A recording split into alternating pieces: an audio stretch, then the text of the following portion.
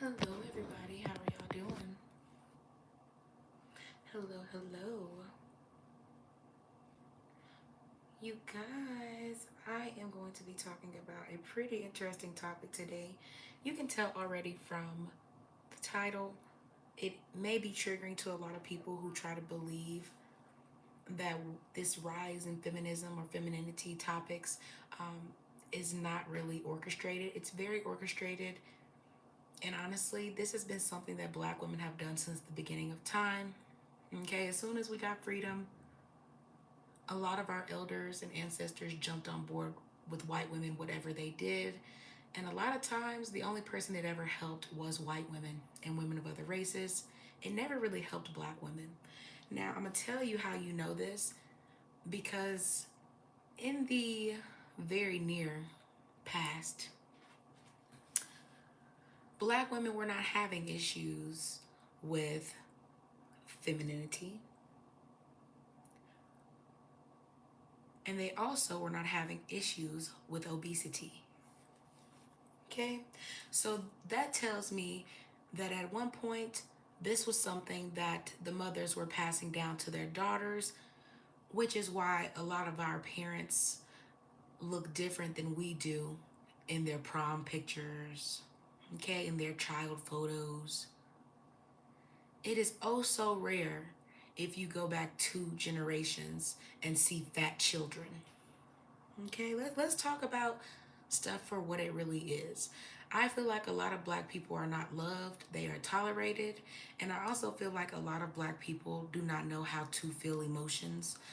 They're used to pretending that they feel. Okay, so when you pretend so much, you really forget how you feel for real, or you don't know how to express yourself. I think it becomes easier for a lot of people just to blend in and make other people comfortable. Okay, you assimilate. And most times people assimilate to the cultures that are in their vicinity. Okay? This is why I think you see so many black people start off one way and then they end up becoming grifters and talking about black people and they hate it. This is why I tell people I'm not pro black. Because being pro black has never gotten me anywhere. Now, if you want to disagree, you're going to have to tell me why in 30 something years I've never gotten anything out of supporting black men or supporting the black women who support them as well. At that point, I'll listen. Okay? Because, like I said, white femininity has black women in such a chokehold. A lot of black women are pretending they aren't black women because of stupid things. Oh, I'm skinny. I'm a skinny queen. Yeah, you're a skinny black queen. So when you get through, the amount of women who are black women who are dividing themselves online and pretending they are above other black women, when there is going to be no one else but those same black women who are going to even come to your defense if you ever were to go through anything in your black ass life. Okay, we don't care if you're fat, tall, skinny, small. The only people who have ever come to your defense as a black woman are other black women. Okay? The men who pretend to do it, they're doing it for public gratification, not because they actually like you or would choose you. So at this point, I'm trying to understand why so many black women don't understand. White femininity works for white women. It does not work for you. Okay? And if you have to merge or change yourself into white femininity, that means you were never in touch with your own as a black woman. I said what I said. There is no need to tap into other people's version of femininity if you have your own. Okay? Honestly, in my opinion, when women get online and they start talking about femininity, and they're the main people with lime green hair, they're the main people who can't, who only wear their froze out in between getting it braided. So maybe a day or two. Okay, look, I got real hair. Look, yeah, who cares? You can have all the real hair you want. The question is why you're not comfortable enough to wear your real hair more than you're willing to waste money and effort on fake hair and then clown the people who have the same textures as the fake hair you're buying and spending buku money on. Imagine bragging about how much you spend on weaves and wigs when half the people bragging about this are still living with their parents.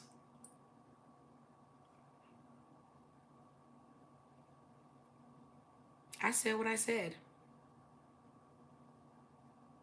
The amount of black women who are hypocritical and pretend they are the standard of beauty for other black women, when most of the time they don't like other black women. They only feel comfortable in the presence of women who are seen as more than them. And it's bothersome because why? People are mad about money long. People are mad about a lot of people who are honest. Black women have always been hypocritical. That's why when you get older, most black girls don't even have friends. A lot of black guys don't have friends unless they're other guys. The feminine energy a lot of times is so off in the black community. Black women don't like black women. Okay? A lot of them don't like black men. Black men don't like black women. A lot of black kids don't like their parents. They grow up or either become them accidentally, trying to run away from them. They get into relationships with monsters and low vibrational people, just trying to escape those parents. Okay, so it's all a big cycle of us repeating what our parents went through, but worse. And the only people who pretend they don't already understand this and they're always online yapping, yapping, yapping, yapping, yapping are black women. Black women have become the next Uncle Ruckus of every online platform because every other video black women are making is about black women this. Look at Glorilla's nose. Look at if black women could come online and talk about anything other than other black women, I think we might get somewhere. Because we know we're black women at this point. You should know. Okay? So why is it that black women can only gather when they're gossiping about other women that they don't like? Because if you pay attention to most of these communities only gather so they can talk shit about a specific woman or a type of woman that they don't like. And then you have other communities that create themselves based on who they think doesn't like them. So most of these, the exotical space, this space, that space, a lot of black women are literally trying to prove themselves to women who are claiming to be exotical. Why does it matter if you're both fucking black? You both mark the same fucking thing. And you are supposed to be adults. You're supposed to be adults and you're still on here arguing about race hierarchy when most of you motherfuckers cannot even afford a mortgage and don't even understand you don't even have to get a mortgage. Okay, a lot of women are thinking if I get the man and the ring, I can get a house. And ma'am, you can get all of that shit without tying yourself to men. Imagine all the women doing this shit are still so male identified.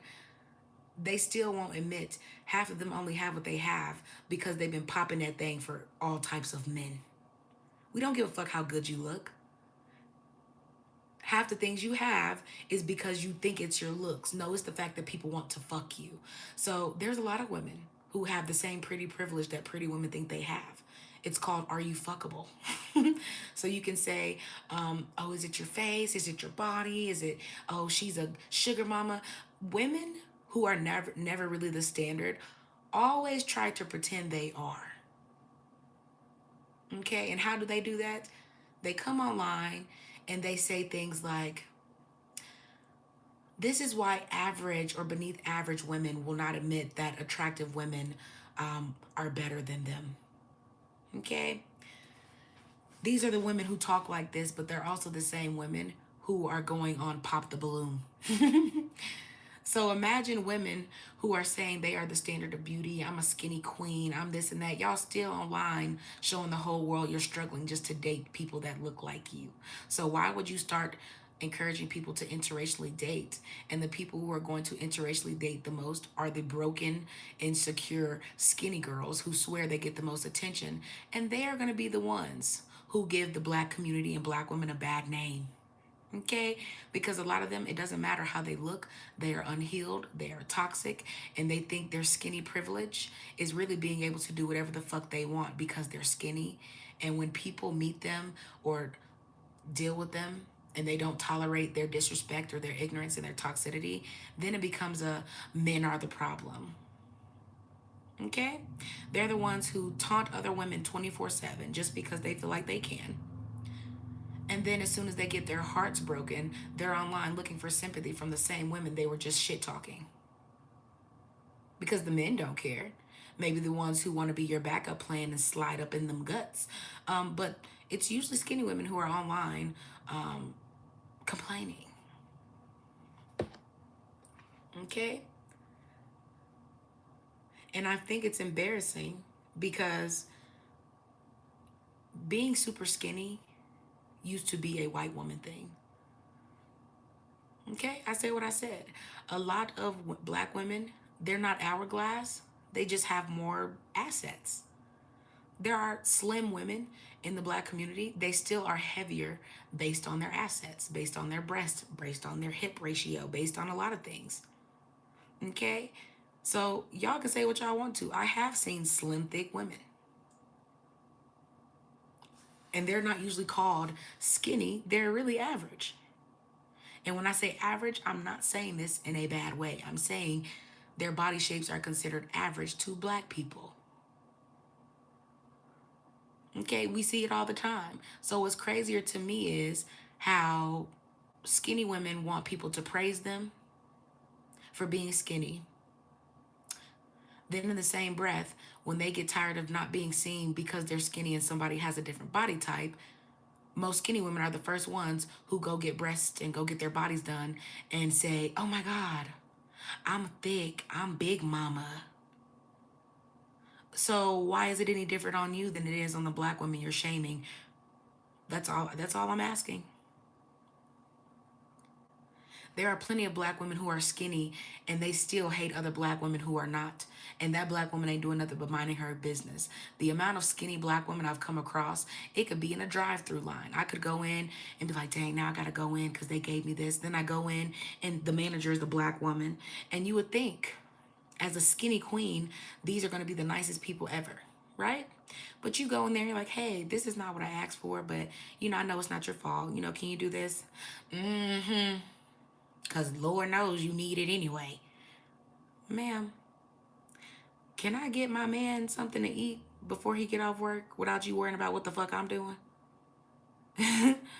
These are the same people that can't even do what they want. You're a skinny legend, a skinny queen, but you can only get what you want or think compared to other women based off of a dick. So, of course, you despise women who don't have to get their accolades and things like that off of a penis. I mean, why wouldn't you? And then they're the skinny women are the main people who say body count shouldn't matter. Body count shouldn't matter? Really? Really? How many people then put stuff inside of you shouldn't matter? Now, if I was to say, how many spirits have you let occupy your body? How would you take that? It doesn't matter. Because that's what I hear as somebody who's not immune to my own femininity and intuition. Certain things you know when you're in real femininity, so you don't have to compete with women who are not in their real femininity. That's why, regardless of what a lot of women want to believe, this performative femininity is ending a lot of bloodlines. And the bloodlines is usually ending is black women.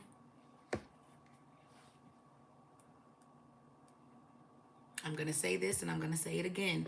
Fake femininity, and it's fake to you as a black woman because that's never been how you abide. You abide differently because the rule of law in life is different for you.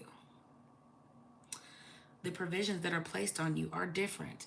Let's talk about the different learning styles. Because when I say black women are visual listeners, I need to help you guys understand what I'm talking about. Black women are visual listeners. That means they see what you're saying. Okay? They look at you or they look at what's going on around them. They watch music videos. They're visual. I know they are. They're visual listeners because if they were visual learners, they would have to actually listen to what's being said and comprehend what's being said before applying this as a reality.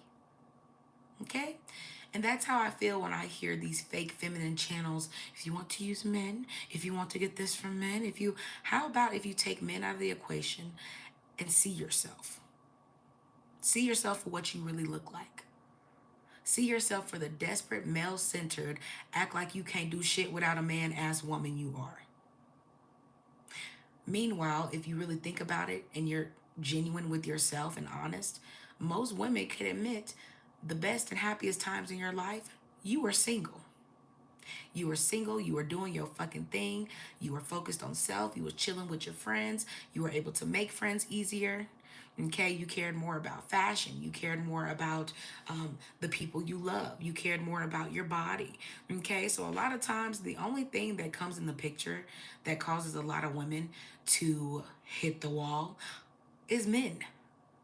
So pretending that you're leveling up for men is the dumbest shit I ever heard. Half the women leveling up are only leveling up because they got their heart broke by a dude. So where is your instinct to level up before you got with this dusty dude who broke you down?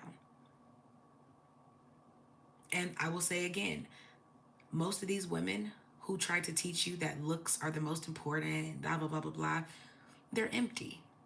That's why they end up with men just like Offset and 21 Savage. And those people are literally somewhere just dwindling them on a string. Because they know you're so desperate for male attention, you'll take male attention from anybody. And the main women who are talking about skinny privilege and this and that, they're usually the side chicks because they want the lives of women who don't look like them. So they feel like because I look like this, I should be able to get whatever I want. Well, if you can get whatever the fuck you want because you look like that, why the fuck are you worried about women who don't look like you? Because you can't get what the fuck you want. A lot of the things you want, you have to take bits and pieces from other women's personality and body type and genetics and everything else to make yourself seem appealing. Because how many of y'all would still be bumping SZA and all these other people if they didn't go get their bodies done? Y'all would still be calling them nappy headed. Okay, y'all talk about Glorilla. Black people are the same ones who said she ugly. Look like the squirrel. Y'all talk about Angel Reese. Y'all talk about yourselves like dogs. And then we'll uplift a motherfucker that look like Bruce Jenner. Oh, power to ya. What? What? There are more women who uplift gay dudes and transgenders. They be on transgenders channels and live streams watching them do makeup acting like this is so pretty, girl, I'ma try this. Bitch, unless you got a brow ridge, a masculine divine face, and blah blah blah blah blah blah blah blah, why would this makeup look nice on you? The delusion. When I tell people there are different types of learners, let me help y'all out. Y'all remember in school, and maybe it was the school I went to, but at one point they made us learn what type of learner we were. And there were usually four types of learners that were very specific.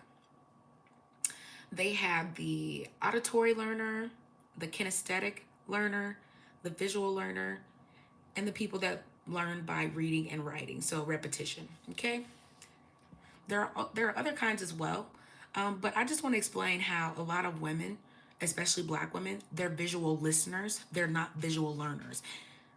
Black women wake up and they watch the Black community every day of their young lives. Okay, so while they're a baby, they grow up. While they're 4, 5, 6 years old, y'all know about the little Black girl who was like, I'm ugly. Okay, and somebody had to reinsure her. Her hairdresser had to tell her, don't say that. Don't. Okay, she's learned this at that age because somebody is putting this into her head at this age. Okay, they're visual learners. Okay, and when I say this, at that age, kids are visual learners. I don't consider kids adults. So when I'm talking about women, I call Black women visual listeners. When I talk about kids, they are visual learners because they're learning based off what they see. Okay, kids are different. We're not going to keep pretending that a lot of grown women, because you're skinny or this and that, you deserve to be talked to and tiptoed and patty caked like you're a child. Skinny don't make you a child. You're an adult. Let's talk like adults. Okay? Because if skinny was not taught to you, a lot of times you don't understand that until you go out in the world. If beauty okay, and beauty Olympics are not taught to you, you're not going to go out in the world and seek that. If getting your own money is not something that was not taught to you, you're not going to go out and pursue that. Okay? So let's talk about these learning styles. It says that auditory learners, okay, is a style of learning that involves listening to information. They thrive when presented with information orally, especially if they can talk it out to confirm their understanding. That's like when you're able to raise your hand, ask a question. Yes, what can I help you? So does that mean no? What it means is those type of people, okay? And then we have kinesthetic. Kinesthetic learners often enjoy activities that involve physical movement, such as sports or dance, okay? They fidget while sitting still. They prefer to use gestures, okay? That is a kinesthetic learner. Then we have visual learners. Okay? Visual learners prefer to learn through visual aids like charts and other visual aids. Okay? And they use these visual aids to understand and remember information. Okay? Then we have the reading and writing learning style. Okay? And that learning style is also known as the verbal linguistic learning style. It's pretty much just referred to as the basic knowledge, reading, writing, okay? So usually those people learn by repetition, writing something over and over, okay? The reason why I say black women are visual listeners and not visual learners is because all the stuff that black women hear from other black women, they never take heed. They never listen, okay? I say they're visual listeners because even though black women watch other black women go through the same thing, and a lot of these black women were skinny queens too. In fact, they were skinny queens who were rocking their own hair. They didn't even have tracks in their hair. Their hair was just pressed with a little bit of castor oil, blue magic up in there. Okay? So imagine a time where the women of today are pretending like the women from one or two generations ago were not the skinny queens and skinny legends, and they still became spiritually off by copying white femininity. Only when black women start copying white femininity do we go backwards with ourselves, with our men, with our children, okay? Because y'all can say whatever you want to. Real femininity is going to choose her kids over men. So if you really choose your kids over men, you're not going to choose to have kids with a low vibrational man. You will wait. It ain't about youth. Okay? Youth is not just 16 years old to 22. Okay? Youth is much deeper and much longer than that. And you honestly, you stay more youthful when you're able to admit that only certain types of people being attached to you is what makes you old and age quicker. A lot of women, having kids ages them. And if you pay attention to the black community, the only women who are penalized for being baby mamas are the ugly baby mamas. That's because everybody's visual. You don't look good enough to have kids and not have a man. You should have thought about it. But nobody's gonna say that to Moneybag Yo's baby mama. She can fake level up and be like, I used to wear long nails and used to do this. You're still a thought.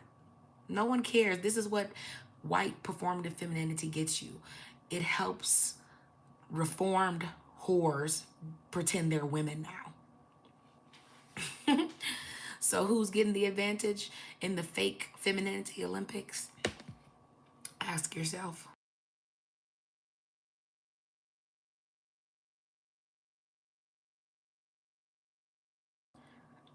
I think it's funny. There are only certain women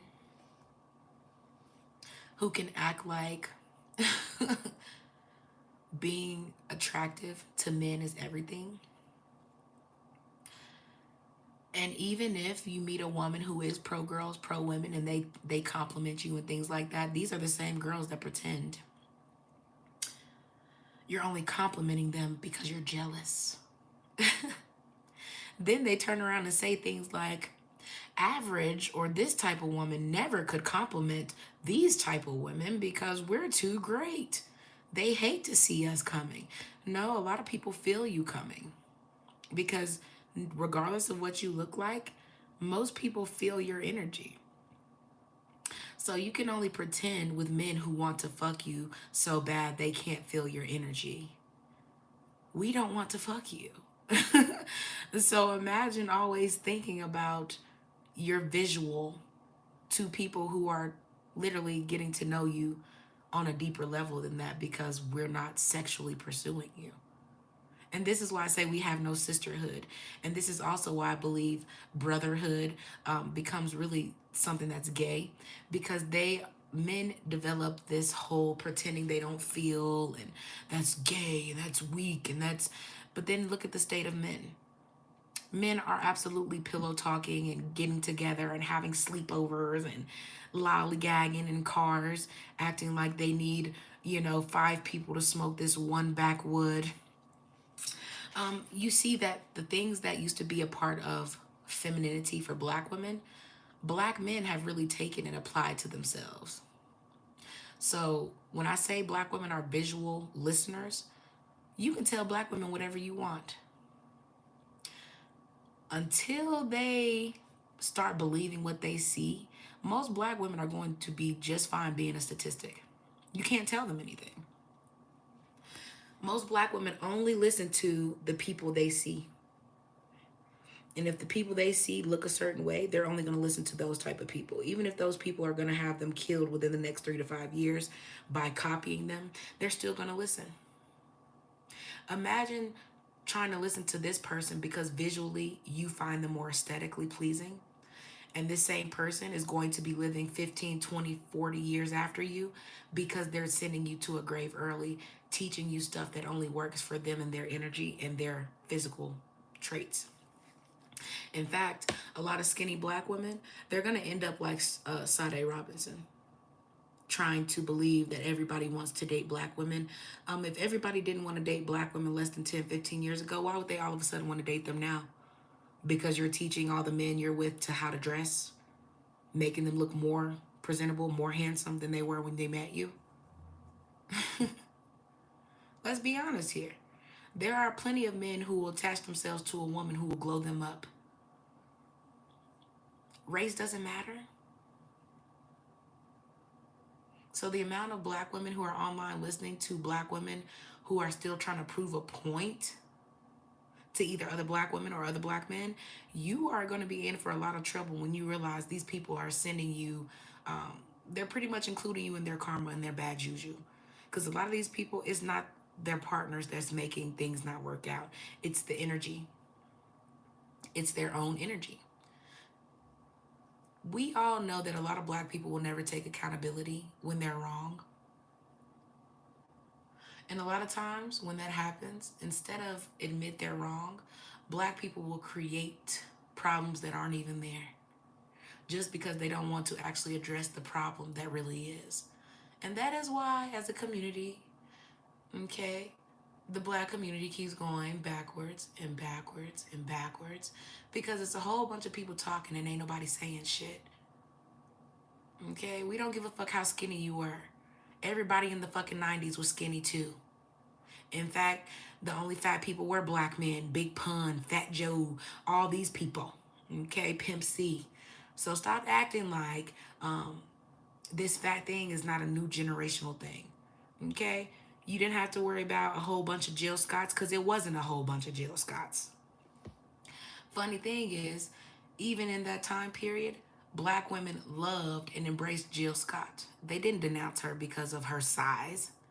And this was a difference. This is when black women actually used to see and feel other black women. They weren't just looking at you through the lens of male perception. So imagine the information a lot of black women could retain if they stopped trying to hear the message while trying to be overly obsessed with the messenger. Because this is what usually happens. A lot of black women become obsessed with the messenger. They don't hear the message. Black women tend to be visual listeners. They don't give a fuck about what's being said in that rap song. They gonna know that rap song word for word, and they want to do just like that dude in that video. They don't care that the song is about tip drills. They don't care that the song is about, and when he get on, he leave your ass for a white girl. Hey, no, they don't care. They don't. They pretend they see one thing, but they hear another. This is how a lot of black women act. Because if black women were not visual listeners, tell me how black women can wake up, see all the promotion on BET and everything that has to do with blackness, and still uplift and uphold black men. I'm confused.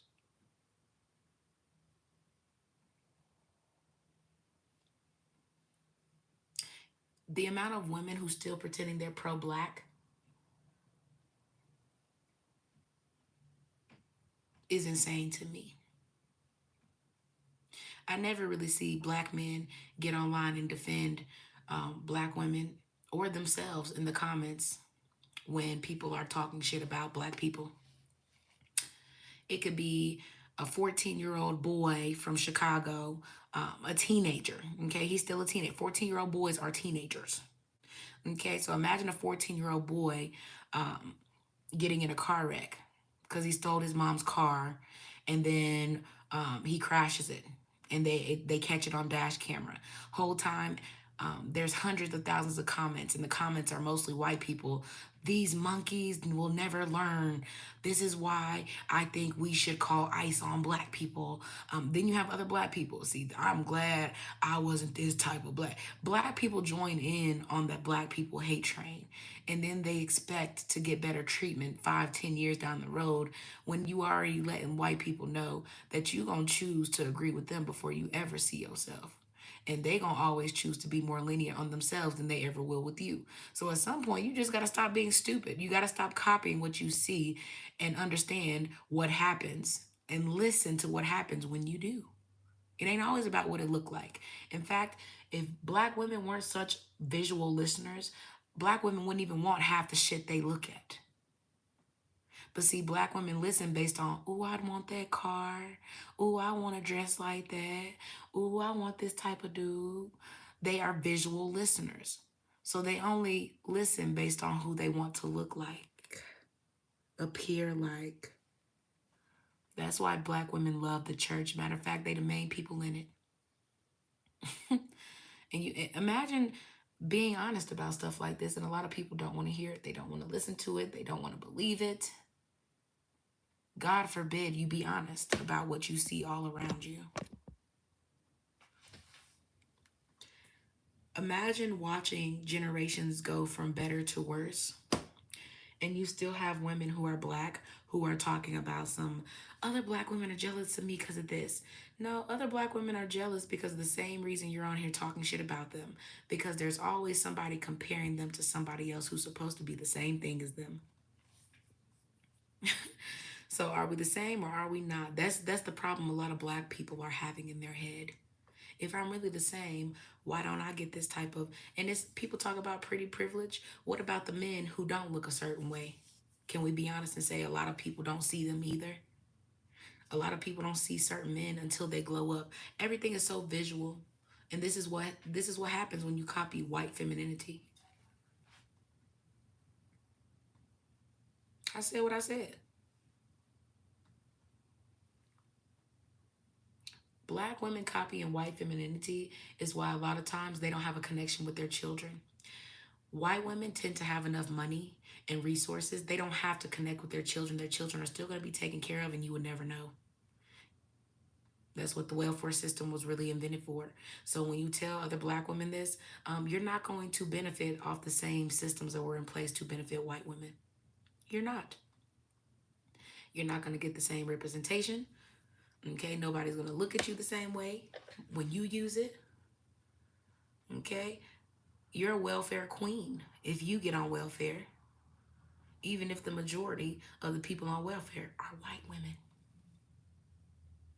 Could you imagine that? But I promise you, there's always some black people somewhere who are going to overhype white people while talking shit about black people who are on welfare. Can you imagine that? Can you imagine the amount of black people who are being confused right now because they're visual listeners? Okay? They see a lot of these Africans getting with Asians. A lot of these people are colonizing your country. Why wouldn't they get with you? Everything black women do in America, African women want to copy and repeat.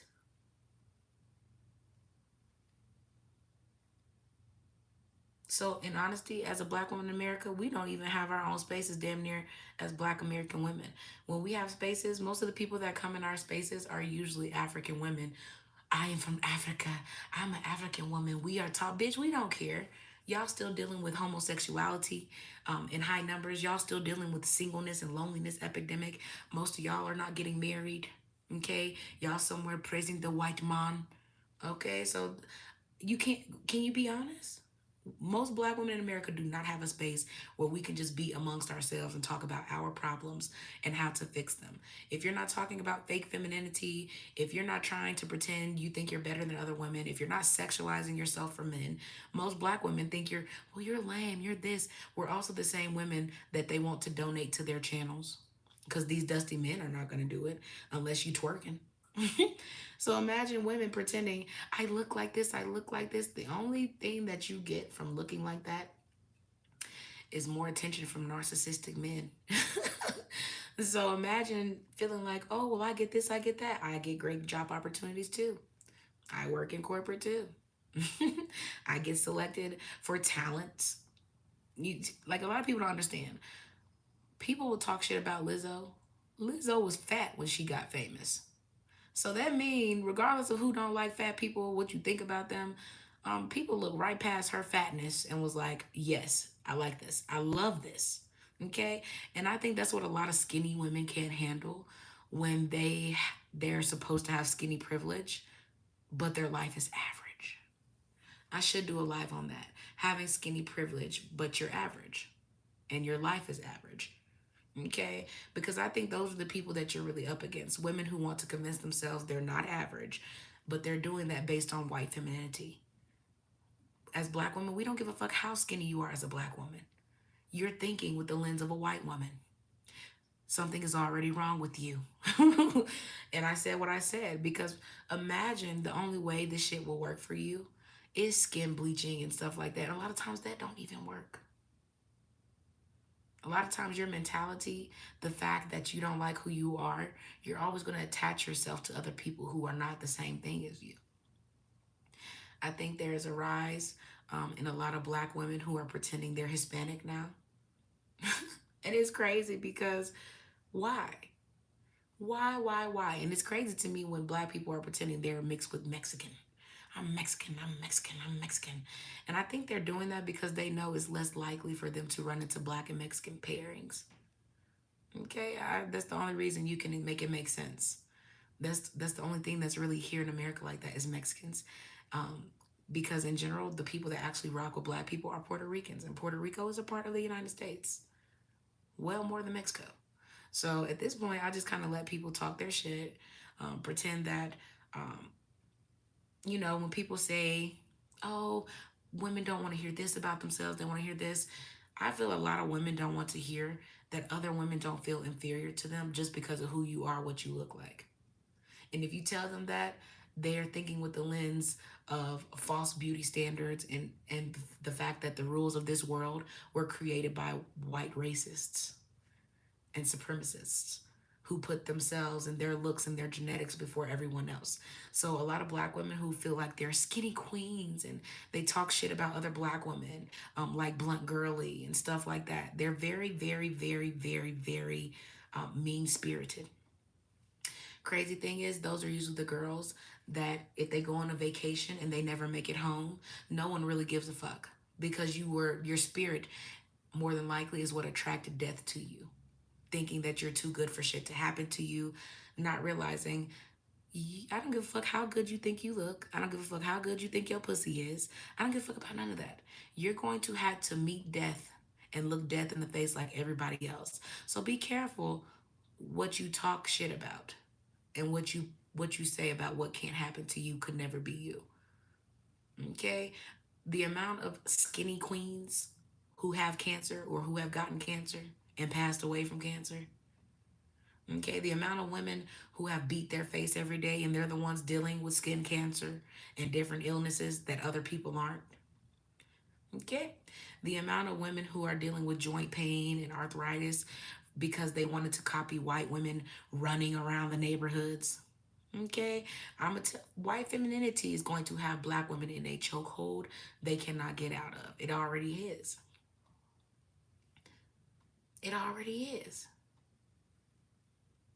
It doesn't matter what dusty black men think. Black men who really like black women, they love your real hair for real. If you want to get it done, he ain't making you. Black men who actually like black women do not need you to look like somebody else for them to like you. In fact, he can come around you with your hair all over the place. He's still gonna be like, "What you doing, girl? What we finna do? Oh, you want to watch a movie? Okay, you want something to eat? I can cook us something real quick. I can order us some." He don't care. White femininity is the femininity that over cares so much, and all that overcriticalness has never gotten white women anywhere.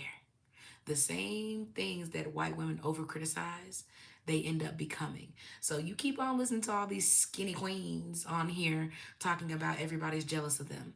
As soon as the tide keeps shifting, they're gonna be the main ones grifting, getting their skinny BBLs and their boob jobs and their nose jobs. Y'all just watch what I'm saying. It's not about them feeling good enough. Because imagine being like, because I'm skinny, I never felt good enough. Bitch, skinny bitches are everywhere.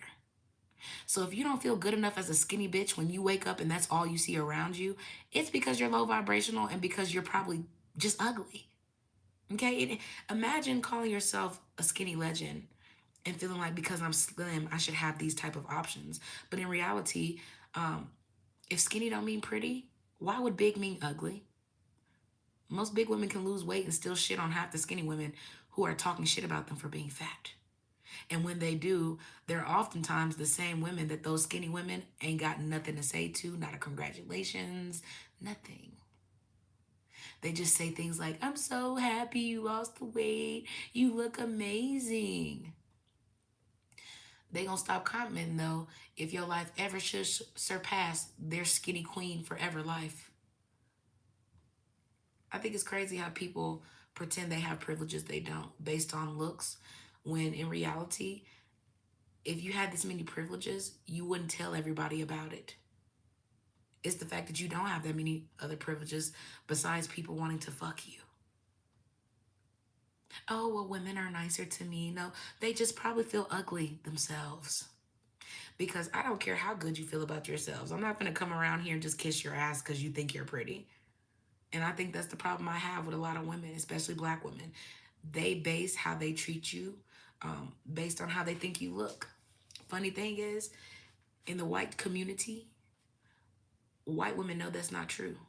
It's not the men who are dressed in designer and give a fuck. They're not usually the ones who have real money. They're the ones looking for transactional sex. Because the men that actually got money, they somewhere walking around in some khaki short Bermudas. Okay. He's got some comfortable slides on and a white t-shirt from Walmart. He don't give a fuck about that. He's the one that could put 50,000 in your cash app. But imagine black women still out here letting white women make them broke. You do not make what white women make. You will never get the privileges that a lot of white women get when it comes to loans and business startups and things like that. So imagine black women being addicted to white femininity when you can't afford it. I don't give a fuck what type of black woman you are. Black women cannot afford white femininity. It wasn't made for you to. In fact, copying white femininity is why a lot of white black women are becoming more homeless. You want your hair, your nails, your toes, and bitch, your nails grow themselves. Your hair grows itself. Okay? You want clear skin? You ain't got to get all this stuff on the table. Fast. Fast, drink water. Take you some vitamin C and some zinc. Whatever skin ailments you're having usually will go away. And the ones that don't, it's usually because you're overweight. Okay? Being overweight and underweight can trigger shit in anybody. Okay? So I will say again, you keep on listening to people who don't have a clear understanding of femininity. In fact, it's performative. In my opinion, a lot of white women's femininity is performative. That's why they always cause problems in the spaces of black women they swear don't look better than them. Because it's not people's looks that offend them, it's their actual femininity. So, God forbid you understand the shit that a lot of skinny women are lying and saying, or all these skinny queens who be on here pretending, I got privileges, I got privileges. Yeah, I've never worked with any of them in corporate at any office jobs. They're usually the ones who can only get jobs at like fucking Walmart. These are the people y'all are listening to. People who pretend to have a better life than they do. And half these people showing off houses and stuff, they're living in their parents' houses. So imagine your parents paying a mortgage for you to get online and pretend this is your kitchen. This is your. If black people were honest, black people are visual listeners. They listen based off what you got that they see, that they want. And if you don't have what they want, most people don't hear you or see you unless they know what you're saying and talking about is really shit they go through. Those are the ones who are going to be drawn to you, who are going to listen to you, because everybody else, they're waiting on you to have your glow up so they can actually listen to what you're saying. I don't listen to women like this, but you'll listen to a skinny thought who's ran through and got HIV. You don't hear other women, but you'll listen to the skinny queen who's passing around HIV. How'd that happen? It can happen to anybody. Really? So where's the logic then? This is why I be talking about. A lot of women come on here, they do not have logic. All they have is excuses. And it's hard being a black woman who knows you will never really have a lot of black friends, especially not black women friends. Black women, a lot of black women do not know how to be a friend. The friends that I actually have in black women are usually older black women who are not male centered. They're the only ones. Everybody else, they're competing with you. And it's sad to say it because I will say this all the time. Most black people don't get support from other black people until you're famous already. And at that point, that shit don't even matter. I can't blame Money Long for saying that black women don't really listen to her music. In fact, black women weren't listening to her music until they started playing her on the radio over here and a couple of her songs got catchy. In fact, most people didn't know who Money Long was until yours, mine, and ours. I could do this for hours. Sit and talk to you for hours. Y'all did not know who she was until that song got famous. Most people who are black. Go back and look at how long she's been ghostwriting and doing music for people. I knew about Money Long about 13 years ago because I also ghostwrite and pay attention to people who actually have the talent, who are writing for the people who are pretending they have the talent. No, what they have is the image. When people act like beauty and femininity is inclusive, no, a lot of times it's not inclusive.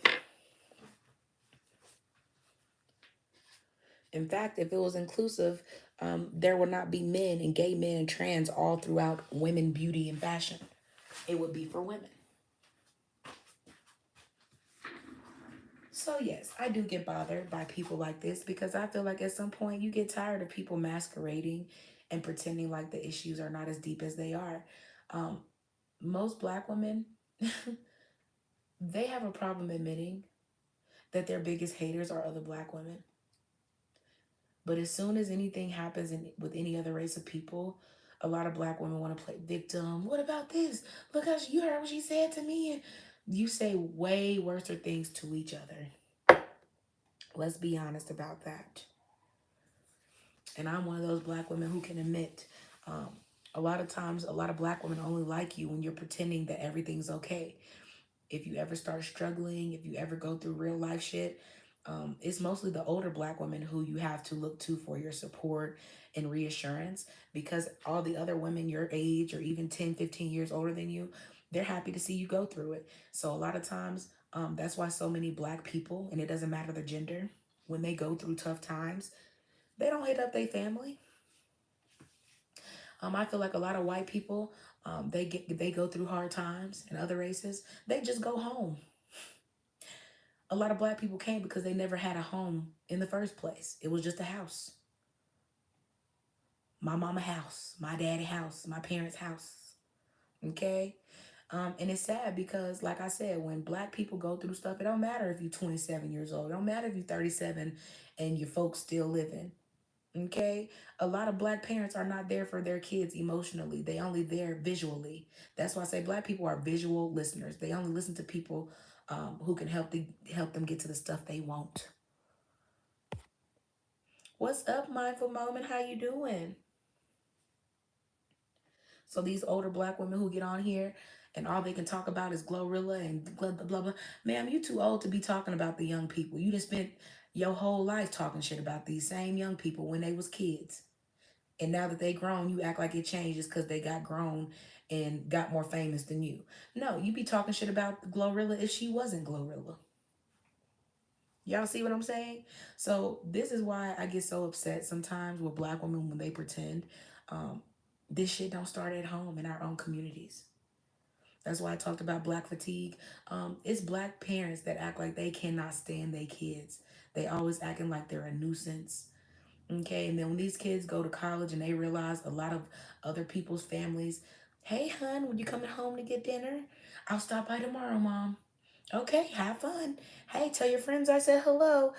Other people give their kids the space because they know you're going to be an adult one day, and I want to live my life after you get older. Black people want to finish living their lives through their kids, so they never really give their kids the tools to think for themselves or be without them or make their own decisions.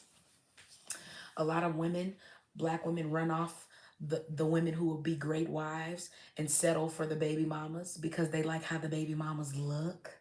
They want a certain type of look in their grandkids. They want their grandkids to have this hair. Y'all know I ain't lying. Y'all know I ain't lying. There are a lot of black parents who will tell you shit like, when I'm gonna have me a grandbaby. Baby, when you take full custody and raise them. Because until then, you are not the village that your parents were. So stop asking people when they gonna have kids they can't afford or can't afford to raise in a two-parent household and raise them better than they were raised. Okay? It's crazy to me the amount of people who always asking where they grandbabies at. Well, shit, in somebody nutsack. And they might stay there. That's the crazy part about it. Imagine women who went through this still pretending like having kids and going through this stuff alone is the best thing since sliced bread. If it didn't work for y'all, have y'all complaining. You said other races, no matter the age, can go home. I see it. Yes. Yes. When I meet black women who say things like, my daughter can always come home, it's so rare. I work with, most of the time, I work like office jobs, corporate jobs, bookkeeping, stuff like that, accounting jobs. And, excuse me, it pisses me off that most of the women in these spaces are not your six the goddess ass women. Okay?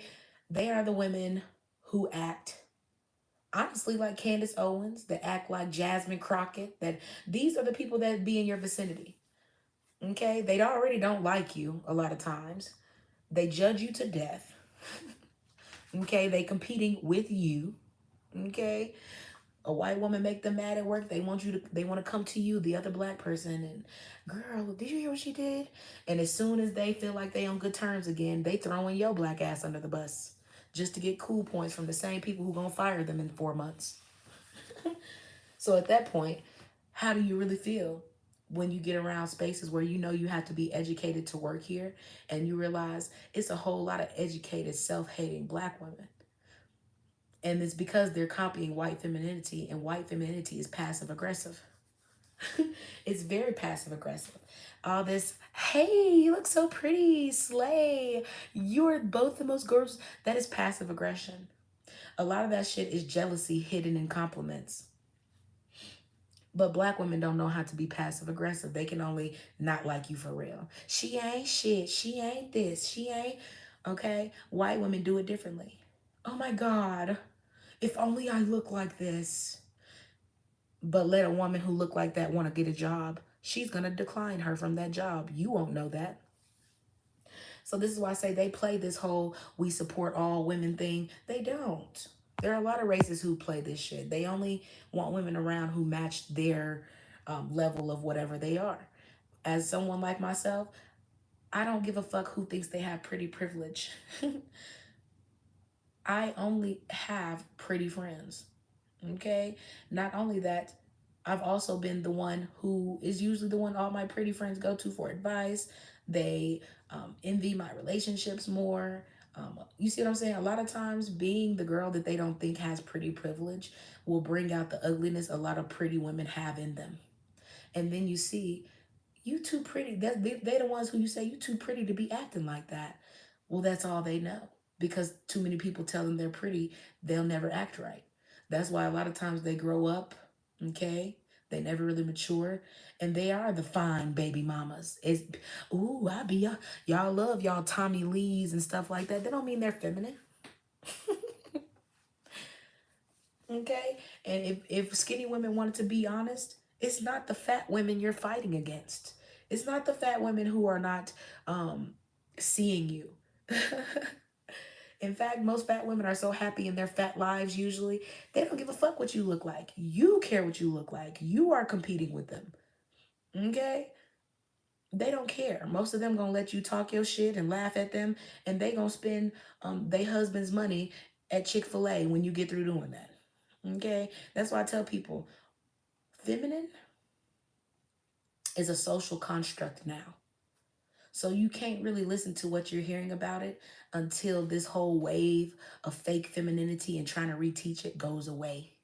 No different than how they're trying to change the pronouns. Um, you know that shit ain't true, but every so often they usher stuff in because they're trying to reinvent it. That's all it is. They're trying to reinvent it. Yeah, I'm so sick of it storming. It's about to storm again. What is pretty privilege? And she said people get too invested in looks and never develop. Yes. And see, I think that's the problem with women who think they have pretty privilege. They think they can level up their looks. Well, I'm already skinny. Now I can change how I dress. I can go buy this skirt. I can learn how to do makeup. I can change my hair. And when you do all that, you still bring in that poverty mindset, male centered mindset into spaces where it's getting you in trouble. You still can't attract the type of men you claim you want because they're not attracted to your type of energy. They don't give a fuck how good you look. That's why it's more skinny women who are only good enough to be the one night stand, but never really the chosen woman. I said what I said. A lot of people are caught up in societal norms. In fact, if you don't want to get married and you've never thought about marriage, you're not a bad person. You're not less than a woman. It doesn't make you unattractive. In fact, a lot of people understand that a lot of this marriage and love and career, all this stuff is really social constructs to make you feel like you're better than other people. When in reality, it doesn't matter what type of job you have, you can still go broke and get fired. It doesn't matter about how good you look. You can get in a car wreck and die today. Do you see what I'm saying? A lot of people feel like they're too good for life to happen to them. Life will always happen to you. If you want to look good while you go through life, cool. But if you want to focus on developing your character and your mental and your spiritual, a lot of those people tend to be the people who only look a certain way because they're more developed spiritually. So the things people see in them, they're not going to see that in you. We don't give a fuck how much red lipstick and eyeshadow and eyeliner you put on. It doesn't cover up your ugly. And most of the time, these are the same women. They never pass down generational wealth or anything of value because they can't hide that. They cannot hide that. Look at these married people. Most of these married people can't even raise productive children who do better than them. So a lot of these married people be telling on themselves, you ain't shit. That's why your kids can't become shit. If you were the shit you thought you were, you would be raising people better than you who surpass you. You wouldn't be raising a whole bunch of generations of obesity. And yeah, it's a whole bunch of people not doing enough, not doing nothing, but pretending they are. Because if you were doing as much as you're pretending, you wouldn't have fat children. You wouldn't have, you got all this money. Imagine having more money than your elders used to. And now we have fat people. So as soon as you got money, you stop doing anything. You stop being a parent. You stop caring about your kids' health. You start self-sabotaging your own kids. Imagine sabotaging your kids with fatness. If you can buy them all the food they eat to get fat, why the fuck you couldn't just pay for all the stuff you need to put them in a sport and be productive? Why can't you put them in a class where they can be around other kids that make them want to be active and social like other people's parents do?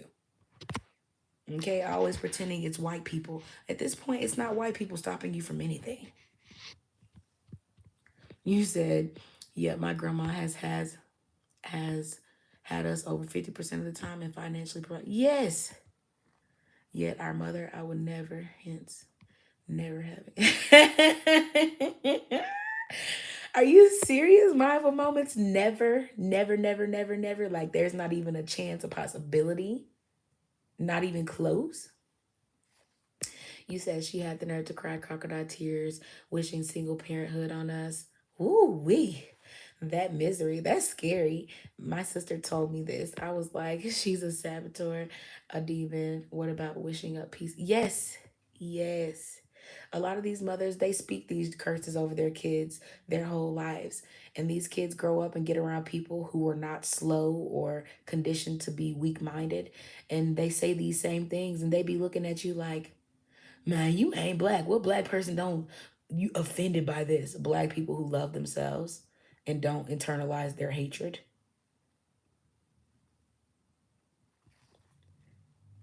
Imagine everybody else hating you so much, you just start hating you too. Because that's what Exoticals United is. That's what Anton Daniels is. A lot of these platforms are like this now. They start off acting like they're pro-black, and as they go on, they become the coons. So you ain't lying. I've seen it all the time. You said happiness or a husband. What about wishing up peace, happiness, or a husband first? I didn't see that. What is pretty privileged? People get too invested in looks and never build their character. I think most people get too wrapped up in what society and people think of them. Yes, they do. You mentioned Candace Owens. She's the epitome of hating other women who aren't like her or opposite to her. Correct. Correct. Most married people are miserable. I've seen it, and they want everybody else to be miserable like them. They be so mean. So, yes, yes, the same women who pretend they're happy, honestly, they be the angriest when their husbands are around because I feel like they're not being honest. They're mad at their husbands for cheating and having side children and side chicks.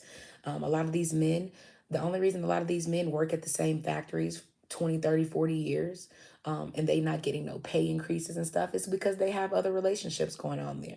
A lot of women hate to believe that their man could be down low. He could be sleeping with other men at his job. He could be sleeping with other women who've been at that job 20, 30, 40 years. Um, the amount of these, look at the Taylor girls. No one cares that her mom is married to this guy and she found out her husband was cheating on her with a light skinned woman. Okay, because these are the same men who tell you it's not colorism. So you just happen to cheat on your dark skinned wife that you have a family with a light skinned woman who wants your wife's place. Ain't that crazy? But these are the same men who be like, I still chose my wife. You were not choosing your wife when you chose to publicly humiliate her by sleeping with another woman unprotected and having a child with her. You had a wife then too. So a lot of these married women, like I said, a lot of these women are like the Taylor girls family. Okay.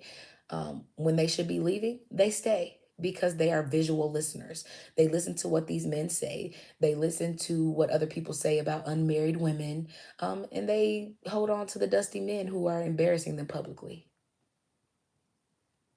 Okay. And it's not just married women. There are women who are not married at all who act like they can't even leave the dusties who are cheating on them and they doing 50-50 with him. And ma'am, you ain't even married. Why the fuck you acting like you can't just stack your money and leave? What? Visual listeners, because they never learn. A lot of black women, the only way they damn near probably consider learning is when they're almost on their deathbed. And that's scary that you damn near have to be confronted with death for you to realize certain stuff is weird. You said, I think most people get wrapped up in what society and people think of them. Oh, my bad. Married Muslim, I've seen it. They were ever too, so they mean. I think married people are the most mean. That's why they hate single people. They feel like if you get married and go through this, you'll see what I mean. Yeah, no, we don't want what you mean. If we want to be married, we want to still have love and life and appreciation and excitement after marriage. It should not end. If your excitement ends like that after marriage, you married the wrong person. You said anti D wife about to divorce his ass not too long ago. I think he had to come to heal on that. They were saying he is from the diaspora. Maybe that can be to deflect because he's trifling. Ooh, wow. He's not African. I know he's Black American. He reminds me a lot of my own Black American dad. And I wouldn't be surprised if she divorced him, but I feel like she stayed so long. I think she stayed long enough to where she can prove that he's not a millionaire without her. That's why I say people like Anton Daniels' wife, they stay so long, they become the help. And they're so used to being seen as the help. Like at home, they're the help. But to the people in the world, ooh, she got this lifestyle.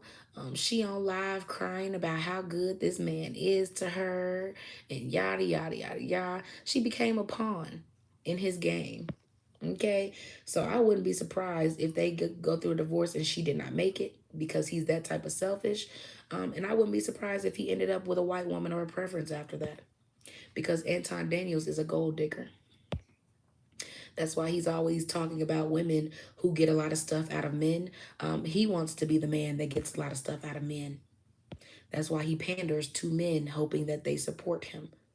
Okay. And like I said, he's married to a Black woman. So imagine being married to a Black woman and always fixing your mouth to talk shit about Black people, period.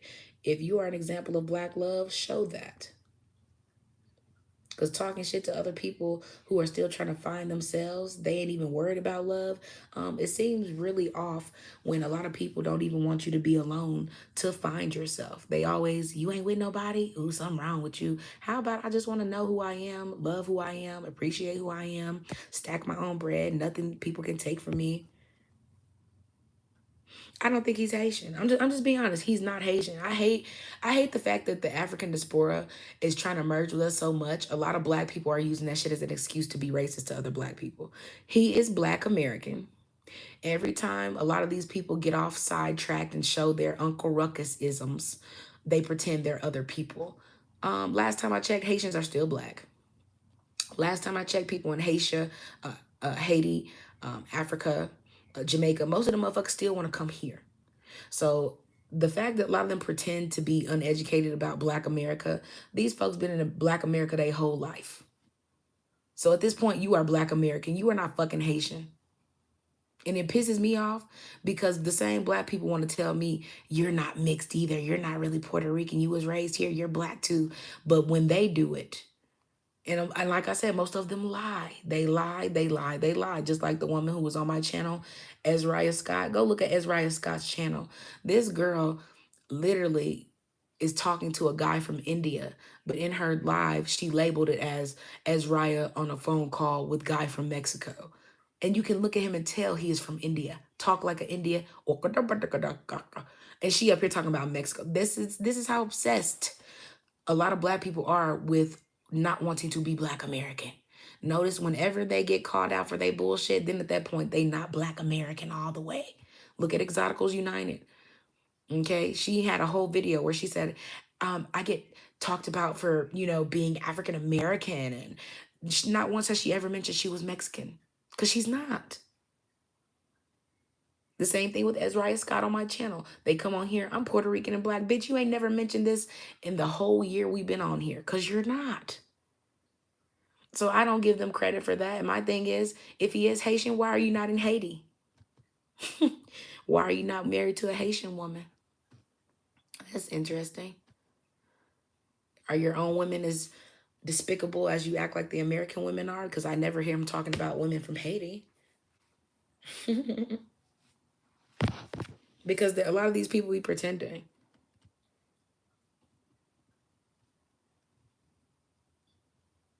He says she better get her money when she leaves. If she does, I would cash and go live in peace. Man, if she, and the thing is, if Anton Daniels' wife was to go live, divorce him and actually make a channel, baby, Anton Daniels wouldn't even have a channel.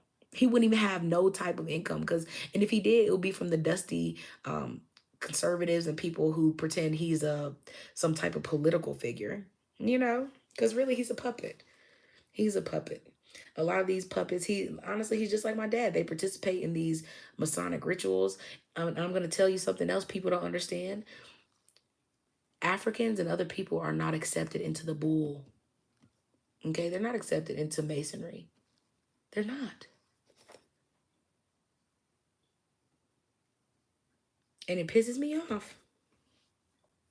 No matter what part of the diaspora you're from, you're black in them. Yes. And that's what pisses me off when they try to take away his blackness as if where he's from changes anything. I don't give a fuck where you from. You came all the way from there to be here. Have some fucking respect. Or go back to where the fuck you're from and talk shit about your own people. Imagine coming here trying to tell us what's wrong with us. Motherfucker, you've been here longer than our parents, most of us. And Anton Daniels is in his 50s. So imagine knowing that you ain't lived nowhere else but America, but you pretending you're Haitian now.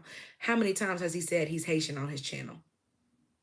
I tell most Africans or people from the diaspora, they're gonna let you know whatever the fuck they are. There's probably gonna be in their channel name. The Caribbean goddess. They let you know who they are. They can't wait. Because I feel like a lot of black people have an ethnicity hierarchy too. Well, I'm blackanese. I'm Blasian. I'm a lot of black people be thinking they above other black people based on what they mix with or what they can pretend to be mixed with too. And in his case, he can't even pretend.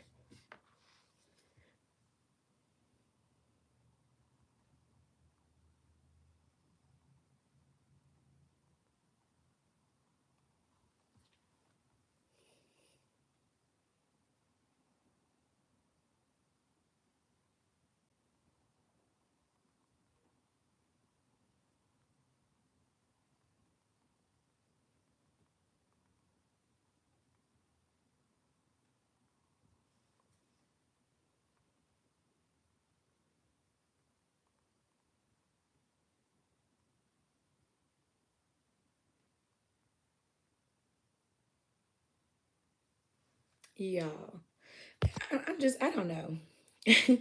You was saying, I was thinking he may be Black American. We shouldn't be trying to pawn a lot of them off and deal with our own issues. I say if you live in America most of your life, you're black in US. Yes. And that's why when people ask me what I am, nobody in the black community considers me Puerto Rican too. And I think people need to understand the one drop rule. It's upheld by black people. It's black people are the ones who tell me, man, you black. Just say you black. Ain't you don't even need to say you nothing else. You ain't even light enough to, and they be trying to clown me for literally telling them the truth. But if you don't tell them you're something else and they find out, then they pretend, why is she just calling herself black? Because my whole life in America, other black people lump me in as black. Other black people do it. My black father does it. You see what I'm saying? So imagine black people still being mad at what black people bring to black people. And y'all know I definitely came on here to talk about this issue because I think it's important. But I'm gonna do another live. Um, I be on here trying to you know, converse with you guys. I honestly I love hearing y'all opinions about stuff because a lot of times y'all have different opinions too, and it's interesting because a lot of times y'all be knowing way more about some of these YouTube platforms and couples than I do. Y'all, I recently just found out about Anton Daniels, probably about a year ago. Before then, I saw his maybe one of his videos pop up. But I looked at, I really just thought he was a passport brother or something. I didn't know he was a black man married to a black woman. I clicked on one of his videos and he was talking about passport bros and why they are going to other countries and stuff. And honestly, I just assumed men like that would be like, what's it called? And you know what's crazy? Bless one. A lot of people on here say they don't get my notifications, even if they got their notifications on. And I'd be so disappointed because I feel like that's YouTube playing with my views and stuff like that. But yeah, I feel like a lot of these people, like Anton Daniels, I assume that they're people like Kevin Samuels. I would have never assumed he even had a black wife based on the content he pushes 24/7. And then one day, I think his wife is name isn't his wife named Rita or something like that. Somebody made a video about how she's always seems like she's disappointed, or that he talks over her like he's, the main character energy and she's just a support type of thing, like she's the help. Okay, because a lot of time y'all have to look at it like this woman sits around while he talks about other women all day. Oh, look at this woman. This woman is cursed with beauty. Okay, most guys would die to have her, but look at her energy.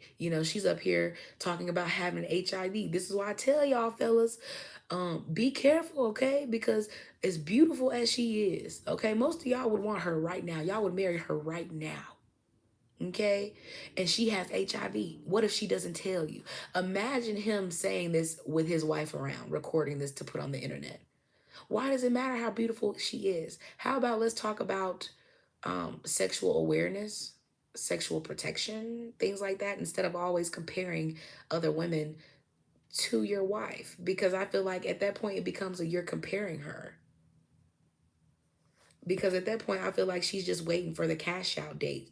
In my opinion, Rita is like one of those white women like she's like Kim Kardashian who married Kanye West, and she's been knowing the crash out was gonna come. Kim Kardashian knew he was gonna crash out, and she wanted to be the one getting paid from his crash out. So her making Kanye West go insane was literally her payout, I think. And y'all have to understand, Kanye West got with a family of witches, bloodline witches. Okay, so they took him. They robbed him of everything he got energy to. And guess what? He's still struggling and having to go lower and lower in energy to this day. And I feel like Rita, Anton Daniels' wife, she's doing the same thing. She is doing the same exact thing, waiting for her day to cash out. So all his stuff online, wasting money on stupid things. He's the one that's always bragging about what he has. And if she ever goes to court for the wrong reasons, baby, she gonna have all that. His watches, he ain't gonna know what to do. Okay, he gonna be on live with one of them Walmart watches on. uh, I hate that you're not getting your updates. It's kind of like, man, you said I was thinking about that. How is she dealing with him? I couldn't. I would cash out quick. I feel like because she probably been with him that long, it probably made her low vibrational, or it probably made her narcissistic to where she can only deal with people like him. That's how I see it, because I don't understand. You say Kanye has lost his mind. Isn't he in therapy? I think Kanye is dealing with the fact that the Kardashians convinced him to sacrifice his mom. I'm just being honest. A lot of times when you get with bloodline witches, they are the ones you're making the blood oath contract with. It's not always the industry. A lot of these witch families in the industry, they're revered for a reason, for a very good reason. Okay, so a lot of times, if a family tells you they're gonna make you a billionaire, and they do, you just gotta sacrifice this type of energy. Okay, most black men are gonna do it. Most black women are gonna do it. Look at Jennifer Hudson. Jennifer Hudson sacrificed her mom, her nephew. Um, she sacrificed like 3 or 4 people, I believe. That's why I'm not surprised that she finally has a show. I always wonder what they were going to give her eventually, because I knew she sacrificed too much not to have a platform more than just the Dream Girls and being a backup role. The energy she sacrificed was something that put her in main energy character role, which is, like I said, why I'm not surprised she has a show now. Isn't he always talking about other races of women? Yes. And I'd be so embarrassed for Anton Daniels' wife, because I've seen her on his podcast before. And really, I didn't see like the live. Somebody else was talking about how, pretty much how condescending he was talking to Rita, and how they thought she was pretending to cry. He did a video where he was like, Rita cries or something like that. I think he was trying to prove that he's with a feminine woman. And so he probably had her put on this fake charade of crying and, you do so much for me. And I don't know what me and my daughter would do without you. And bitch, you could do the same shit you do with him. You're not stupid. Go look at his wife and you'll see what I mean when I tell you.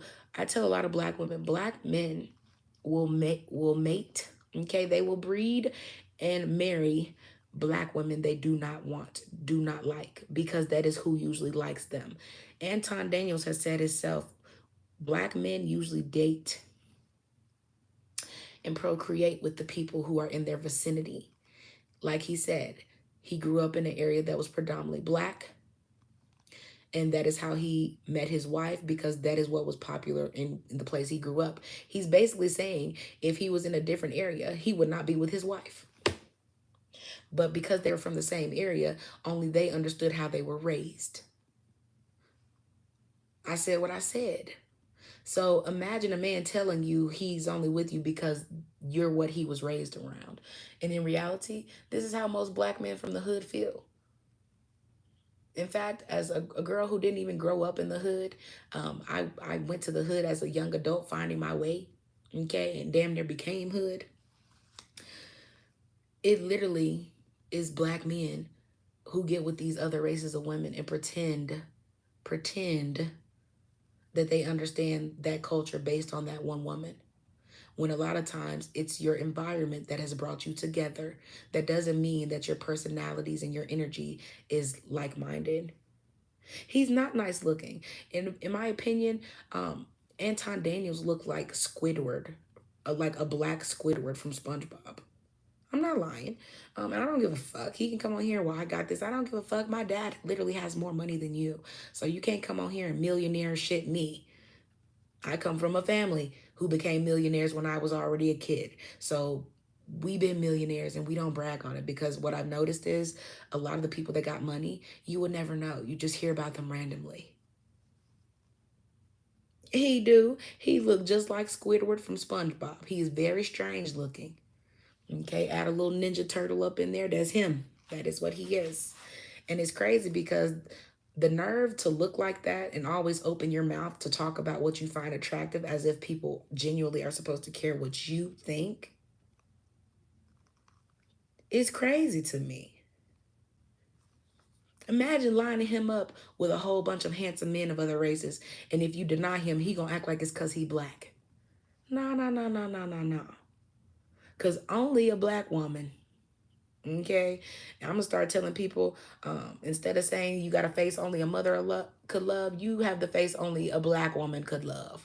I'm gonna start saying it because there's a lot of black women that act like dusty men that they look better than is just a flex to be chosen by. And people like Shira Seven up here talking about some date ugly men and do this, and I don't know about y'all, but I feel more disrespect when ugly people cheat and try to play with me than people who are attractive. I said what I said. I feel some type of way when somebody who is generally barely conventionally attractive, and you know, as women, we don't think like men. If we did, most men would be single too. I cannot date a man I do not find attractive. That's why I say a lot of these skinny queens, they ain't shit, because you ain't got to date down or date no ugly motherfucker to enjoy no soft life. Y'all can say what y'all want to. Did Eve get with a ugly millionaire, billionaire? Okay.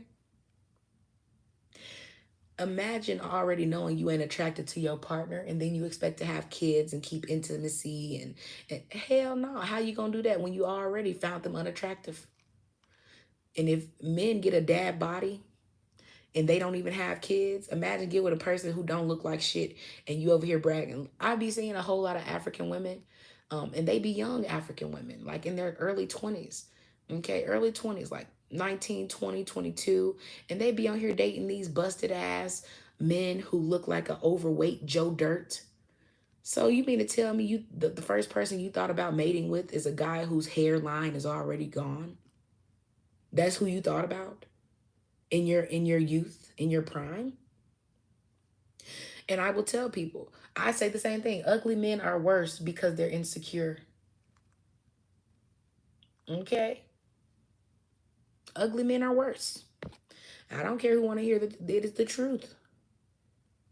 You said he has such a big following for black women to listen to him. It is, and it's scary to me how he has such a big following and he spends a lot of time talking shit about black people. If you're a black couple and you're showing us black love, why are you always denouncing the people who haven't found their black love? They're still trying to find their black self. And I feel like always pretending people are single for different reasons. What if you caught HIV the first time you had sex with somebody? Wouldn't you be single too? Wouldn't you be questionable of everything and everyone? But people will be like, well, she's only like that because she's a hoe. Or, no, a lot of people's experiences is what sits them down. And it's a lot of people who have the same experiences and they won't sit the fuck down. And after a couple times of playing with death, they get taken out by the very shit they keep taunting. You said those guys bring your self-esteem down. Yes, I feel like my ex, when I got with him, he would always tell me how perfect I was. You're so perfect. You're so perfect. Hey, Stephanie, how you doing, lovey? Yes, overweight Joe Dirt. Girl, I don't know where my descriptions be coming from. I just be picturing how some of these pot belly Peter Griffin, it always be them. Okay, they be looking like Cedric the Entertainer before he got diabetes and slimmed down forcefully. Okay, imagine the only time black men who have hit the wall lose weight is when they find out they got a diagnosis. And then at that time, they be 40, they be 46 years old, just found out they had diabetes. Their grown daughter, who's 27 years old, needs help with getting a new car. And he thinking about moving back in with his baby mama, which is the girl's mom, because he going through sickness. Okay. Woo. You said the ugly ones are worse than attractive men. They will hate you worse than anyone else and try to bring ooh wee. I had to learn that. That's why when I heard Shira Seven tell people, he ain't giving you money because he ain't ugly enough. Girl, imagine encouraging women to have children and procreate with unattractive people. Oh my God. You say he talks about black love, the shock. I could have sworn. I think he does hate black women. I think Anton Daniels really does hate black women. I look at Anton Daniels like a racist white woman who says shit like, why would you call me racist? I have two black friends. I literally have black kids. I have black kids. How could I be racist? That's how Anton Daniels comes off when he pretends that because he's married to a black woman, he doesn't hate black women. That's how I hear it. Yes. And they love some Terminator face ass women. They love them some Natalie Nunn linebacker looking ass women. And they'll act like people are jealous of that. Jealous of what? This girl can move my whole couch by herself. What am I jealous of? And you're calling this person a baddie? So a woman who looks like a linebacker is the exclusive producer of a show called Baddies. I have seen it the fuck all. Let me guess, Natalie Nunn is an exotical. These exoticals are, whoa, I'm telling you, boy, I've never dreamt of being anything else. Woo! You said they're so sick they get help after losing a limb. They do. And what's scary to me is I feel like my dad was the same way. He spent most of his youth bragging about money, making people fall in love with his money. As he gets older, he realized them young girls don't want no dude who can't hardly walk. And then at that point, they stuck with the wife. They thought they was gonna be able to leave when they got their shit together. A lot of men don't start cheating comfortably until they wife and them get comfortable. Like sometimes when the kids get grown enough to do whatever they want, stuff like that. When the man realizes his woman is hitting the gym, and he's not doing what he's doing because he's scared of somebody taking his wife. He don't give a fuck about his wife at this point. He done got the kids out of her. He done messed up her body. He done gave her all the stretch marks and everything else you could ever think of. She damn near got to get a mommy makeover. Probably how many kids she done gave him.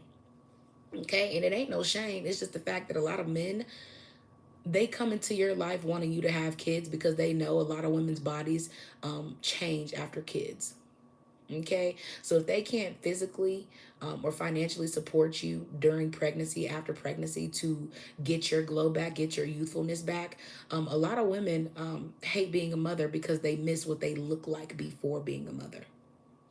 So when you have kids and you don't look like um, the girl who had a belly ring and no stretch marks and stuff like that, these same men who say they won't cheat on you, baby, they are waiting on Bad Baby and whoever else to turn 18.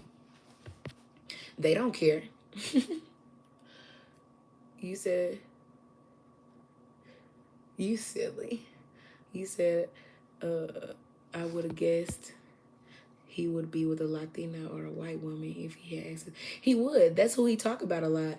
Y'all, it was funny to me because I wish I would have screenshotted it. Anton Daniels had hearted one of my comments. And it was really me saying on his channel, I said, I find it strange that so many black men, um, spend a lot of time talking about other races. But if we spent this amount of time talking about our issues in the black community, we probably would be productive. Okay. And then I also put a lot of black men do not see their own mothers resting in femininity. That's why a lot of them are only attracted to black women if they're in um, masculine work mode. Okay, if they're not being a Bob the Builder, a lot of black men don't consider you for a wife. So a lot of the women who are being considered as wives, they are the overachievers. So their men know, regardless of what they don't do, you're going to do it. So a lot of times being chosen ain't always the flex. Sometimes that's getting ready to be your setback. It's scary, honestly. Because when I told people that my ex used to fucking belittle me all the time after telling me how perfect I was, he was only saying that I gained 10, 15 pounds and had miscarriages and started losing my body a little bit. Okay. And I was still young. Okay. Still in my early 20s, 21, 21, 2021. Okay. And this is the same person. You ugly, you fat now, you this, you don't look like. And these are the same people who don't go through any physical changes. So, me going through having miscarriages is one thing. So, why do you have titties? Why do you have titties and you've never been pregnant? If you start talking to men the way they want to talk about you as a woman who has hormones and other things, most men will get offended. There is no reason for you to have a dad body. Okay, if you don't birth kids, there's no such thing as a dad body. Okay, if there's no such thing as women who want attention for being ugly or being themselves and looking like themselves in the mirror, okay.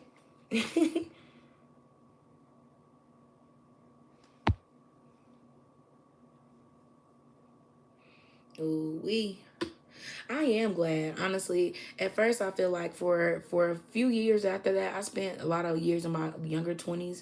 Um, I went through a lot of depression after having a couple of miscarriages back to back. And when I say I had a couple of miscarriages, I really had three miscarriages. And the fact that I had the miscarriages I had when I had them, honestly, I felt like I needed my family. I felt like I needed my children. Okay. So I was excited to become a mother because I felt like I needed it. Okay. I didn't know what else I needed. I just felt like I needed something spiritually. And after I went through my miscarriages, I lost myself because I was in my head, I was finding myself based on what I was creating. And when that didn't come to pass, I was lost. And I had nobody around me to comfort me. In fact, my ex, he would talk shit to me and you can't even have kids. Like the way he taunted me after. And I was like, was this not your child too? Why don't you feel the things I feel? Why don't you understand the pain and emotional things that I feel? I was so hurt and I was like, dude, I don't have my mom. I don't have my dad. I don't have any fucking body. And I'm going through the process of starting a family around you and your family in the hood where I'm not from.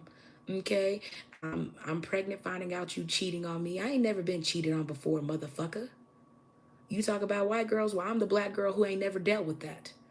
So at that point, imagine being pregnant and figuring out somebody's trying to cheat on you. And you're like, oh, so you think you're going to get it with me and cheat on me with a fat, light skinned woman who you met off Facebook? Oh, okay. Let me help you out. So at that time, I didn't even want kids. I never thought about having kids really ever since then. And honestly, I'm grateful for my experience to go the way it is, because a lot of women, they usually have that experience and they're stuck with the children that they realized they didn't want after they had them. So I feel like the universe knew what type of energy I was, and I feel like the universe needed me to keep my energy pure. Meaning, a lot of people that have kids, those kids take from your energy, and you spend more time investing in them. Okay, so um, I feel like a lot of women have kids, they don't even want their kids. That's why I feel like my mother energy is as strong as it is. It's because when you really love motherhood and nurturing, you can nurture anybody. It ain't gotta be kids. A lot of us were under nurtured as kids, so a lot of us are still in need of nurturing no matter the age. And to me, that's what helped me find myself, not in being a baby mother or a mother, period, in harnessing my own mother, divine feminine. And at that point, I understood a lot of these skinny women, they don't even have divine feminine. That's why they have to have kids, because that's the only way they're going to be seen as a woman, period. So, like I said, a lot of women are always going to have something to say about child free women, but our energy is different. And sometimes, like you said, is the ancestors looking out for you. The ancestors know what you can't handle. The ancestors know when you don't have the type of support to raise the type of kids you need to raise. Okay, when they say everything happens for a reason, um yeah, sometimes things don't happen for a reason. I still feel pain from my miscarriages, because I feel like a lot of that messed up my hormones and stuff like that that people don't understand. I didn't even have kids, didn't birth any child, and I still have issues with my hormones, because when I got pregnant, I guess really me getting pregnant is how I found out that my breast reduction had issues. So I had a miscarriage. In my last miscarriage, I couldn't stop bleeding, but I was bleeding internally and I was swelling at the same time. And it was because they were, when you get a breast reduction, there's different types of ways you can get it. But the breast reduction I had, it was called a T breast reduction. So they kind of cut your breast in a T underneath from the nipple down, like an opposite under T. And they take the nipple off, they take the breast tissue out, and then they, I got a breast reduction. They took me down to like a B cup, and then they put my nipple back on, stitched it on, and all that stuff. In the process of doing that, they took out my milk glands, the glands that produce milk. So after getting a breast reduction, I didn't even know, because my dad didn't tell me, I would not be able to breastfeed. Now, this is how getting pregnant and not understanding my body hurt me. I pretty much realized that I could sue my surgeon, because my surgeon did not cut the right gland. They cut something else. I don't know if it's an artery, it's a different type of, some type of vessel, but it started giving me fluid, like liquid fluid in my chest cavities, to where I had to go to the hospital and get it drained, like drained out of my chest cavities. And they thought it was milk at first. It wasn't milk, it was fluid, because they did not burn the, I guess, the artery. They cut it or something like that, but they didn't seal it all the way, or something happened to where it came back open inside of me. So at that point, I was nervous, I was scared, I didn't really understand. But ever since then, I've kind of had this up and down battle with being on and off of steroids, really just to contain the fluid and the swelling and stuff like that. And a lot of people don't even understand how that works. So the women who come on here and complain about obesity, bitch, if you don't get the fuck off your ass and stop being lazy, because people like myself, I could go to the gym every day and still have to wake up and take pills to get rid of fluid. You see what I'm saying? So a lot of people don't understand. People thinking they're doing stuff the right way can end up wrong for you, even if you were trying to do something good.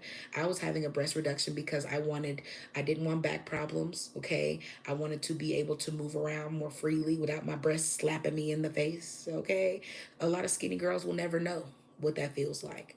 So to always talk shit about people you've never had the same experiences as and act like we want to be you, yeah, no, I'm just trying to learn my own damn self.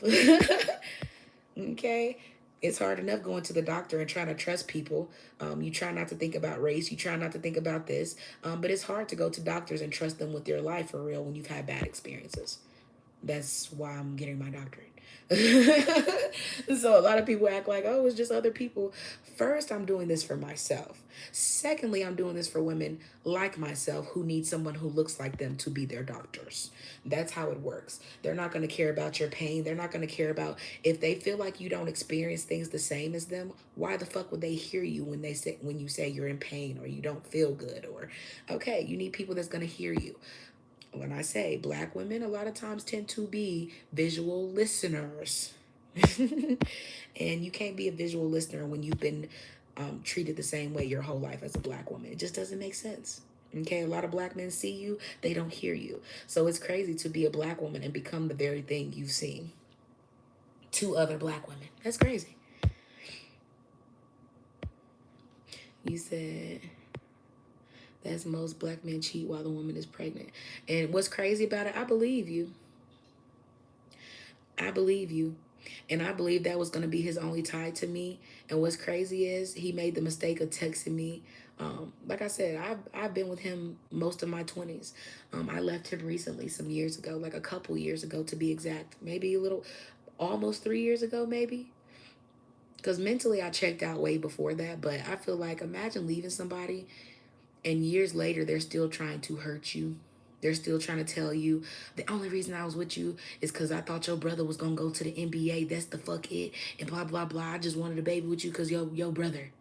So you're a gold digger, telling me that I'm a gold digger because I'm leaving you alone because you can't do more for me, and I'm used to more, even if it's doing it myself.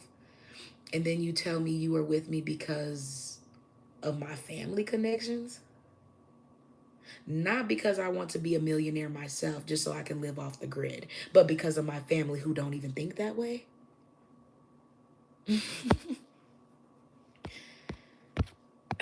Y'all, when I tell y'all it's hard, it's hard. Okay? Cuz I still have that that pain from my miscarriages. Like I don't think I'll ever get over it. Just because I feel like that's something that like I said, I feel like I needed it. I feel like that is something that I would have enjoyed doing the experience of. But I feel like it is more important to have those experiences with people who value you. Okay. I don't want to be a statistic. So even though I get sad about it, I'm sad on the behalf of my children, not over the man. Okay. Because I thank God I'm not tied to a man who really didn't appreciate his own seed being born enough that he could cheat. Okay. Because if he cared that much about what type of family I came from and this and that, he wouldn't be cheating on me, right? So at that point, it changed me. So imagine being changed to a point where you become a shell of yourself and don't really even recognize who you are.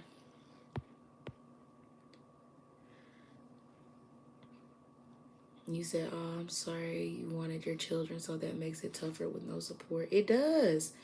Imagine having a child being stuck with him now. But the thing is, if I had a child with him, he probably wouldn't know his own child. That's how much on my shit I'm going to be because I come from a mother who did the same thing. So he don't even understand having a child with him. He would have been one of those people saying, man, I don't even see my kids.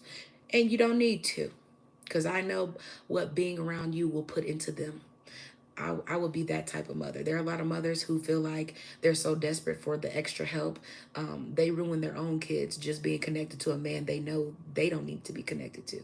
Or they end up dying keeping this man around trying to co-parent because he's jealous. So I feel like, yeah, no, I'm not doing it.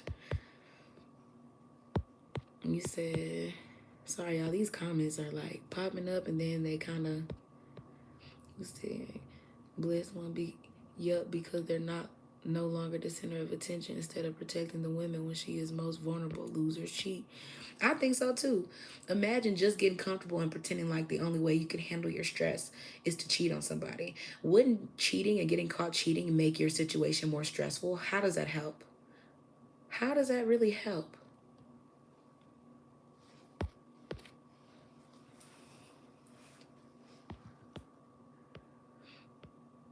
It's crazy. He said, I had a similar experience. I was so grateful to miscarry instead of having to delete. I wasn't ready and didn't want that person to be the child's father or tied to that person for life. And honestly, that's why to this day I feel like he's mad, because when I left, I think he was expecting me to have that child or children to be able to have to be around me. That's why when he says stuff to me like, bitch, I'll kill you, and blah, blah, blah, blah, blah. He sent me pictures, even since I've been here in Colorado, he sent me pictures of my family member's house, my brother's house that plays professional basketball. He sent me a picture of his house. He was like, guess who I'm delivering packages to? Because he works for Amazon. So imagine him pulling up and delivering. You see what I'm saying? Do you see how left that could go for people, and they don't understand how small the world really is? Sent me pictures of being in front of my grandmother's house, stuff like that. Oh no. And people like that, you do have to tread carefully with. But I look at it like this. I'm not in control of how other people move. Okay. And a lot of times, the same people's houses who he's sitting out in front of, I don't talk to them like that. I do not talk to them. So if anything happens, they're going to have to fight their own battles, like I've been out here since a teenager fighting my own. I can't feel sorrier for people than they feel for me. Because guess what? My own family still saw him be around me doing me like this. So if they ever were going to help, okay, they would have helped. Does that make sense? So if something happened to me at the hands of this guy, my family would be the people being like, oh my God, why? Why she just didn't call us? Bitch, I don't talk to y'all because of how y'all act, how y'all are with me. Okay, that's how I be feeling. Like if you were that close to this person that passed away, they wouldn't even be with these people that they're with.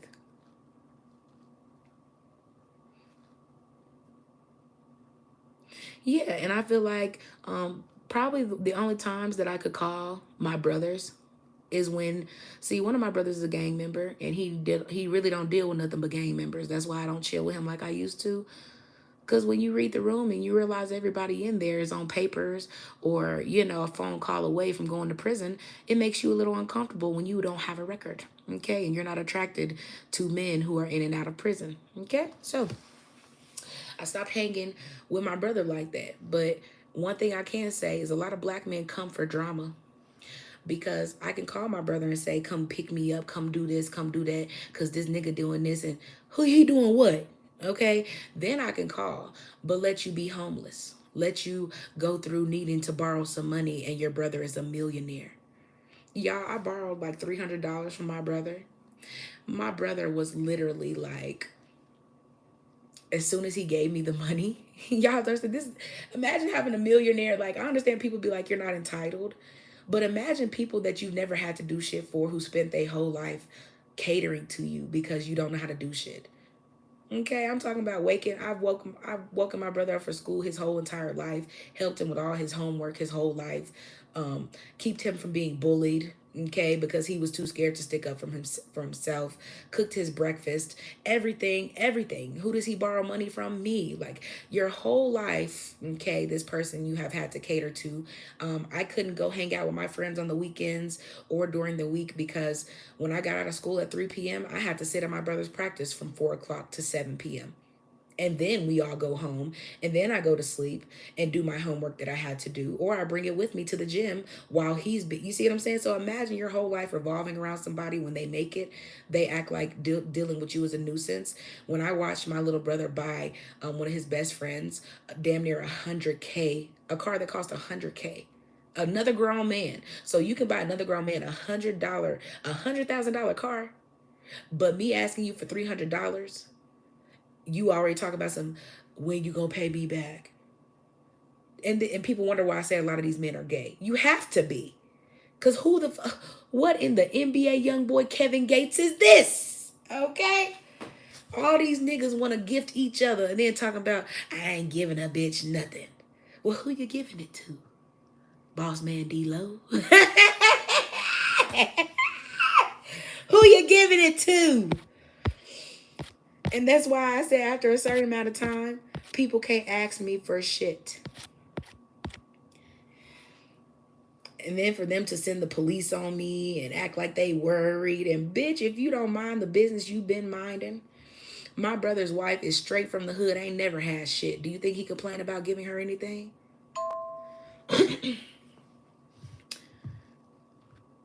But if he end up like Lorenzen Wright, okay, because a lot of these black men love they light-skinned queens, but that's how it is.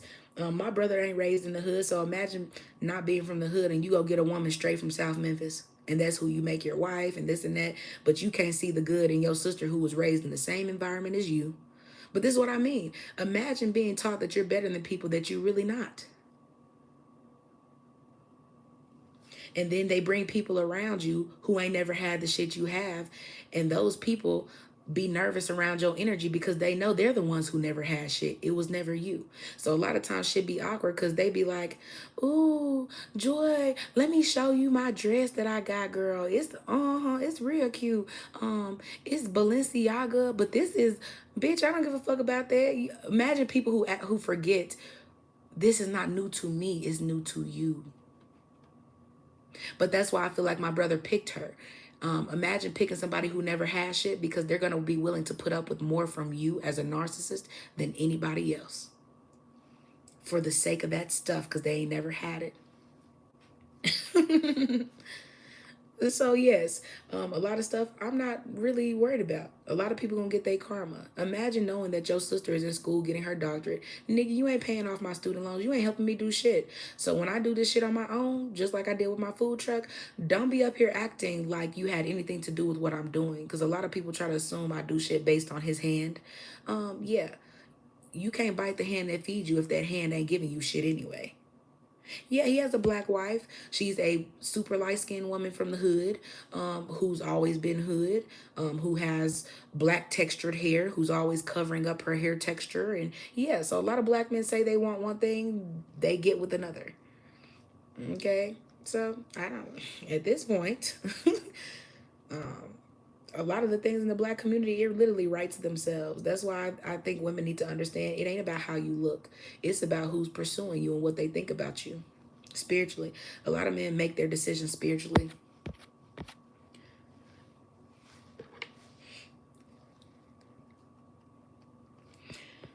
Yeah, and that's what I said too. I feel like it kind of hurts me in ways, because I'd be like, imagine having a family full of men and still having to depend solely on yourself. Imagine having a father who could have put you in position to be a Halle Bailey or anybody else, and he chose to try to sabotage you with overfeeding you and talking down to you, comparing you to girls who you literally do better than when you are actually active doing these things. So at some point in time, I feel like a lot of black men who have these biracial black passing daughters, they sabotage us.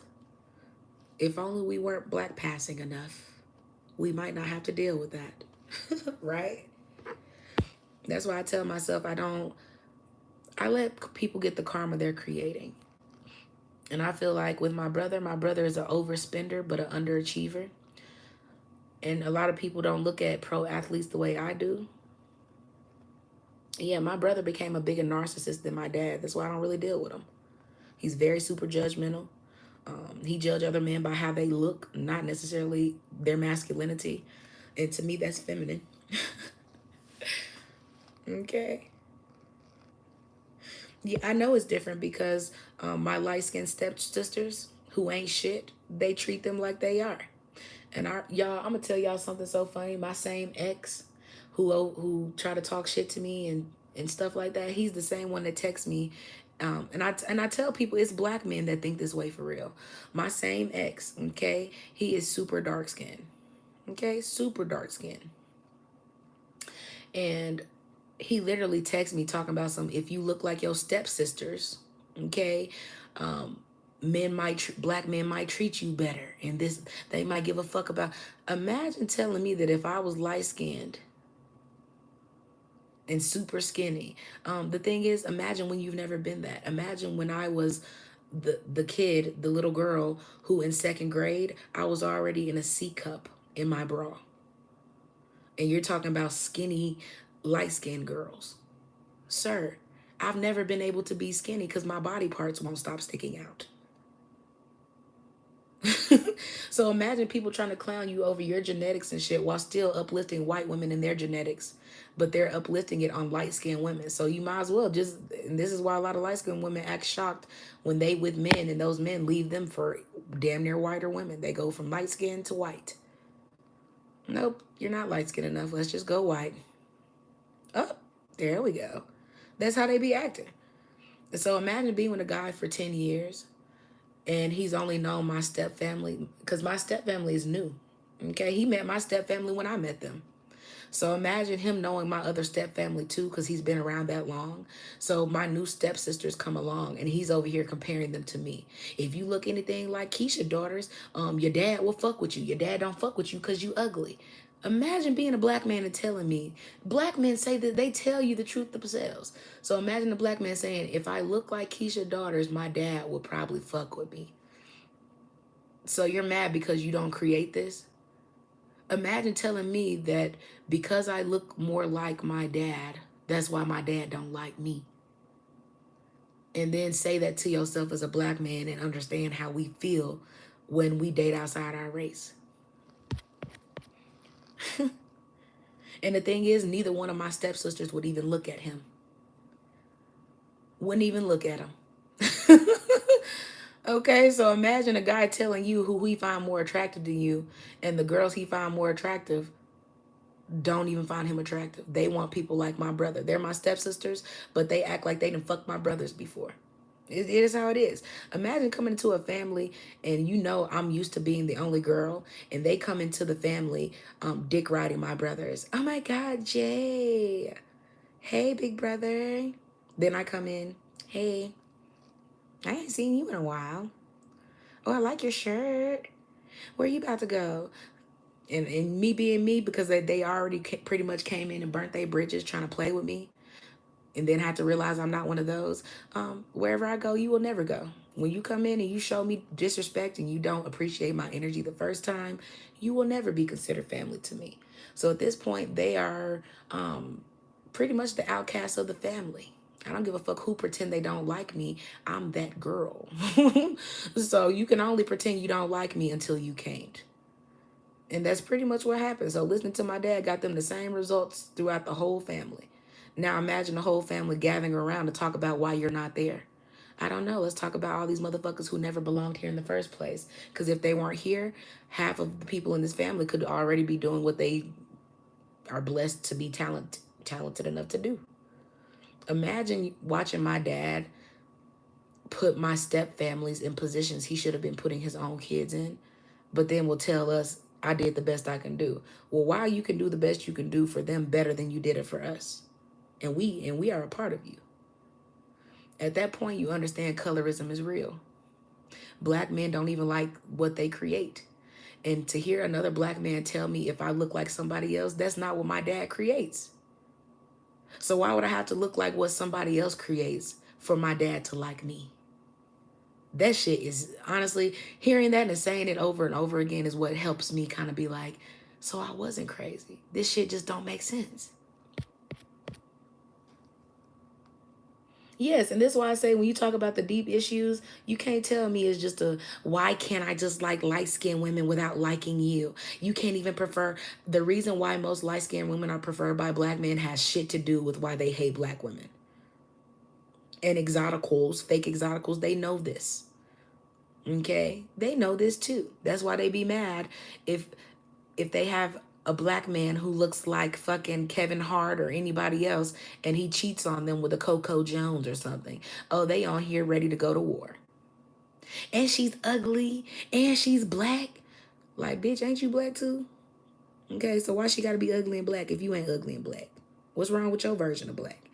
Motherfuckers be looking like Hazel E, calling everybody else ugly and jealous. Of what, Mr. Hermit? Of what? Motherfucker be looking like Tamar Braxton. Ooh, but she can sing. Don't care. She's ugly. It ain't enough plastic surgery in the world. It ain't enough lip injections in the world.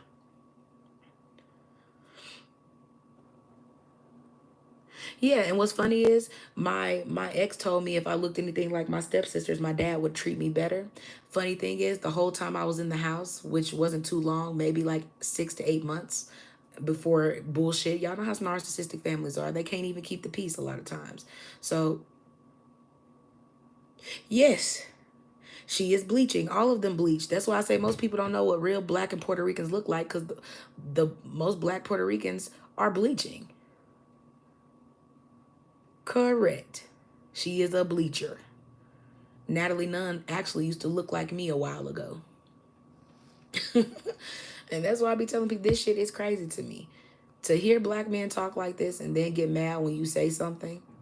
And like I said, imagine my black dark skinned ex telling me that, oh, if you look like your stepsisters, this and that, okay, that my dad would treat me better. Okay, so my stepsisters is the reason. My stepsisters who have not been around, but the time they're around, is the reason why my dad is treating me the way he treats me. Meanwhile, when I was living in that same house, I was 22 years. No, I wasn't even 22. I had to be like 23, 24 years old. And I tried to stay with my dad a little bit. Okay. And at that time, my stepmom's daughter was still there. She was going to school. So I was like 23, 24, and she was like, what, 16, 17? So imagine her being a super skinny, light skinned girl with these green hazel eyes. And she's always in my room trying to get femininity lessons. She's always in my room trying to see what exercises I do to maintain my figure. Okay. She's the same one that's in there talking about I don't understand why dad treats you differently and you're really more of his daughter than I am. And well, he bought me this at the mall and I don't even like this color makeup. It doesn't really look good on me, so I just was going to give it to you. Imagine never buying your own daughter makeup, but here you are buying somebody else's light-skinned daughter who's 16 years old makeup. And y'all tell me these stepdads don't be sexualizing their daughters.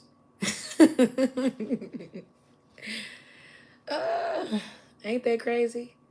And she's sitting in my room talking about some. And I remember I told her, I said, well, I used to feel bad because, I don't, when I put on crop tops or certain stuff, they look differently on me than I would expect them to look because my breasts are so large and stuff like that. And she was like, shh. She's like, to be honest, like, I know you don't know this, and I hate to say it out loud because it sounds weird, but when you came home from work and you got out of the car, I was really mad at my boyfriend because he was staring at you. And at that point, I decided when I become an adult, I'm gonna go get boobs because they were just staring at you and they didn't say anything. And we're all in the car and she was like, we're all half naked and they're just staring at you. So imagine younger guys still looking at more curvy or full figured women, and younger women who are the skinny queens, okay, look like Lotto before Lotto had surgery, are the ones telling you they wish they looked like you. They wish they had your features, just not your color. So hearing him say that when the same girl was sitting on my bed telling me how insecure she is, that she doesn't have an ass and she doesn't have breast, and when she wears clothes, guys don't really look at her, they look at the more curvier girls and stuff like that. I just stopped listening to men. Because the same guys who will cheat on you with a girl who they call flat are also the same guys who will cheat on these flat queens with curvier women. Hell, they'll cheat on you with fucking Respucia. They'll cheat on you with anything. If they'll cheat on you with Saucy Santana, at this point, nothing's safe. Nothing with an opening is safe. So I said what I said. It pisses me off when women pretend that this colorism shit and black fatigue shit don't start in the black community. It does. Yeah, Natalie Nunn, she is bleaching. She's bleaching. Beyonce is bleaching. You can always tell when they bleach because they become this abnormal pasty color white, just like Exoticals United, still pretending she's Blaxican. Blaxicans have never looked like Exoticals United because she's not a Blaxican. Most Blaxicans look like me too. In fact, most Blaxicans look like George Lopez. So imagine saying you're Blaxican. Most Mexicans gonna be like, I think this bitch lying. She would have been better off saying she's part Colombian, because Colombians are more pale than Mexicans. So like I said, a lot of times other people are black based on how bad they try to lie, like to people that it's not their community, so they can't even lie like it. Like, girl. You would have did better claiming Guatemalan, okay, or something like that. Because most people who are these races and ethnicities, they're going to be able to tell you are not what you're saying you are. Why? Because imagine being a black person, knowing what mixed people look like, and then somebody come around and they look like Kai Sinat or Kai Sinat, and they tell you that they got a white parent. Bitch, where they at? You adopted. This is how I feel when I see people like Exoticals United pretending they're Mexican. As somebody who's mixed with Hispanic, you can't tell me that I don't know what this mixture looks like. I don't care if it's a man this, a woman that, mixed together. I know what these folks look like. Correct. Now understand this. Most I know this sounds crazy. A lot of people like Natalie Nunn, they straddle the line of what they really are because most, like I said, my grandmother, my mom's mom, she's Brazilian and Puerto Rican. Okay, she only claimed Puerto Rican. Okay, and they claim which parts they like the best. Meanwhile, I claim what the fuck people identify me by. I can mark Hispanic on my papers all they want. It's people that have brought my applications back and been like, oh, you accidentally marked Hispanic. Bitch, that wasn't no accident. Oh, I just thought you were a black person who speaks Spanish. Oh, that's funny. And then the next time you see them, you hit them with their own logic. Well, you're white. I just assumed you spoke German. They don't make sense, do it? So that's how I feel with black people. A lot of them can't believe it until they see you looking like other things. That's why people are pretending Exoticals United is, oh, she probably is mixed. No, she's a black person who's a skin bleacher. Imagine as soon as somebody make their skin lighter, you be nicer to them than they were when they were black. That's crazy. And then you wonder why people are skin bleaching in the first place.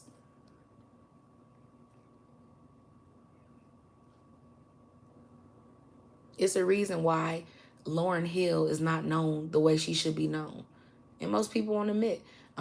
They can act like it's her talent. It's no, it's her skin tone. Because people acting like this Snow Allegra and Janae Aiko. Janae Aiko couldn't fuck with somebody like Lauryn Hill. Like, Janae Aiko pretends to have the Lauryn Hill, Erykah Badu aesthetic. She pretends. That's why she can't pretend it that well because as we see, she only attracts dusty men that don't want her. You see do you get what I'm getting at when I say a lot of women, they're so used to hearing and believing the lies that the only men they make room for are the dusties they spend their whole lives talking shit about you with. I think it's funny that my ex would talk about my stepsisters. My ex is damn near 8 years older than me, 6 to 8 years older than me. Okay. So imagine being almost 10 years older than me and you up here comparing me to girls that are 10 years younger than me.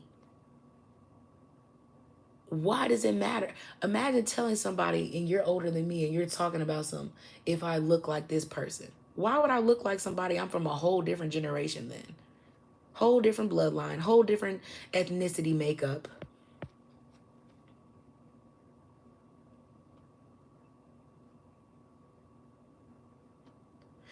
Exactly. And this is why I think exotical channels and stuff are stupid. They pretend that people don't like Tyla because she's so fine and sexy.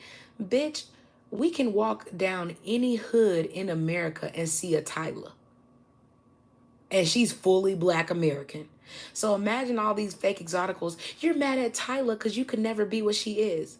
It's plenty of us who will never look like Tyla. That doesn't mean we hate on her because she looks the way she looks. Imagine lying to yourself when she can't even reach the top level of popularity because most people ain't really looking at her.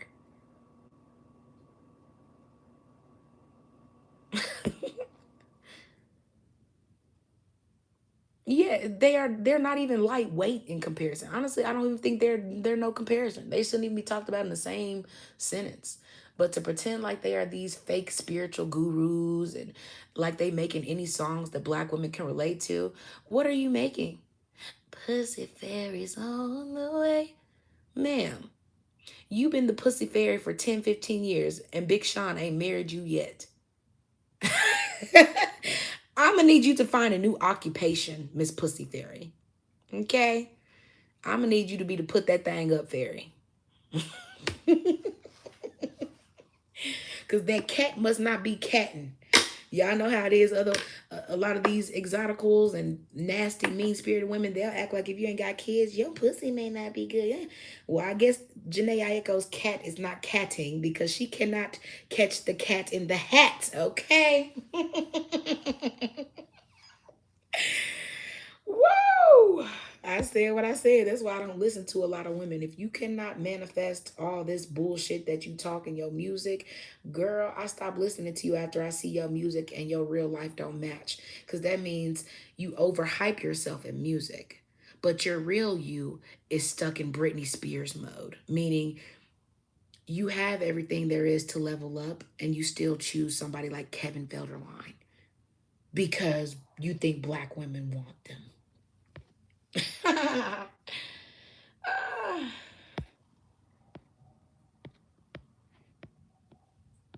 He said that guy sounds like a loser. And, ooh, Rihanna especially. Rihanna ain't never been shit to me. I'm like, Rihanna looked like a mean church lady. Honestly, it's crazy because my stepmom looked like Rihanna. That's why I can't. I'm gonna show y'all a picture. Y'all gonna understand what I'm talking about. Because I remember when my dad first met her, he was showing pictures. Who you think that is? Who she look like to you? She like Rihanna. I told you, boy, she fine, boy. Imagine my dad picking you because you look like Rihanna. Don't mean he gonna treat you like that. Okay. They sure didn't want Tyler in the UK. That's why I say nobody is Tyler's not a hit anywhere. And people are acting like everyone's just jealous of this skinny goddess. Bitch, Tyler is no Whitney Houston. Whitney Houston used to be just as slim, sexy, regal. Imagine acting like Tyler looked better than Whitney when Whitney was in her prime. And she damn sure can't sing like Whitney. So stop acting like these little nobody ass Africans can come here and replace our African American, Black American greats. Tyler could never be a Whitney. That's why she's not embraced like Whitney. Okay, her songs come on the radio and people sing them because they overplay them. When they stop playing them, nobody's singing that shit. You waiting to hear the throwbacks of other people, not Tyler. Name one Tyler song you waiting. Make me wet. Make me water. Bitch, I can just get in the shower. What are you talking about? Make you wet. Make you water. This don't even make sense. Imagine making a song and basically saying water is wet. And people acting like, oh my gosh, she came out on her. What did she do? What did she say?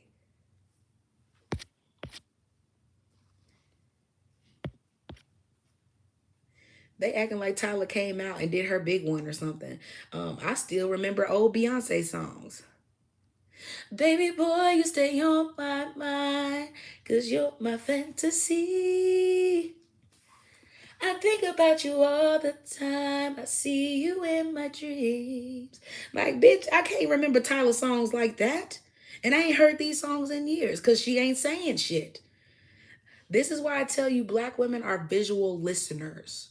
They listen to people based on what they look like, which is why black women keep getting behind.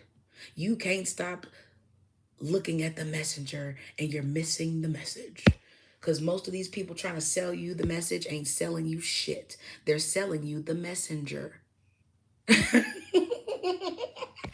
Cardi B did the same thing. All she wanted was a black dick to ride on and some kids she could claim as black.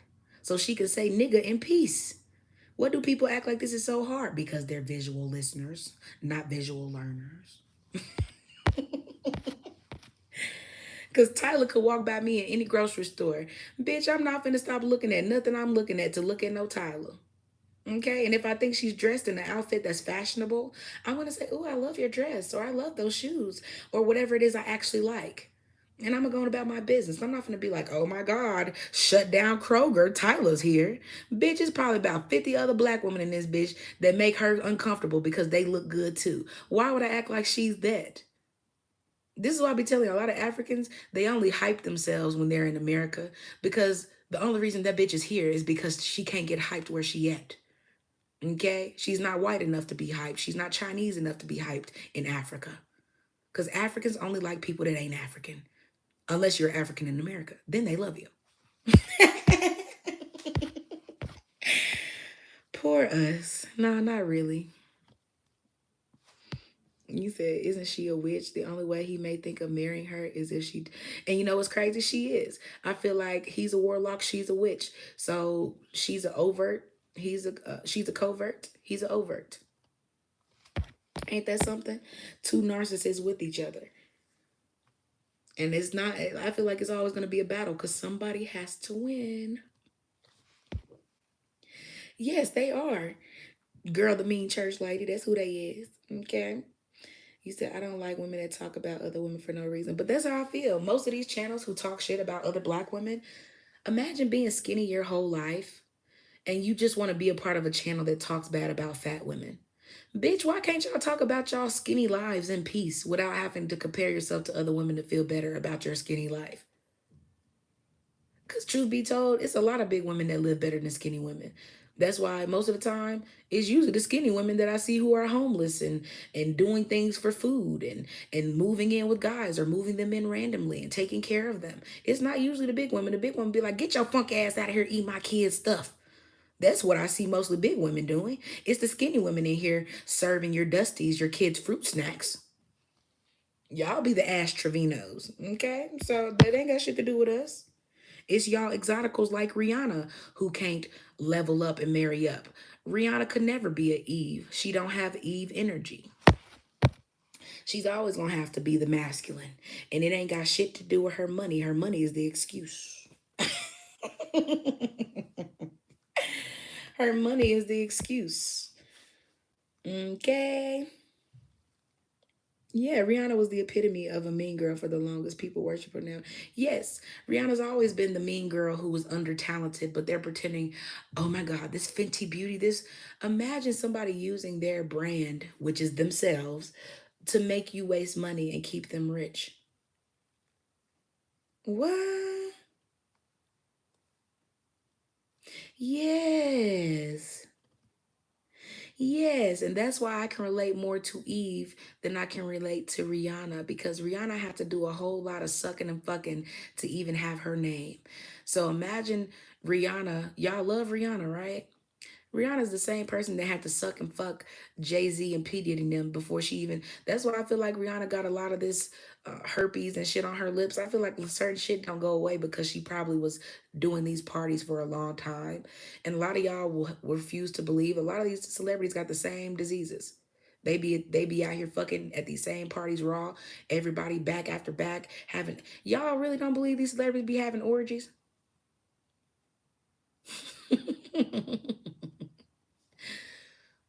Yeah, you crazy if you don't believe it. Why would I be jealous of somebody that had to suck and fuck a gay dude to get their power? And all the men around her too. So she doing the same thing Jay-Z, P. Diddy did, everybody else did. That's probably why Beyonce didn't like her because Beyonce probably saw early on, damn, she gonna make that billion by herself, acting like this, sacrificing all these people, doing these rituals. She doing this shit better than me. That's why Beyonce is only worth $1 billion connected to her dude. So yeah, y'all need to understand. Yeah, sometimes you do finish last when you're the nice girl, but sometimes you finish last even when you're the evil girl because the only person who wants to be with you is a feminine man. Of course, we have nail painting, lipstick wearing, dress wearing, purse toting ASAP Rocky, who is the best candidate for any black woman for to be a husband. Oh yeah, that's the balancing toxic, whatever you want to call it.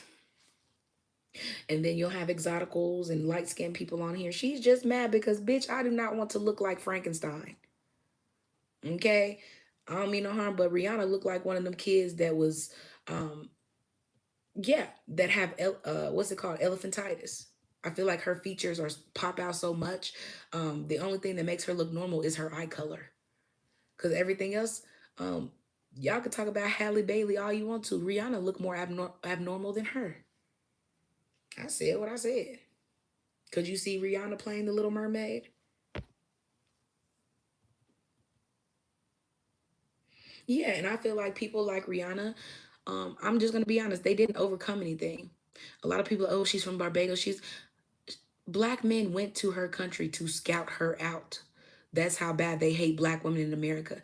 They could have found another Whitney Houston, and instead they wanted a mediocre Tyla at the time. So they went and chose Rihanna. And a lot of people, like I said, a lot of black women are considering Tyla hated on because of how she looks. And in reality, since when since when have black men all over the world acted like Whitney Houston is so fine? Whitney Houston came out with damn near the same everything. She was super slim, okay? Super slim, curvy for a slim woman, okay?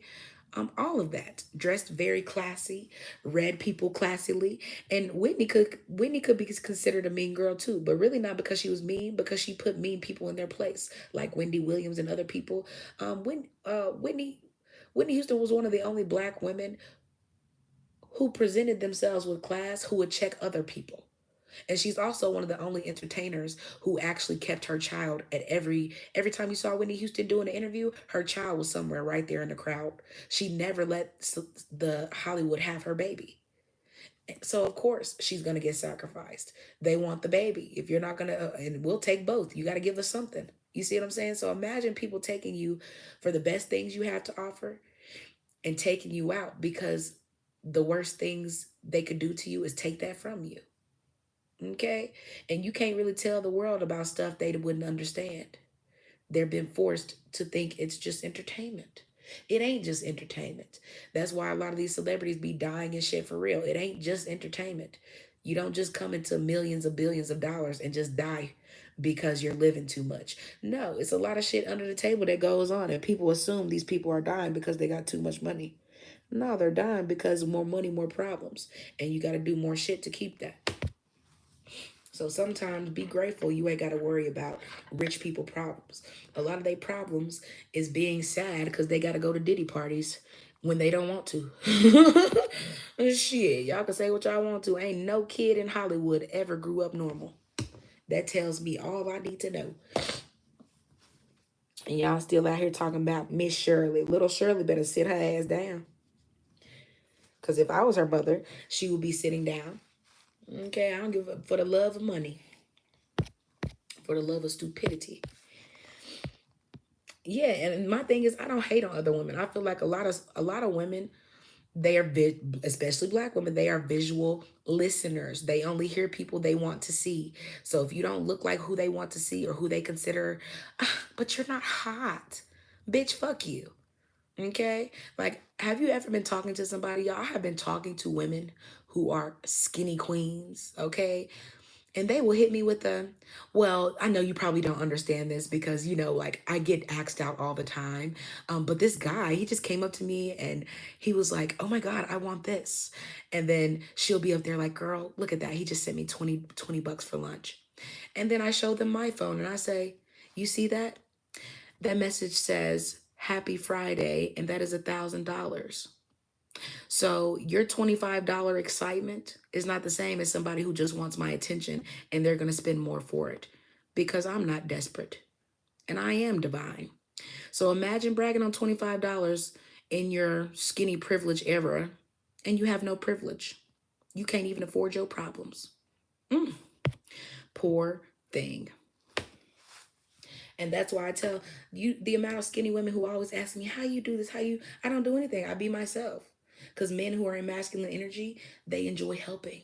It's the men who are not in their actual masculine energy who have nothing to offer.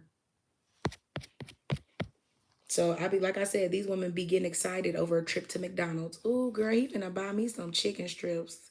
Them new McDonald's chicken strips. Girl, I told you he's girl, ain't he? He's so sweet. Bitch, these be the ones, okay? That's why they on there. How do you get a man to spend money?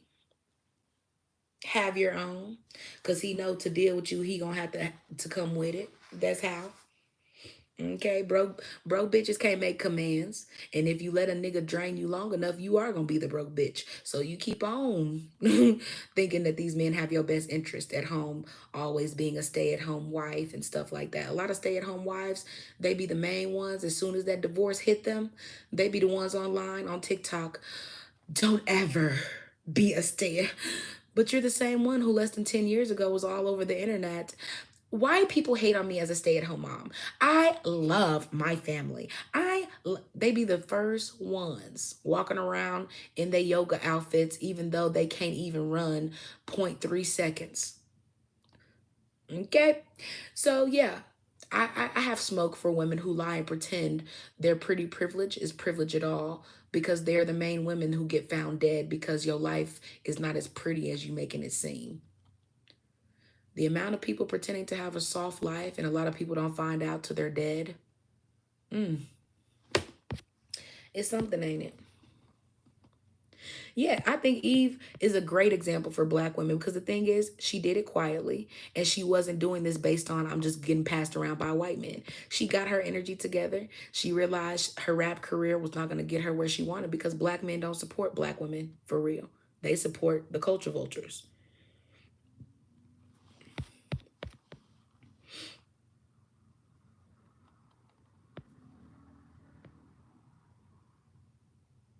Yep. Who is Miss Rocky? I'm trying to think who Miss Rocky was. You said, but black Americans ain't shit. At least that's what we were told. Yep, that's true. That's why I think it's crazy. Imagine grown ass men who are really passport brothers. I feel like Rihanna got chosen by a passport brother. Jay-Z, P. Diddy, whoever the fuck went over there to find her. They found her, had sex with her. She probably was a girl over there selling her ass. And they was like, well, you know what? You can sing a little bit. How about this? Let's get you over here. Rihanna is no different than the little white girl P. Diddy called himself adopting that we ain't never heard from again. Okay? So at this point, people like P. Diddy and Jay-Z, they don't even want to make another Beyonce. Because if they wanted to make another Beyonce, they could have made their own child a Beyonce. Oh, Mrs. Mrs. Aesop Rocky. You might as well. Because every time I see him, I damn near grab my purse. Let me grab. Shit, you don't know what to think. Men walking around in purses and dresses and the shit, we might as well be in Sparta. Shit. All this pretending, it gets to me. You say, yep, the only reason she is set now because she was passed around at the beginning of her career. Just like, yes, exactly. A lot of people don't understand what happened to Rihanna for real. I'm just gonna be honest with y'all. I feel like Chris Brown and Rihanna probably went to a Diddy party or something, and he probably was really in love with Rihanna for real. Y'all know how men in love are. Okay, especially if that's your first real love. Okay, if she's not transgender, I said what I said. You can't not question everything. Okay, but imagine little Chris Brown being in love with Rihanna, going to a Diddy party, and then seeing 10, 20 different men piping your woman down. You might punch her in the face too, won't you? I try to tell people all the time. And it's funny that Mike Epps came out and did a joke about it. I feel like it's because his rusty, crusty ass know it's true. And see, most of these people like Mike Epps and shit, Ice Cube, these folks be sellouts too. They be at these same parties. So they know what's up. They know that's why they wouldn't marry a Rihanna. They don't give a fuck how much they pretend they like people. They know certain people they wouldn't marry based off of how they've been passed around. Yeah, exactly. And Chris Brown is addicted to sex. So Rihanna put that shit on him, and because he is a Taurus man who was unhealed, Tauruses tend to go crazy based on their sexual experience, because they tend to feel experiences based on sensory. So Rihanna is one of those signs where she's unemotional. She can have sex with and be able to emotionally detach. Okay. It is what it is. Chris Brown is not. He's a Taurus man. They are sensory, so they think about the experience itself. Yeah, he is. And you have to understand who probably gave him that energy. There are a lot of men who tend to always like to fight and be rowdy. A lot of times it's because they had their manhood took. So they still feel like they're trying to prove something.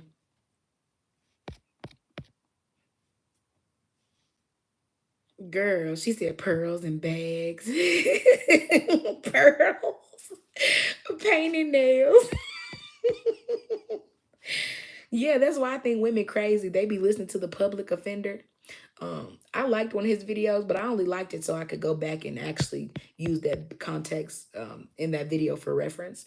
But it's just crazy to me because imagine a time where men come out the house and they look in the mirror more than you. They rub in their faces and turning side to side to make sure they look good. And a lot of men, black men, I was amazed at how long it took growing up with my brothers. I watch how long it takes them to get dressed to get ready. Then I look at how long it takes my white partner. And guess what? He's still showered. He still smells good. He's still not overly, you see what I'm saying? He still looks masculine. I love when a man take a shower and he's just, he ain't worried about feminine shit. So he wake up, he yawn, do his regular whatever, drink him some water, stuff like that.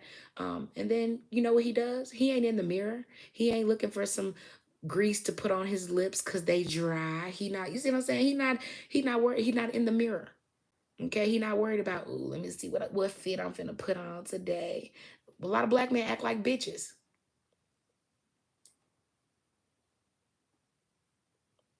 Okay, so my white partner wake up. You know what he do? He use the bathroom, do his little typical small stuff. Okay, and then he gonna work out. He might turn on his couple of his favorite songs, and he don't even listen to derogatory music. He'll turn on songs, a lot of oldies. He plays lots of old music, like from the '70s and the '80s, and hell before that. So he'll play shit from the '60s and stuff. Okay, he likes older music. Why?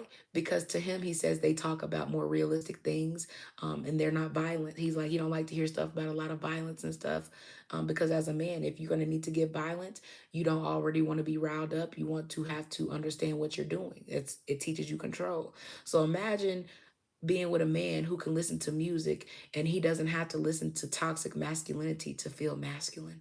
What does that say about black men? Black men can't even understand good music because they trying to use the music to prove their masculinity because they're not proving it in action. You staying at home and being a father is way more gangster than leaving your kids and trying to pursue a rap career. Okay. When I ask my man, you don't like my hair like this or do you like it like that? I like it however you want it, honey. If you do you like your hair like that? Okay, well I like it like that. Like imagine somebody always telling you the shit that they ain't even used to you asking certain stuff. And a lot of times you just be asking because you go out the house, do I got a booger in my nose? Do I just simple stuff. So imagine a time where you can literally be feminine and you don't have a man in the house competing with you for the bathroom, for I need the iron, wear my white shirt, I need these shoes. What you think? Black men will come up to you, what you think about this? How does look? Why does it matter how I look?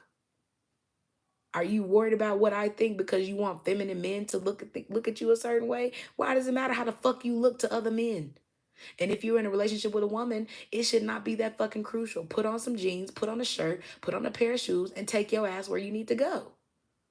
That is why I don't look at black men the same. Black men are too feminine. They don't understand masculinity. They refuse to.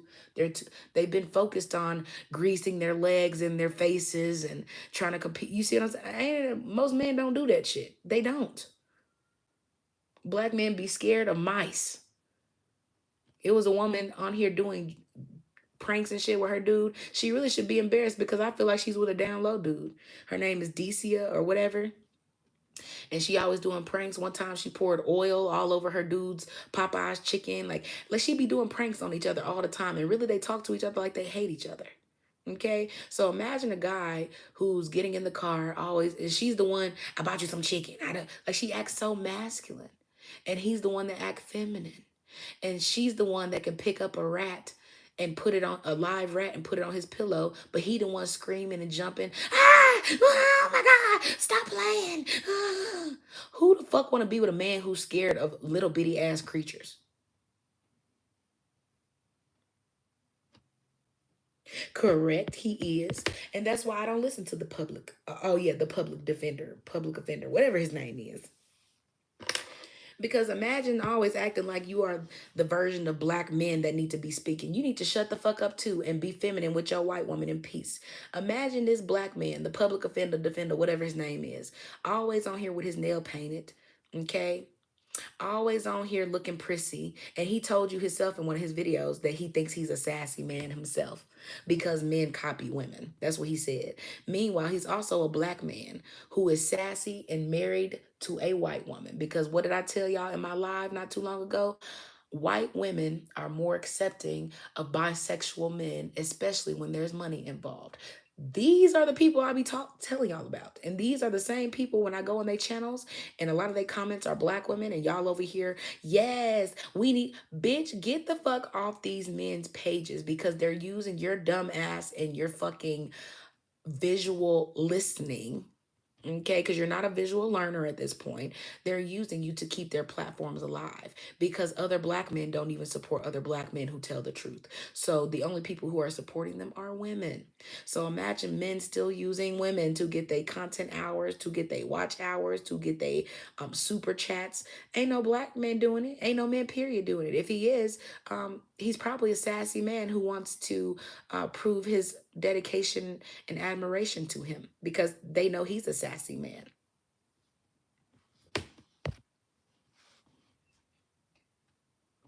You say he talks about, oh, you don't know who public offender is or whatever? Girl, yes. His shit pop up randomly on my feed, and I had to just like, yeah, he is not 100% straight. And he also will tell you he's married to a white woman. You will never see this white woman because, in my opinion, I feel he's married to a white man or a transgender. And you know how a lot of these men are trying to change the pronouns so they can sleep with men in peace and just call them women. You don't know if he's married to an actual white woman or he's married to a transgender. And that is the world. I be like, y'all, I'm cool I'm cool on dating. If it don't work out with me and my partner, baby, I will happily, okay, I will happily join the single women's tribe. Do you hear me?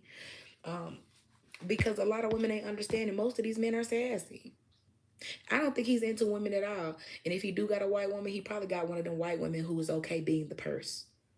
And she's so happy just to have a man who wants to cook, clean the gutters, or do whatever she need him to do. He happy to do it. It's a lot of men who will be with women they don't really like because of the benefits they get from those women. So I be nervous about men who painting their fingernails. Lil Yachty. And y'all, if y'all didn't know, he's a struggle rapper to me who sound like he got sinus problems when he rap. I could be That's how he sounds to me when he rapping. Okay.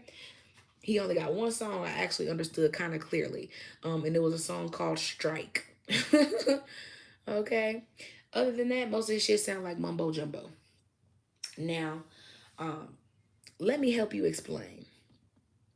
Okay, why people don't understand that a lot of these men are fruity. Lil Yachty had a song, and in the song, he was like, I got paint on my nails, bitches fucking steal. So he's saying that bitches are so desperate to fuck men that they fuck him even when he got nail polish on. So he's not wearing nail polish because it's cool and trendy. He's wearing it because he can be openly bisexual and know that there are so women who are visual listeners and not learners. They are happy to jump on his fingernail painted dick. So imagine a black dude bragging, I got paint on my nails, bitches fucking steal. Hey, he basically saying I can be gay as I want, these bitches want me still. Hey, he might as well start twerking. Okay, he might as well get up and hit the A, boom, boom, okay? Because at this point, imagine black men bragging because they can be openly gay and pretend that they're straight. Meanwhile, you can tell most of them are fighting themselves because all they talk about is who they can fuck, their money, and their stuff. Okay, sounds like a gold digger to me, but I what do I know? I was only raised by a black man who took black women's money for a living and said in the name of Jesus when he did it. Okay, because that's what pastors do. They take black women's whole check. The amount of money black women spend in the church, you should be fucking embarrassed. That is your damn insurance policy for you and your kids. Hell, probably your grandkids too. And it's embarrassing. Ain't nothing wrong with being single. That's why I be laughing when women pretend like they dudes don't be down low. I feel like when we talk about down low men, notice how the down low whisperer gets more views and from women because women still don't want to admit that they like men at all costs, even gay men. They will listen to a gay man before they listen to a woman. All they got women, black women are visual listeners. They only listen to who they want to see, and it's usually black men. So long as they're a black man, they're going to listen. It don't matter if he telling them, girl, when you doing this in the bedroom, gay dudes, we get into it. Cause I think that's why a lot of dudes be down low, cause they like how gay we are. Like when gay dudes do stuff, we really imagine a dude bragging to you about how good he can suck dick. But if we were to ever go to war, he would never be able to brag about surviving that motherfucker because he's too bitch like to be in his own energy. And you have women who are up here praising and uplifting this fruit of the loop monster and want to pretend that he is not just a big black man pretending that he is feminine. The fact that men can turn on and off this gay shit. Look at how many get on here and pretend to be gay. Martin did Shanae real well, didn't he? So why are black women surprised that a lot of these men become drag? Okay, Martin is a straight man, right? Why do so many straight men love dressing up as bitches? Y'all know it's a woman on here, um, and she be cooking, and she's a big light skinned woman, and she always come on there and she be like, "Hey y'all." And then she'd be like, "Today we eating these two burgers," and honestly, her portions are ridiculous. I think she be trolling. I really think she trolling. She probably eat a lot, but I think she be trolling because people talk shit about fat people. If you ever want to start a channel, okay, just be fat and start your channel, and you'll see how shallow people really are. Okay, and then you understand why um so many people don't really like skinny people because all they do is judge because they're skinny. And a lot of times these skinny people don't even outlive these 600-pound lifers. Okay, I said what I said. And it's crazy to me. Okay, it's crazy to me because when you tell them this shit, they act like you don't know what you're talking about. And I don't know what people be saying about all this gay stuff. I think it's important to understand men who are straight don't gather to always talk about gay men all the time. So all these channels who are men and all they can talk about is P Diddy, P Diddy, P Diddy, they really are shocked that it happened to him because they've been knowing what's going on with P Diddy. A lot of them think the same way. They're just shocked he got brought down. So imagine saying you're straight, but you are overly obsessed and want to tune in to the case of a guy who was abusing his woman, sleeping with men, and why does that intrigue you?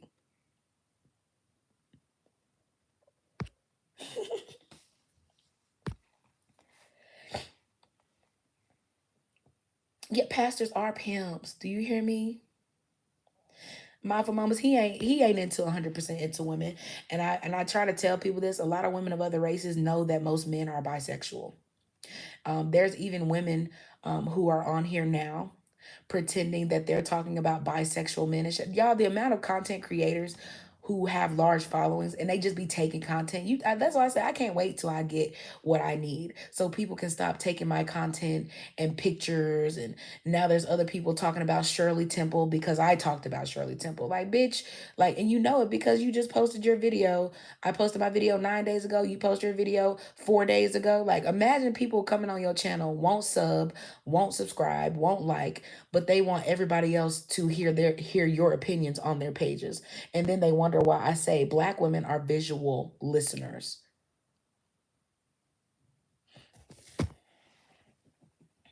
And black people are so much of visual listeners and they be hating so bad they won't even actually compare stuff. Who said this first? It is that simple. When have you ever seen another video of these people talking about this, that, and the other? You're not going to see it because they're mostly content thieves. Most of these people that are looked up to online who are black people are content thieves. And when you tell them, they're the main people who be like, copyright and da da da da da da da da, fair use. Just say you're not smart enough. Okay, you're not mentally or spiritually developed enough to think for yourself. All you can think is what the same dusty black people think. So you have to come on people's channels who are not dusty, take their content because you know your dusty followers will never probably make their way to this person's page. Ain't that something? And a lot of these people know their followers are low vibrationals.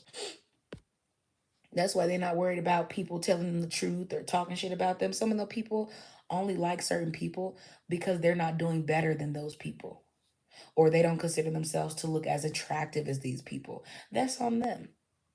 Because, like I said, as somebody who has lost all my weight before and became a stripper, skinny women still hate women, period.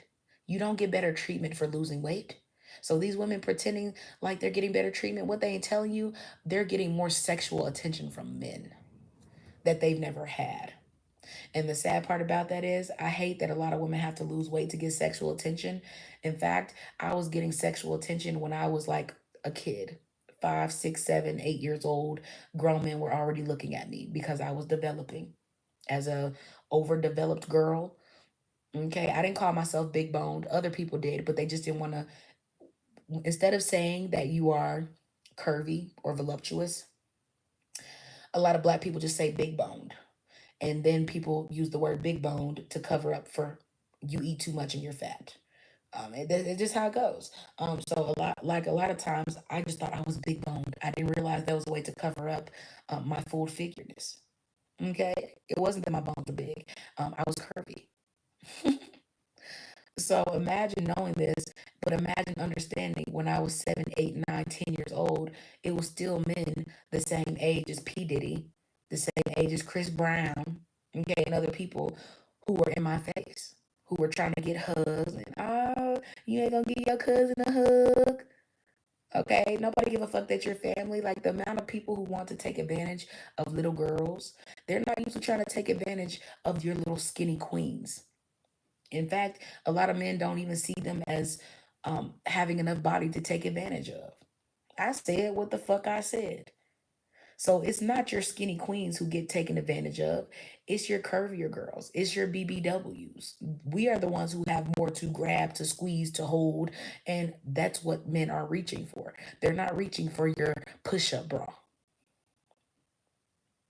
The men who are, it's usually because they want something younger than you, like a child. So imagine being honest with women about your experiences.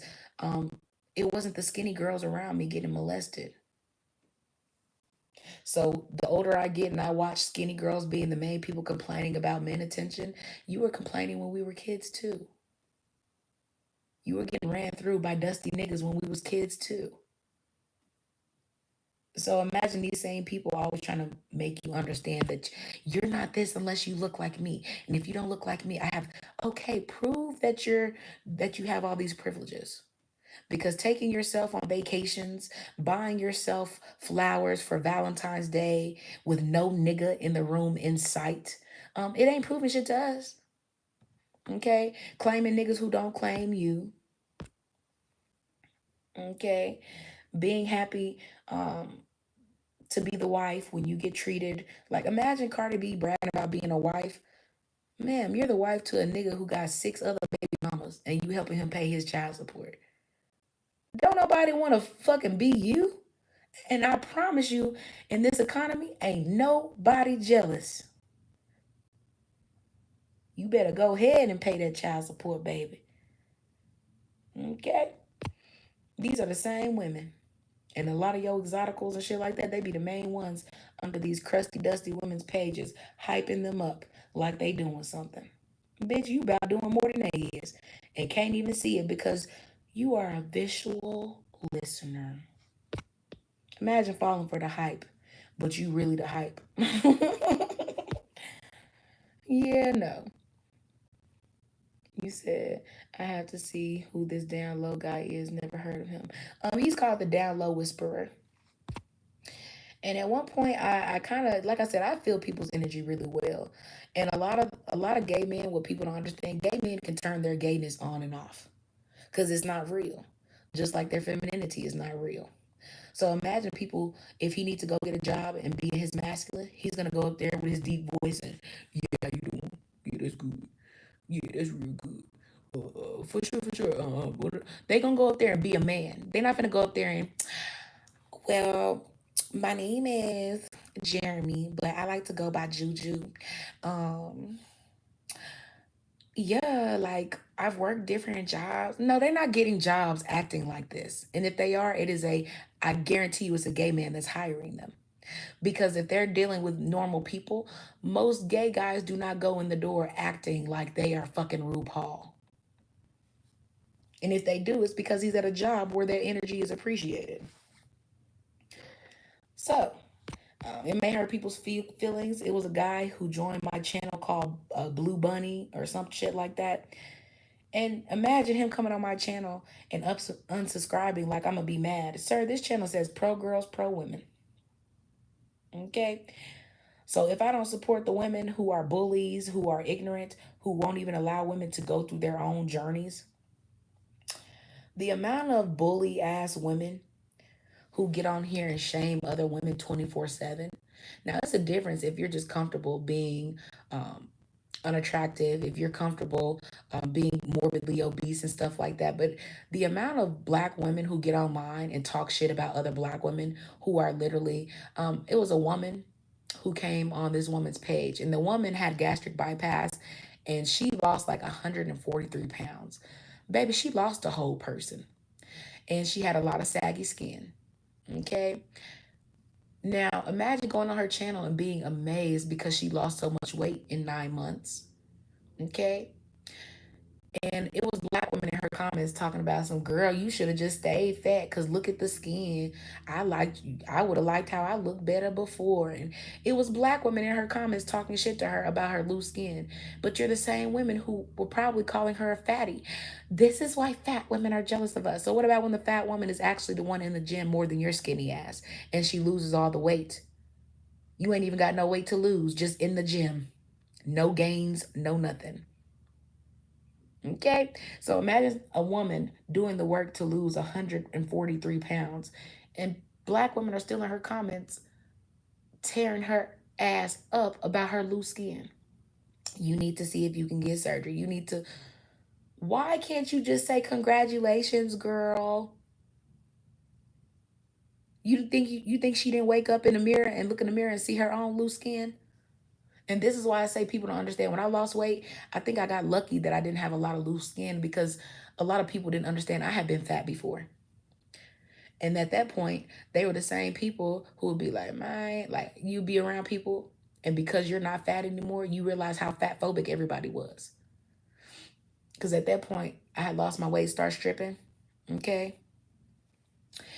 I was around girls, and those same girls, if a big girl walked by, and the big girl could be beautiful. I'm talking about dudes looking, dudes trying to get her number and everything. They're going to be like, he don't want shit. He just want to burn her head up with her fat ass.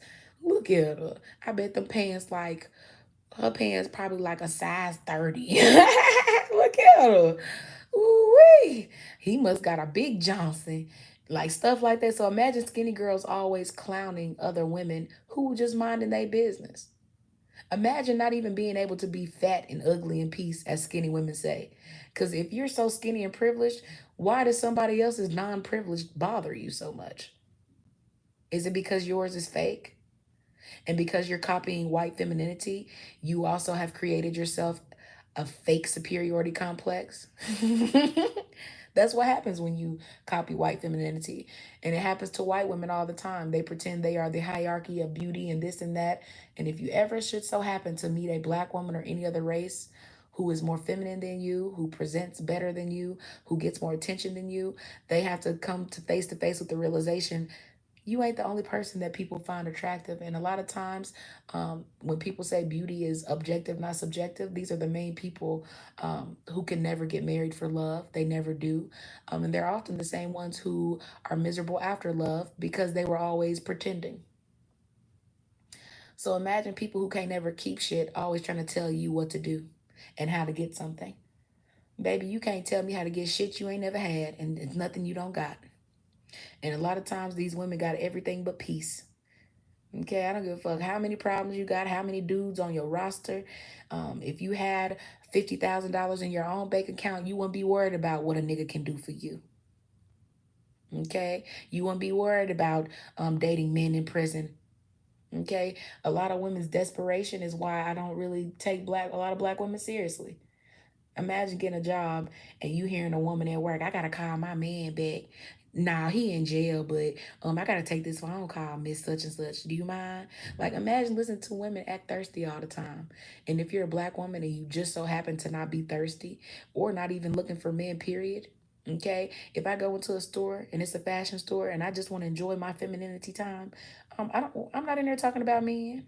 I'm in there like, girl, let me try this dress on. Okay, so do you like this dress or this dress? Because women, they're going to be like, it depends what it's for. Well, I want to go to this little wine tasting and do this. And then after that, I probably just go out to eat or something. Ooh, okay. So is it going to be during the day or at night? This is what I do when I go out. Bitch, I'm not talking about men or crying about men. Men are not complicated. If men are complicated to you, that's because you are really not shit.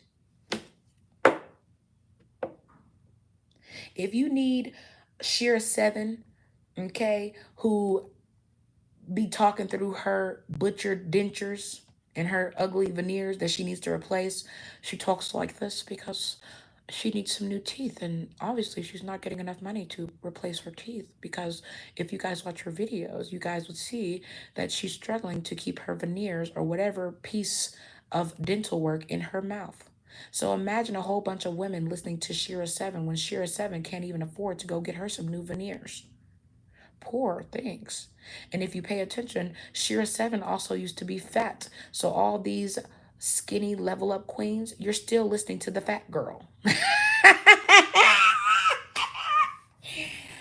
Wow! Imagine still listening to the fat girl. Okay? Ain't that something? People must forgot Shira 7 used to be fat when she came on YouTube.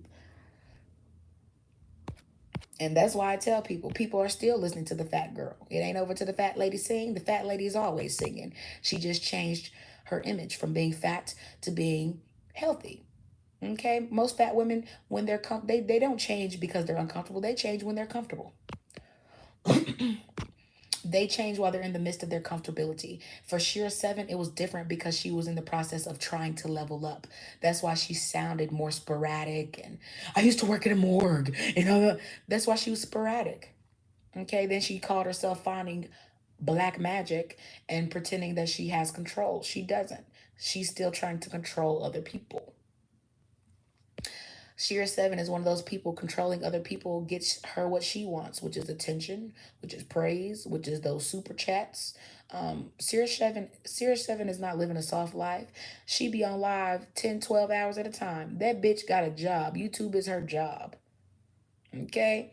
If I could be on here for 12 hours straight and do that shit for 10 days straight or all week long, baby, I'd do it too. If the check was nice enough, I wouldn't know. Okay? I wouldn't know, because honestly, there's nothing in me that has that much energy. I can just sit there and listen to a whole bunch of desperate women cry about men. So, what do I do if I'm dating this guy and we went out on a date and he didn't want to pay for the food? Bitch, why do you need advice for that? Do you want to be with a guy who can afford the meal? Date a guy who can afford the meal. The way women act is crazy to me sometimes. You said what's their name? Strike them. Y'all, I wish, let me see if I can show y'all. Hold on real quick, because I'm gonna see if I can show y'all. These bitches really be stealing my content. Y'all see whoever this is, Tracy Marie or whatever. Y'all know I did my Shirley Temple thing. People just copy you for no reason. So if you look to the top On the right, you see the Miss Shirley. Y'all know in my video, my live where I talked about is Miss Shirley, the new little Shirley. Okay. Um, Everybody acting like they coming out talking about this.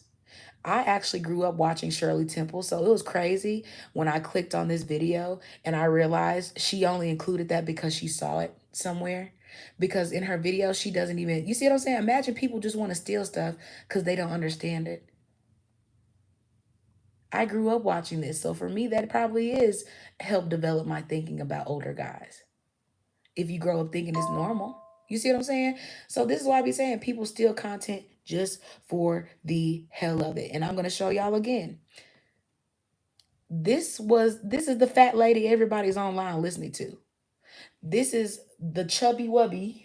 Okay, Shira 7, and she was bigger than this. So people still online listening to the fat girl who don't look, who doesn't even, she's not black.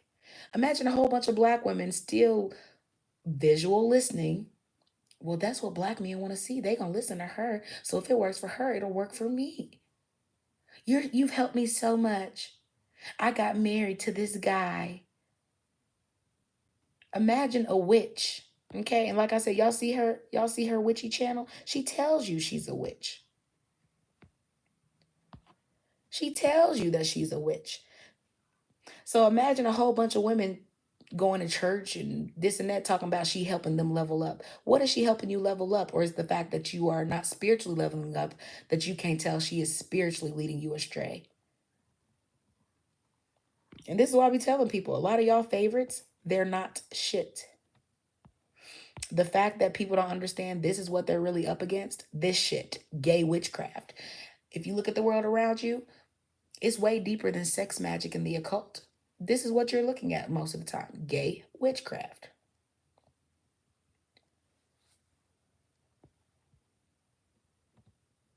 And the amount of people who act like they can't see this shit and they favorite artists is because they're spiritually blind. You're already under their spell. But people who are strong enough and have more power than you, they can't put us under a spell. We're the only people who can call them out because we ground our own power.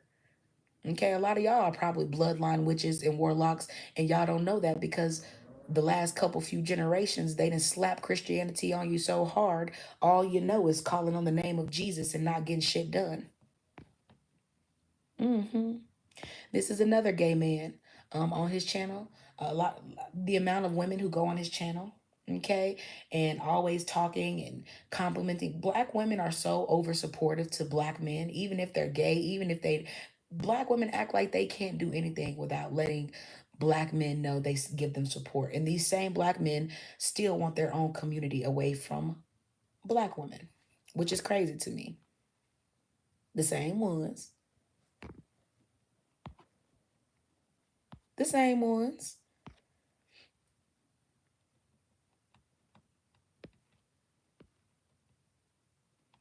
These men be up here talking about how to tell if a man is down low. And these be the main men who will fuck anything. Okay, they doing trades, they doing everything. These are the same men who will tell you how to tell if a man is down low. They'll tell you all that, but they will never tell you why they won't stop being down low. I'm trying to tell people this is really what people be going through. Okay, this is what y'all skinny queens be going through. Being the beards for men, everybody else can tell is fruity. Why you can't tell?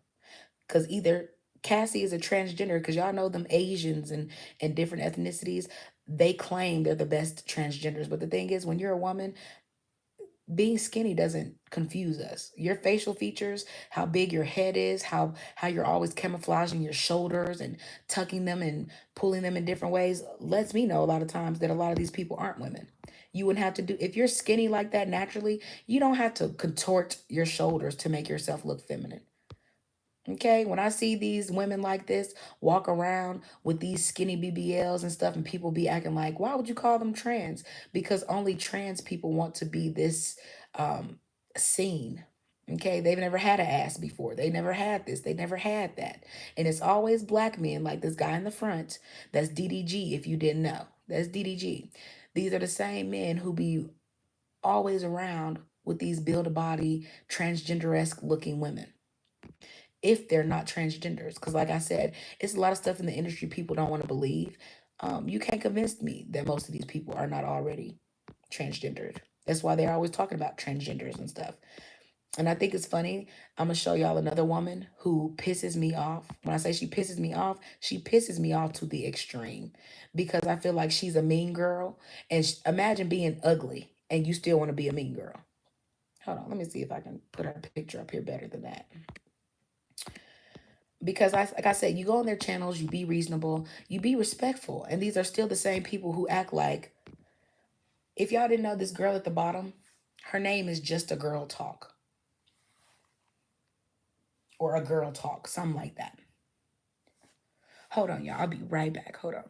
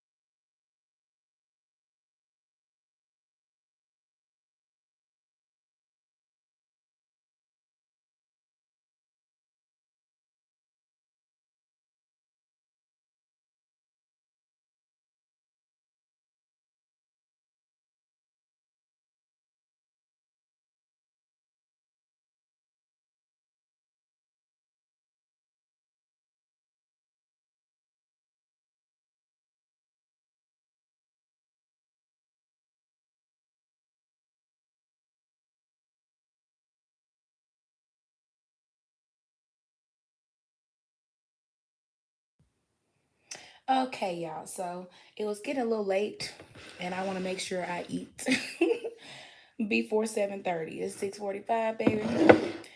I'm gonna go ahead and eat my meal. Okay. But yes, this person on the bottom of the screen, her name is Just a Girl Talk, and I think it's hilarious that people like herself are always calling other women ugly and unattractive because she's skinny. Okay. Meanwhile, this same woman always does her videos and she has on a full face of makeup usually. But she will always just go look up her channel and see what I mean. And I know it's because she saw my comment where I said, if only you did your thumbnails where you didn't have makeup on, you would look just as busted as the people you're talking shit about. Now, of course, she removed my comment and I posted it again. I haven't been back on there to see if she removed it again. But I said what I said because in reality, what black man do you know wants somebody that looks like her? And when I said it's not me hating on black women, she does not look like most black women. That's why she depends on herself being skinny. Because if she ever was to gain weight with her features, okay, she would not be wanted. She would not be a wife either. Okay, like I said, for a lot of people, skinny is all they have to hold on to. It ain't no skinny privilege. It's really skinny fear Because if they struggle when they're skinny, imagine this woman making videos calling other women ugly and unattractive and this and that. Meanwhile, when she does her thumbnails, imagine you got on a face full of makeup and you're still genuinely unattractive.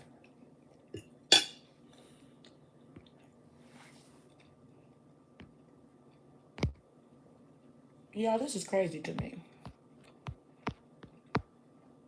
Let me see if I can find any more. Because this is something that I talk about. I'm going to continue to talk about it. Black women are visual listeners, not visual learners. Like I told y'all, these are the main people who swear they in a gym. I'm always in the gym. I'm so skinny and perfect. Oh my God. Okay, these are the same people. And when you call them out, they get upset. Y'all will go online and listen to her story. Y'all will go online and stalk her channel. And this is just really a young lady who is lost as fuck in the world. But imagine listening to her holler out Bible verses and talk about God. Ma'am, you need to get offline and do your healing. But a lot of these skinny women are so busy being online, being seen, they can't really be feminine. They don't get in their real feminine energy. This is the young lady who y'all used to seeing with her mother, and her mother got into it. And this is what I mean. A lot of black women, they still be online listening to women who don't have any guidance or direction. And a lot of black women confuse going to school and getting your degree with having life figured out. This young lady is on here going through personal hell, and she can't turn to anybody in her own life for real, so she's using the internet.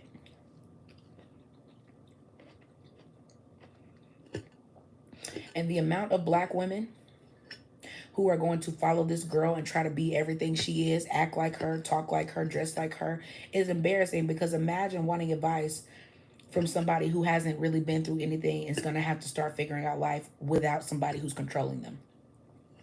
Imagine being a victim to a narcissistic parent and y'all are pretending she's not already a narcissist who needs to unlearn that shit. You're not just going to move on, become a better person and do this. Yes, you need to go to therapy. In situations like this, therapy is not enough. You also need to get offline. And you also need to stop listening to women who are the same type of mother that your mother is. Because notice she said in her comments, it's mostly other parents who are telling her she's wrong for how she's doing her mom and she's out of line. Imagine black parents and other black people never seeing children as victims. Especially when you become an adult. Because they pretend like becoming an adult, you should be over all the toxic shit your parents has done to you. How does that work?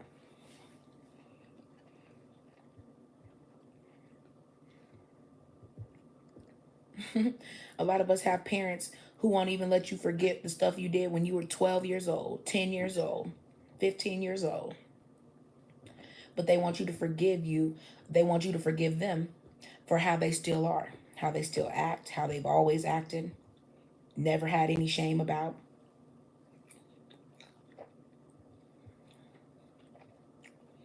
So, yeah, this is what I be saying. Imagine people acting like she's doing something extravagant because she wants to have a closer relationship with God and go to church. These people have been going to church their whole lives. Okay? They're the main people you see dressed up for Easter. They're the main people that you see saving their money and going to Beyonce concerts.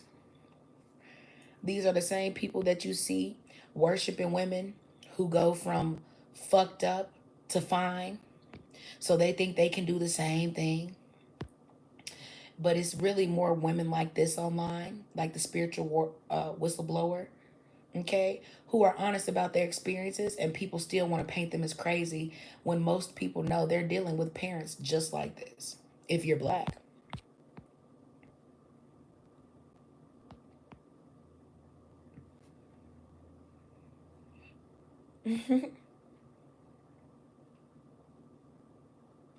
See, a lot of these women who are ugly, okay, women who are ugly, they are the ones who date down and choose partners nobody else wants but them.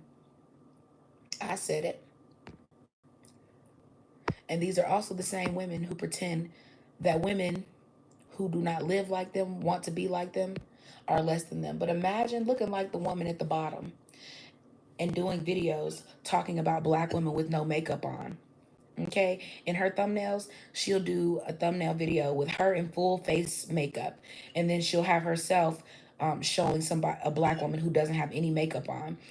And the saddest part is that the women with no makeup on still look better than her.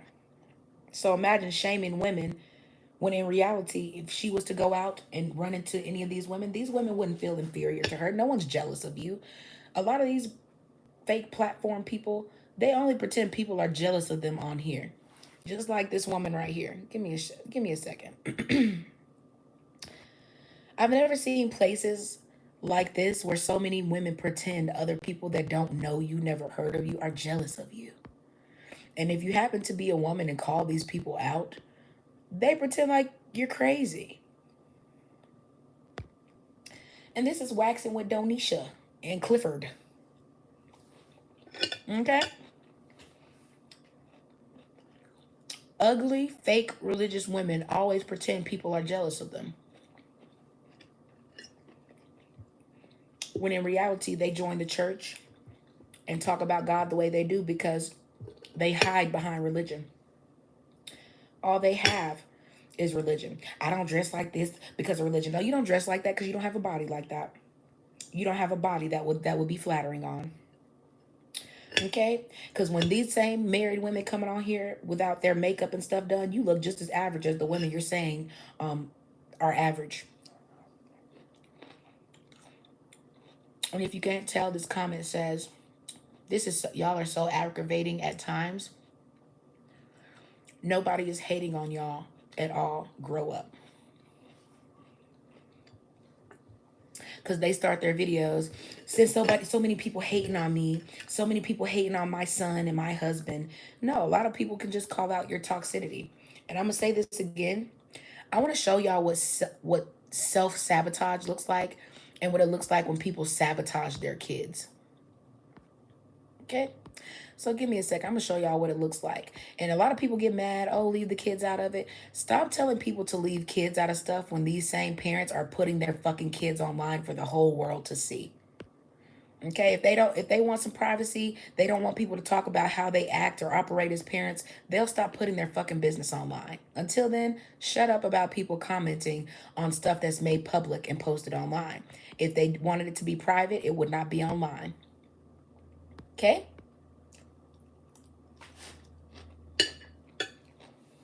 I'm trying to find this so I can show y'all what I mean.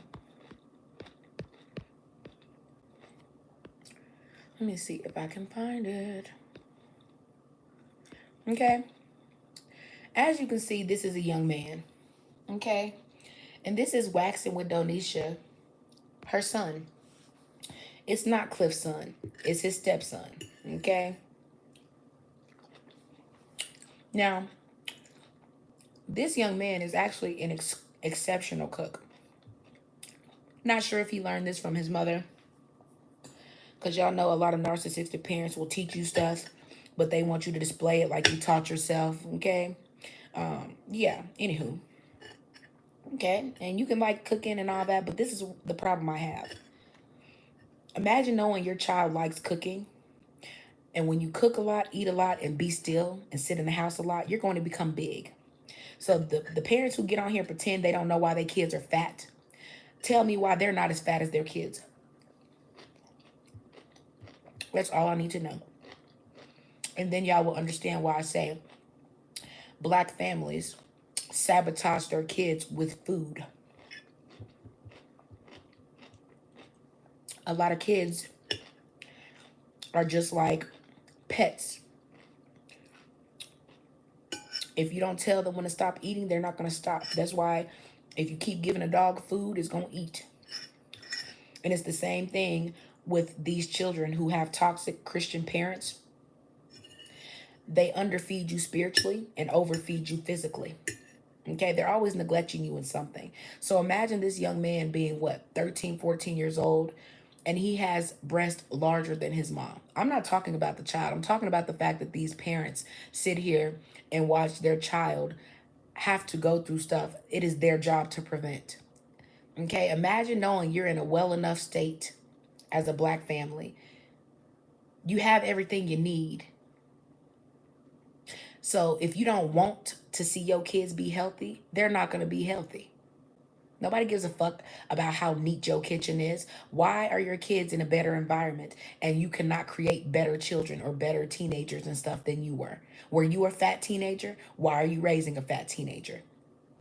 Okay? If his dad don't have large breasts as a man, why does he? This is the shit I be talking about. Kids can see the differences. So even if you don't tell them something's wrong with them, they know they get treated differently. And a lot of times it is because they're heavier. Let's talk about it. And like I said, I'm not talking about this child. I'm talking about his parents. I know a lot of boys. My brother was just like this growing up. He loved to cook. He loved to be in the kitchen. But he was also a fat boy who pretty much used to be in sports, be active. But the less and less support he got, the more ridicule he got, the bigger he got, the quicker he turned to the streets, and the quicker he left and never came back home. And that's what's going to happen to this young man. Weight matters in society. So if you were ever a fat kid, your parents failed you. They're still failing you. Because one thing that changes, okay, when you're a kid, it's excusable and people just act like, oh, well, you're a baby. As soon as you turn 18, guess what? The world is going to let you know that you have to fix what your parents fucked up for you. And it's your looks. And it's not about being fat because you can be overweight and still look acceptable. Okay, you can still fit in your clothes the way you want to. You may just have 10, 20 pounds to lose. But when you have to lose a whole person, this young man is almost taller than the cabinet. So the amount of weight he had to add to himself to make him look like he had breasts when he's already super tall. Imagine keeping your child from being tall, dark, and handsome because you won't stop overfeeding him. And something else y'all need to understand, kids like him, okay, and shout out to you, Elijah, because you're probably going to be the one that breaks your family's fake Christianity curses. Okay? Kids like him, they are the ones who are sabotaged from being great. And when they grow up and they realize I lived in this great neighborhood or went to a better school, I'm very articulate, he's going to grow up and be like, but I'm so smart. I'm so, yes, but you don't look the way society needs you to look to be accepted or to get this type of treatment. And because you're also raised by narcissistic parents, he is going to attract people who are low vibrational and want to use him based on his trauma. A lot of people can feel when your parents treat you a different way. So if you used to being treated a certain way, they gonna come in and treat you that way too. Like I said, Waxing with Donisha and Cliff, they're not as big as their son. So why would your son be bigger than you? Kids are usually busier than their parents. If your child is not busier than you, why are you keeping them in the house? What are you trying to hide? What are you trying to keep them from telling the world? The kids that are kept in the house and made to get big as a house, they're the truth teller. They're the ones who know the most, see the most, expected the most out of, while giving the least.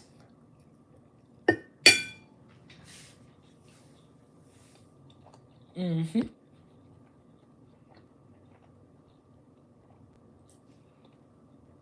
Mm-mm.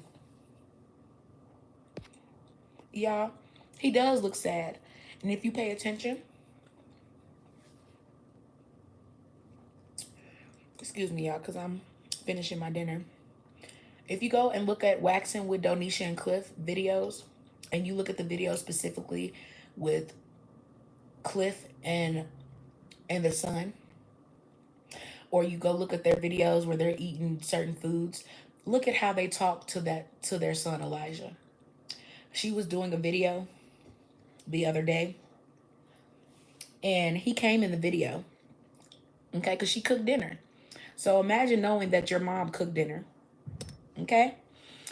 You can tell he's not attached to anybody in his home. He's attached to food. Okay? Food is his happy place. Okay? It is what it is. I've been there.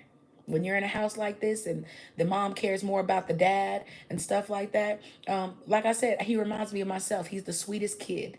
He has the most potential ever. And his own parents are robbing him of that because they know looks matter. His mom is not as big as him. His stepdad ain't as big as him. Are they greedy? Absolutely. But they know they better not ever show up and look like it. So imagine them doing a raw diet, a raw vegan diet, but y'all won't let y'all son join. Imagine the type of attention and treatment he would get as a young man if he was to drop 60 pounds and start hitting the gym. Girls everywhere would be all over him. And I feel like at this point, he is a sweetheart. But when you make kids be sweeter than they are, they damn near are turning him gay. And he's going to be battling this people-pleasing type of mentality. He's not going to know how to talk to women because he's going to view women with the lens of his mother, which is masculine, loud, controlling. But she pampers and caters to these men who is not even his dad. So he grows up watching his mom cater to men like his dad. So even if he acts macho, even if he would probably be the child that grows up and either is secretly gay behind his parents' back. And this is not no shame, okay? Because this is a lot of times what being raised in the wrong energy does to you. It fucks up your energy and understanding of yourself. Because I used to think I was gay too. So I'm not saying this from a place of hate. I don't hate on babies. I ain't got no reason for it. He be on their YouTube channel. She used her own son for views. She's that type of mother. Because when she's not using him for views, she's talking shit to him. Don't walk around the camera that way. I just said don't walk away. She's rude. She's rude, she's disrespectful, and she's masculine. So, of course, she would be with a feminine man who's always temperamental and emotional, who can hardly fucking talk. Who wants to be with a man who's like this, you know? And I said to God, the way I said, what's up? Who want to be with a dude who can't talk? And then this is why I tell people, a lot of these women be so desperate. It's called waxing, WAXXIN, with Donisha, DONISHA, and Cliff. Waxing with Donisha and Cliff. And this young man is Donisha's son. But Cliff is not his father. Cliff is his stepfather. Okay, and you can tell they don't have that type of relationship. More than likely because the mom worships the stepdad more than she gives a fuck about her kids. Y'all know how it is when these women choose the man over their kids. You can see it in the kids, their neglect. If she was hands-on with her kids, your kids are not going to be fat when you care about your kids. Imagine parents living long enough to understand how it would affect them if they were fat.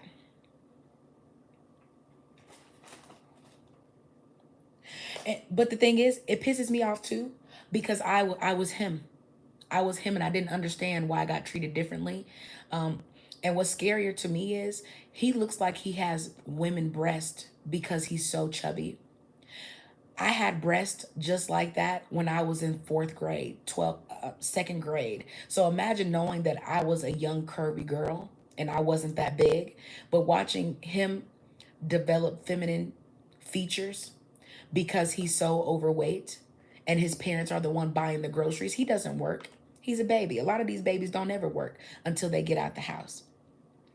So if your baby's not working, buying their own groceries and stuff like that, there is no fucking reason for you not to be managing their food and their portions. Not because you're controlling, but because you should have taught them this as children to not overeat. When you're full, that's enough. You ain't got to keep, you see what I'm saying? So imagine not instilling basic boundaries, basic things, control things. If you can't really control overeating, if you can't control overspending, you're gonna have a hard time as an adult. Because food, see, it gets more expensive as soon as you get grown enough to buy it. Okay, it's affordable when it's your parents' money. As soon as it becomes your own money, baby, that shit expensive. So the amount of young people who start life trying to use food to cope, they get deeper and deeper and deeper into debt, into everything else, because they never get out those feelings. Their only feeling of comfort is food. And that's how I know. I got out of that shit when I started doing more, when I started thinking of myself differently, when I got away from my abusers. Um, my family, when I was growing up, a lot of times as a teenager, imagine your grandmother or your father calling you fat. That's your fat ass. But they're the same person who will call you fat, see it hurts your feelings. They'll laugh about it. And an hour later, 2 hours later, they're coming in the door with three, four, five, six bags of McDonald's and asking you, do you want something to eat? These are your enablers.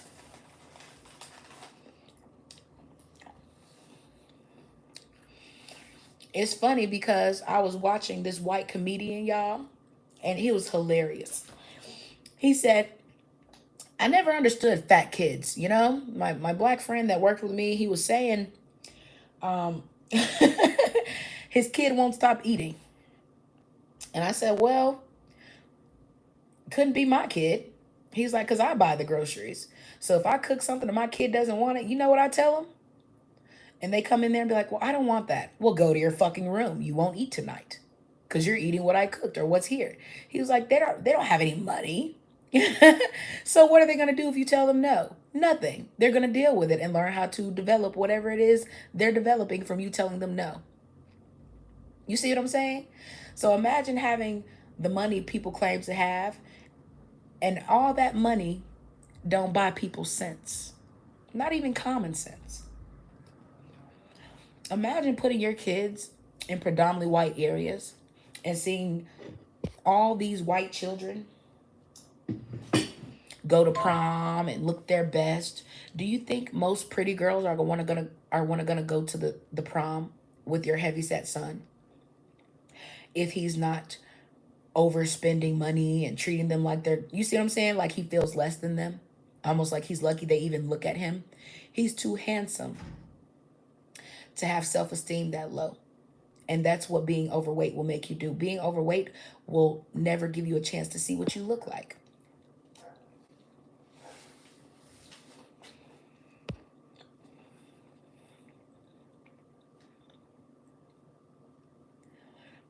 I think you should watch it. A lot of times when I watch certain things in other people, it helps heal certain things in myself that I realized I wasn't crazy. I just didn't understand. And I feel bad for kids like him because, like I said, he's going to be the one asking people to go to prom with him. They're going to say no because they want to go with the slim guy that all the girls have a crush on. So if she's pretty enough to get with those guys, okay, and they actually like her too, he's going to be really disappointed when they turn him down. They don't care that he lives in a nice house and they drive a decent car, and nobody cares. Okay, people are going to judge you with their own eyes, not off the fuck your parents think about you. Yeah, he looks miserable. And a lot of times when you see him on camera, you can tell that he's miserable. You can tell that they pretend to have a good connection. In fact, don't be surprised. Y'all know the young lady who just her mom used to have a channel, and then she came out saying that her mom didn't come to her graduation and stuff. The official M. Don't be surprised when this is another one of those situations and Elijah gets old enough to have his own channel. He comes out and say he was dealing with abuse from both of his parents. He was the oldest child who was forced to be parentified. Okay, he wasn't allowed to really go anywhere. A lot of parents pretend to be strict. Black parents aren't strict. They're only strict on the child who knows the most, who knows them for real. They want to keep that child real close because that's the only one who could blow their image of being perfect. And for this family, that will be this young man. Hmm. He has more siblings, yes. He's the oldest, but his mom had more kids with his stepfather. They even have a baby right now, like a little bitty baby, like a couple months old, if I'm not mistaken. And you can tell how they treat the kids that she has with the stepfather, she treats them much differently than she treats Elijah. So at that point, people would, well, it's because he's older. And it has shit to do with that. There are women who are nicer to their grown ass kids. They are. And this is why I be telling people, a lot of these step families, they're never going to blend because they always have to have a scapegoat. And the scapegoat is usually the original child, not even a stepchild. So the child that was already there has to watch additional children be added to the family and treated better than they were at those ages. So at that point, they're battling themselves because they know they don't get treated like such and such. And if he ever has a day where he spazzes out for real, he probably gonna end up causing damage because you can tell he's a sweet teddy bear. But he's a sweet teddy bear because he has to be.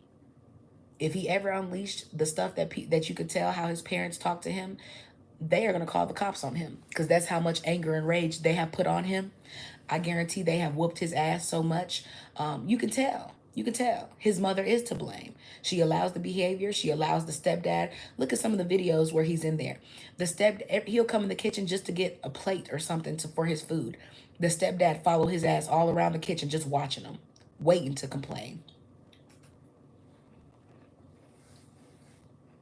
It's sad. A lot of things that keep these step families together is the hate they have for certain children in that unit.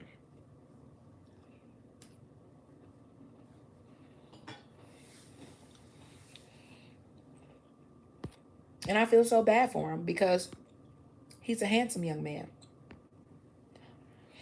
But I feel like they have beat down his energy so much, talked so much negativity into him.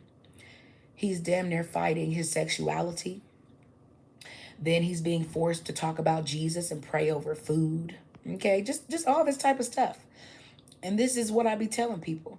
A lot of these men, the fake affection they get from other women is why they like them. They've never gotten that from their mothers for real. This is DDG. Now, most people will say that this girl just looks like a transgender or something. But black men pretend they like certain things in certain women. But what they really can't tell you is they like the fact that these women pretend to be more feminine. Because these women aren't really hearing them or listening to them. These women don't understand what you're going through. Oh, just because you're black? That's crazy. I can't imagine. How could a white woman not imagine a system that her ancestors helped set up and she's still benefiting from? Of course she fucking understands. She just doesn't understand it from your point of view, buddy. And she ain't gonna try to understand to change that point of view either. So when you get through, understand why I say certain women are not your allies. If they were, I wouldn't have to be so loud about what the fuck I'm talking about. It would be understood. What's understood ain't gotta be explained. So obviously, bitch, it's not understood. Let's get it understood. Okay? Let's get it understood.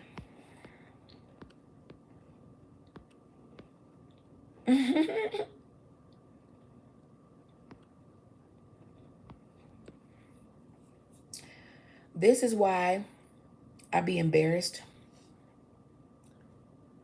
Okay? But I think black men are so toxic masculine because in real life, they want to act like this all day. I just want to stick my tongue out and twerk. I need a thigh tattoo and some short shorts. Okay, I want to show off my thighs, my gains at the gym. Okay, they want to come out there and pop lock and drop it. Okay, and be cheered on. And hear other black people say, man, I love that person. They're so funny, so energetic. What's the energy they're giving you? Because last I checked, it's nothing different than the energy most of your mothers come with.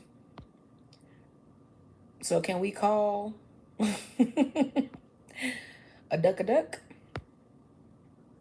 Because most men who are straight are not dancing around like this. And you see how excited the black woman, she just looked like she doing her job in the back to the left, right? She just like she doing her job. Okay? It's the white woman you see in the left who look like she's really enjoying this black man acting like a fucking dumbass. Tell me I'm lying. Very feminine. Yes. And that's why I enjoy having the partner I have. He is the opposite. So I can actually rest in my feminine because he's not feminine. And he doesn't battle me in my feminine. Me being in my feminine is not a threat to him. So if I want to sit here for 3 hours and do my makeup, he's not going to go stand in the mirror because I'm in the mirror. How many black men gonna do that? You get dressed up and do something, he gonna be like, what you doing? Where you going like that? She's a woman. Why can't she go somewhere like that?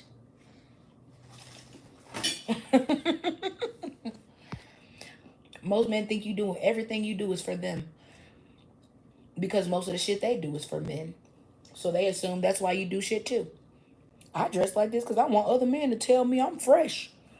Man, your shoes fresh. Man, your outfit hard, man. You see them, you see that shirt he got on, bro, with them. Yeah, they're feminine. Like I said, if you look at this picture, the black woman in the back, she look like she over this shit. Okay, she looking like, boy, hurry up. Okay, he up here like you got your Jesus sandals and shit on. Hurry your ass up. Okay, she look like she doing her job. Like I said, it's this white woman who is so excited. Oh my God, look at him. She's so excited. Look at the other white woman on the back. Let me take a picture. A lot of white women be shocked they still got black men acting like this.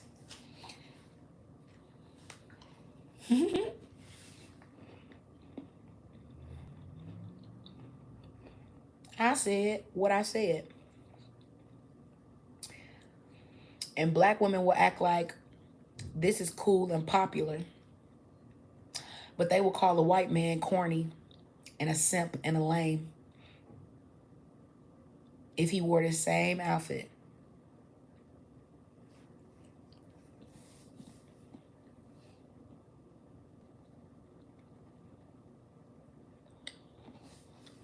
Yeah, most YNs, in my opinion, most YNs are actually feminine guys who want to go to jail and become women.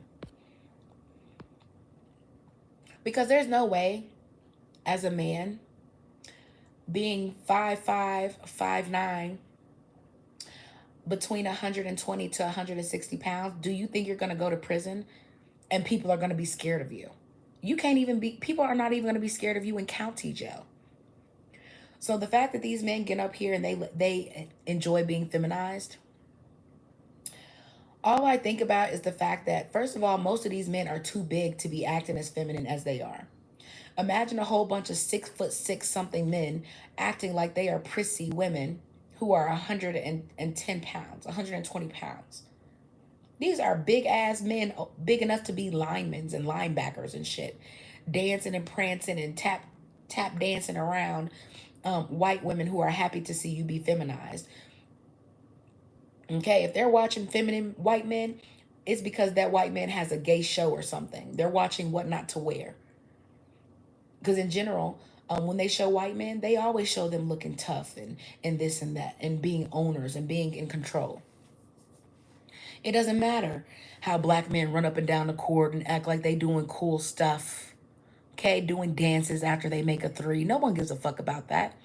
The only person really getting paid from yo black ass entertaining the crowd is them white men behind the scenes. He's way too big for this outfit, but we can't be honest with black men. Most black men be this big walking around in the same outfit talking about some um he got options and black women need to lose weight. What in shape white woman is looking at your big ass, sir, in her father's outfit from 20 years ago? Oops. Don't say that, Sunkissed.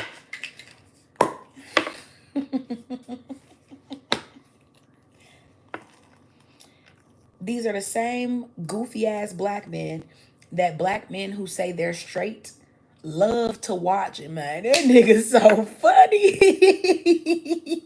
And I mean, they just tickled. But if you saw a black woman doing this, man, this is why we get a bad name. You on national TV, you can't just be normal. You can't just walk around. But when you do it, okay, this is the equivalent of Martin Shanae. Black men thought Martin Shanae was so funny, so elite. But what about the women that act like this in real life? They're not elite. This is why I say black people are funny. Now, if I can remember correctly, I'm pretty sure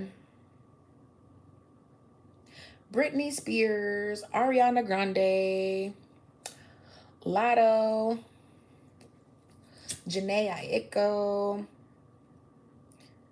and many, many, many more. All of these skinny queens be getting cheated on and dogged out by men who look like the bottom of my shoe after I've been wearing it for 12 years consistently. So, if you want to be honest,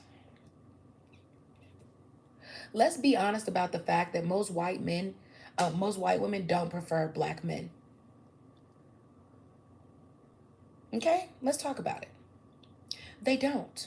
They actually prefer the light skinned mixed race. This is why black men were in an uproar about Aaron Pierre being on shorts in the feed like he was. Because how dare y'all promote this light skinned dude with colorful eyes? And what's wrong? Okay, all I want to know is what's wrong with Aaron Pierre. That's Mufasa. Why black men couldn't handle that when all they do is talk about they light brights and light skins and red bones and yellow bones 24/9. So you couldn't even stand to hear about Aaron Pierre. That's Mufasa. You couldn't even hear that shit for a week or two, and you tired and you man that nigga ugly. He ugly. He. So what about when y'all hype up people who look like ET? What about when y'all hype up people that look like Hazel E? What about when y'all hype up the new versions of bitches we already know don't look like that? But you didn't hype up the old versions of these bitches when they look like that. Most of these niggas won't finna go outside about Cardi B. Only Offset. And Offset didn't go outside, baby. Cardi B was paying that child support for him. So imagine being a visual listener and you still ain't learned shit from watching black women. Yeah, at this point, I would never subscribe to a channel talking about performative femininity. Baby, real femininity is felt. Okay, so if you gotta take advice from people like Sheer Seven, who dentures about to fall out her mouth her whole live stream, baby, you need some serious help. It's gonna take more than God at this point, okay? They talking about it take a village, bitch. It's gonna take the world for your dumb ass because nobody can tell you shit. How dare I curse? Why? Because I'm a woman? And men said that's not ladylike? Well, dressing up in skirts and dresses and wearing makeup and heels and being a man is not ladylike either. But then again, when men do it, they just change the whole world and say, well, fuck it, we'll change the pronouns. We want to dress up like this, we're women. Y'all, I thought it was crazy that women, they talking about P. Diddy. I'm still upset at the fact that the Kardashians' father became a woman and this motherfucker won Woman of the Year his first year as a bitch. Ain't had a menstrual cramp, a period, ain't went through menopause. He ain't went through nothing. And this motherfucker won Woman of the Year. Why were women not in the uproar? How can a grown ass man who did he cut off his penis? This is why if you do not cut off your penis, you should not be allowed to be called a woman. And this will help us eliminate the pronoun shit because most trannies are not cutting off their dicks because the men fucking with them like that shit. Ooh, let's talk about it. If they said if you are a man who has not cut off his penis and you cannot call yourself a woman, most of these men would just go back to being called boys. That's why they're called lady boys. Most of them still keep their boy.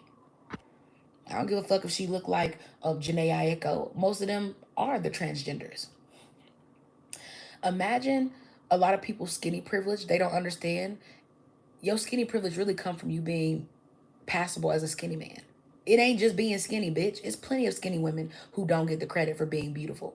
And it's because they have different body shapes and body types than these straight up and down women who could damn near. That's why you can't People don't understand the industry. You can't tell the men from the women because the skinniness get in the way. And then when they start adding prosthetics like fake pregnancy bumps and all these fake hard titties and shit, women act like they confused. Bitch, you know our titties don't sit like that. How long you done had your titties? Okay? As you age, things are supposed to move. And I've never met a man who told me he don't like the fact that my titties move. In fact, when I go out most of the time, these same girls who be like, fat, they man be right there looking at my fat ass. And I damn near be want to get up and give them a round of applause. But because I'm such a girl's girl and I don't get off on niggas being disrespectful to women and trying to use me to do it, most of the time I just look at them and shake my head.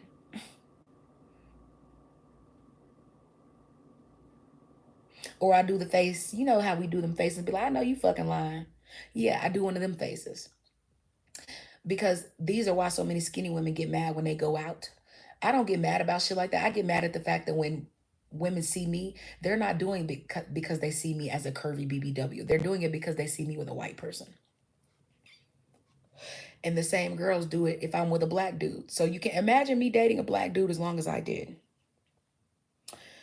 And when Hispanic girls or white girls come around, they still want your man's attention even if they don't want your man. And it's not because they're skinny and pretty privileged. It's literally just because they have whole energy and they know that black men are addicted to that. Okay, have y'all ever watched what is it called? This is how detached I'm becoming from black men. The Mitch guy, he got a show. Well, he had a show. I don't know if it's even still going on. The money making Mitch guy. I forgot the name of the fucking show, but it's about his life or whatever. A Big Meech. That's what it's called. I don't. Is that the name of the show? Big Meech. I don't know. But in the show, he shows that even though, like I said, I feel like Big Meech's dad was colorist. Yes, he got this light skinned woman with the good hair. He also was not able to provide for his family like that. So she got a masculine energy. Okay. And this is them telling their own story. I ain't telling it. They telling their own damn story. Okay. They in the church, going to church. He's sleeping with the dark skinned black woman at the church who darker than her. Do y'all see what I'm saying? But while he's sleeping with the darker skinned black woman, you want to know why he's sleeping with her? It ain't because she's skinnier. It's because she desperate to fuck. And he desperate for some pussy too. So imagine two desperate people coming together and they met at church. Because I tell people, church is a place of desperation. Okay? You're not going there because you're powerful. You're going there because you're weak and you need some strength. So imagine seeing Big Meech tell the story of his mom getting cheated on. And all he did after seeing his mom get cheated on was keep cheating. He dogged every woman he got with. And he did this before he had money. Every single baby mama he had, look how he was showing him still sleeping with them.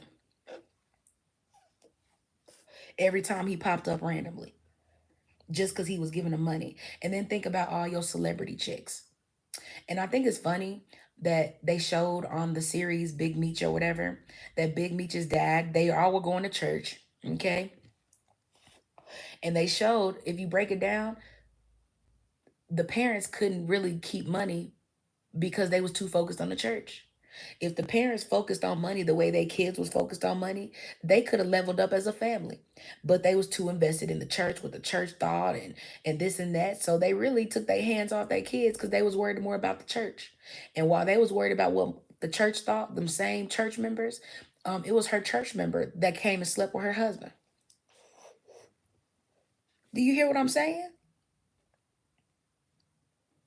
Why you think B. Simone and Krishan Rock and all these people run into the church? Because the church is a place of desperation. It's a whole lot of bullshit in the church. They feel the energy. They ain't going there for Jesus.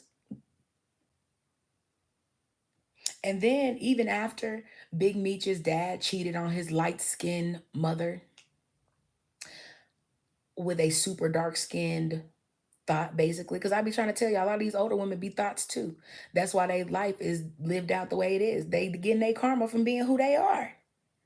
I ain't gotta feel sorry for you, and I don't care how much better of a baby mama you think you look than other baby mamas. You a baby mama for a reason, and you can still become a baby mama after being married and doing everything the right way. So a lot of women don't understand discernment is real. Imagine marrying the wrong person. That could be your biggest and only mistake too.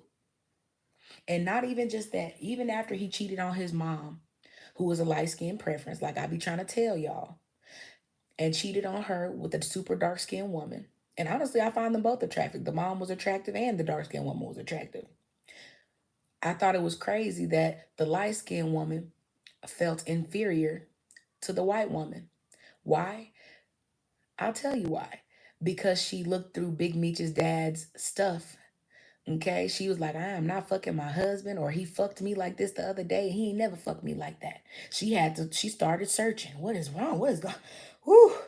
Okay.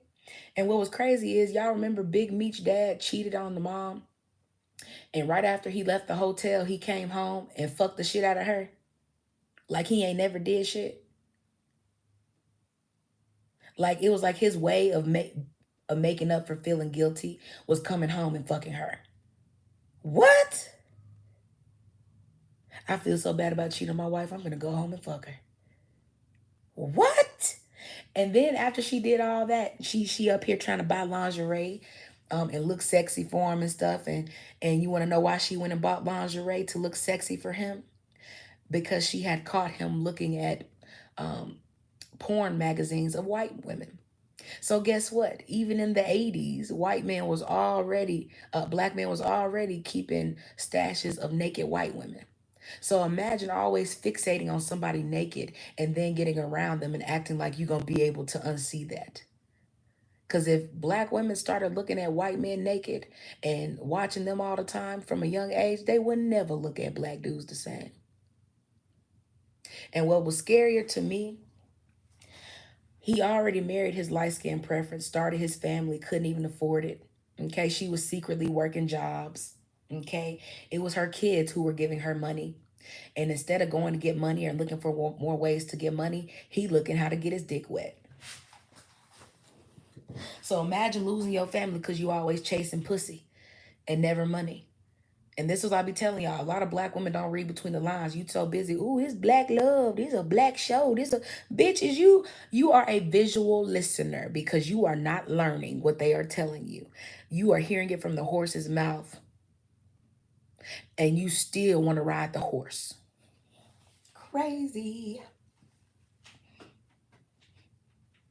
So imagine this light skinned woman finding her husband, okay, while she's trying to be the perfect go to church, cook and clean, and my kids, okay, and your man is somewhere like, I can't handle this life. If she can't handle it, how can you? You see what I'm saying? Imagine if she's stepping up, working an extra job, doing this, and you over here, um, I can't turn down pussy because this is the most important thing in my life right now. If I don't turn this down, nothing in my life will go right. Meanwhile, your woman is not fucking you the same because you ain't even doing the stuff for her that will make her fuck you like OG. Imagine not understanding that even the women they look at in porn, they're freely being openly sexual because bitch, they not even doing this for free. And then they want you to cook and clean and never have time to look good. You can't afford shit. They can't afford shit. And then you turn around and they looking at the bitch who got everything because she said, fuck that nigga. Okay?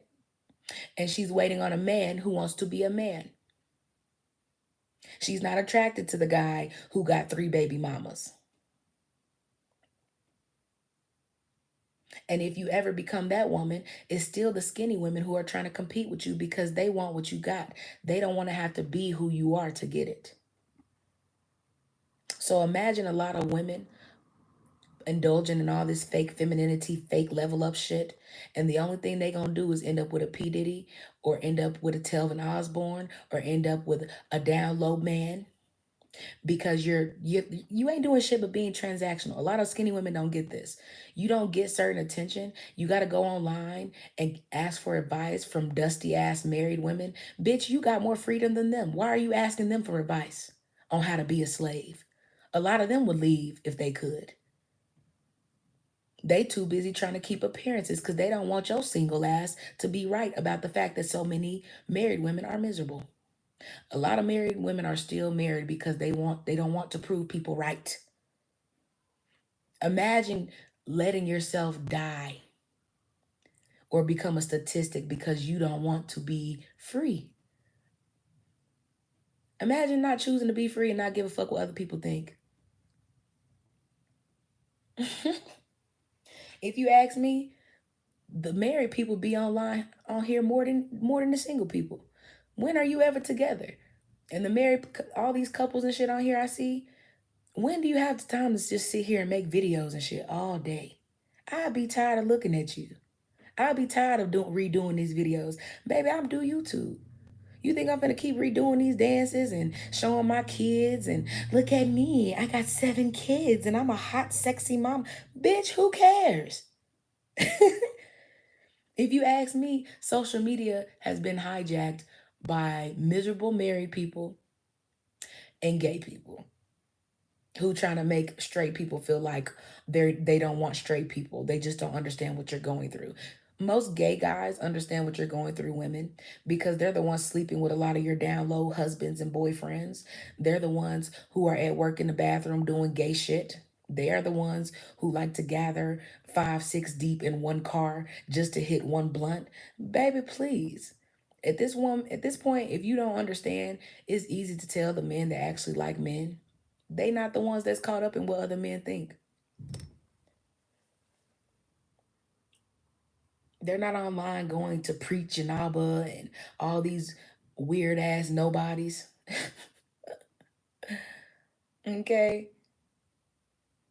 All of these glorified hand jacker offers. Okay, what man is 40, 50 years old and you're listening to young men brag about being passport brothers? That's right, young brother. These women and these men still be married to black women who are taking care of them, cooking for them every night, ironing their work clothes, going to church. You see what I'm saying? So you can't make me believe it. I listen to my dad talk bad about black women, but I feel like you gave birth to me and I'm darker than my mom. So when I heard him say stuff about black women, my mom never really flinched because I felt like she knew he wasn't talking about her. But imagine looking in the mirror and seeing a black woman because everybody at your school call you black. You don't. People will remind you. Growing up, kindergarten through fifth, sixth grade, I was the only black girl in all my classes. And of course, I knew it because it was the white kids who would be like, "Oh my God, you're the only black kid in here. How does that feel?" Like it'd be the white kids that make you remember you look different. Okay? So imagine my black father telling me stuff about black women. And then you go through life and people think you a black woman. So would you not internalize shit about yourself? And there would be times I would talk shit back to my dad and he would say stuff, this is why black women, I'm like, nigga, you black. And he would act like you being disrespectful. What?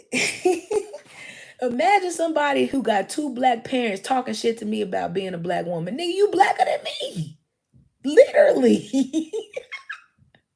So imagine hearing a nigga with 2 black parents and he black as hell talking shit about black women. Bitch, ain't your mama a black woman?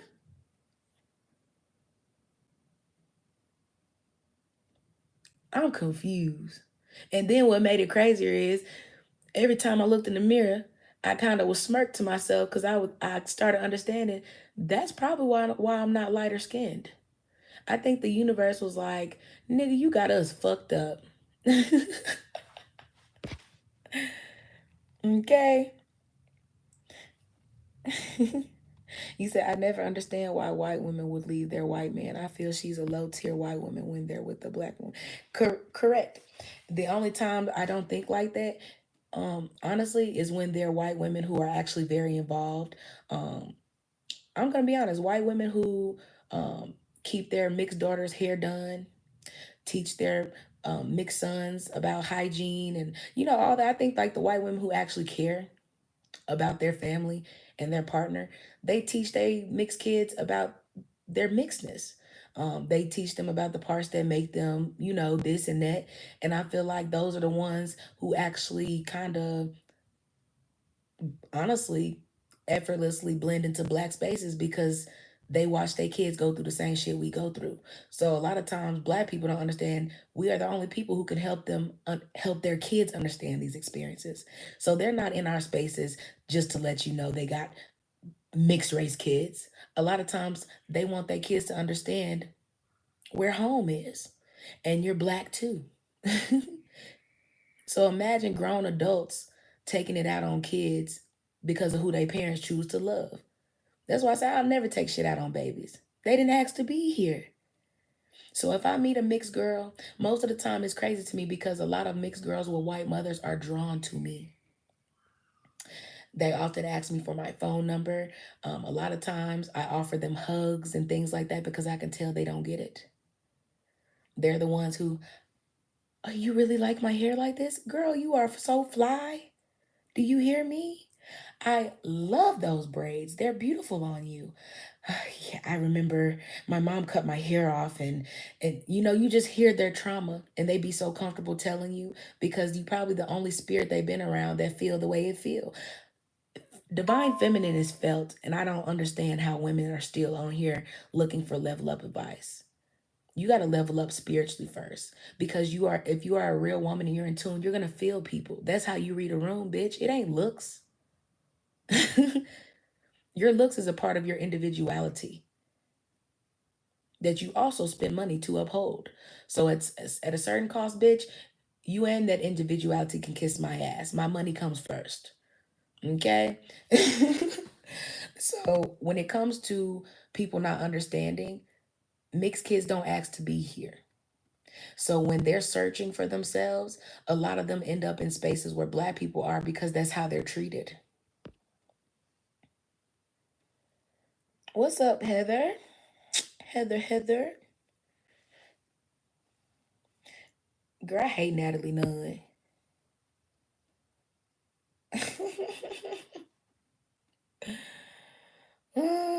She probably somewhere doing some chin ups. Ugly. Like I feel like certain people are just like I said, people sometimes use looks to a fake advantage. Okay? That's all I want to say.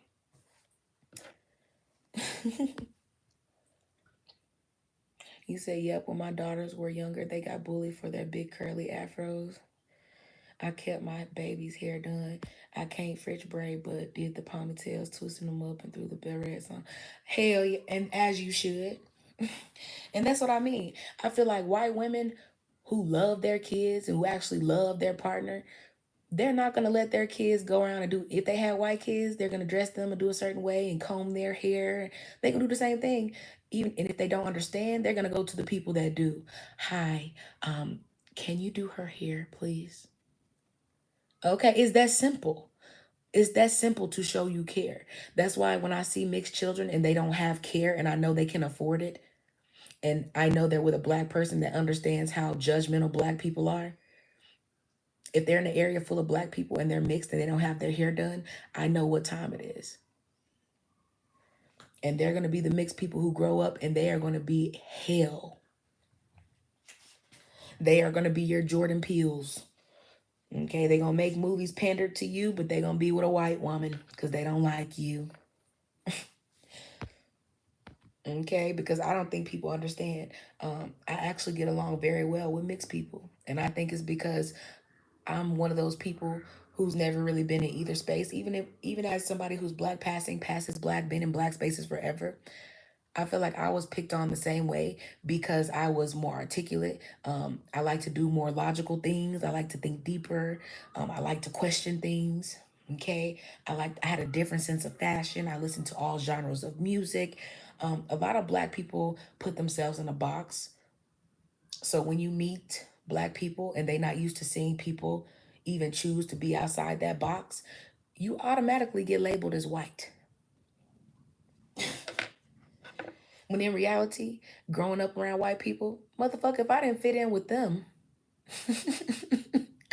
how you gonna tell me I'm white if I know I'm not? Okay, most white people don't even know who this person is I'm listening to. Nope, never heard of them. You see, like imagine people acting like the things you enjoy and the things you really are interested in come from white people, and then you get around white people like I fucking hate country music. Okay, it's some a lot of white people hate the stuff they took over after they take over it, but white people took over country music. Country music really wasn't shit but blues.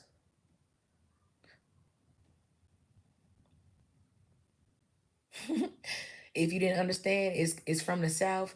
It's country. Who do they call country? Who do they tell you talk country? You dress country. Yeah, you see what I'm saying? Country style. Yeah. Okay, so who you really? It's with anything else. Okay, black people be forgetting. Black people been doing rock and roll. This ain't just start with Michael Jackson, Prince, and pop and all this shit. Tina Turner was out there doing her thing. Do you hear me? And well before Tina. So people acting like most of this shit we didn't start. Who else would have the rhythm to start this shit? And I'm rolling, rolling, rolling on a river. Ain't talking about shit. A lot of shit just been renamed, but people forget.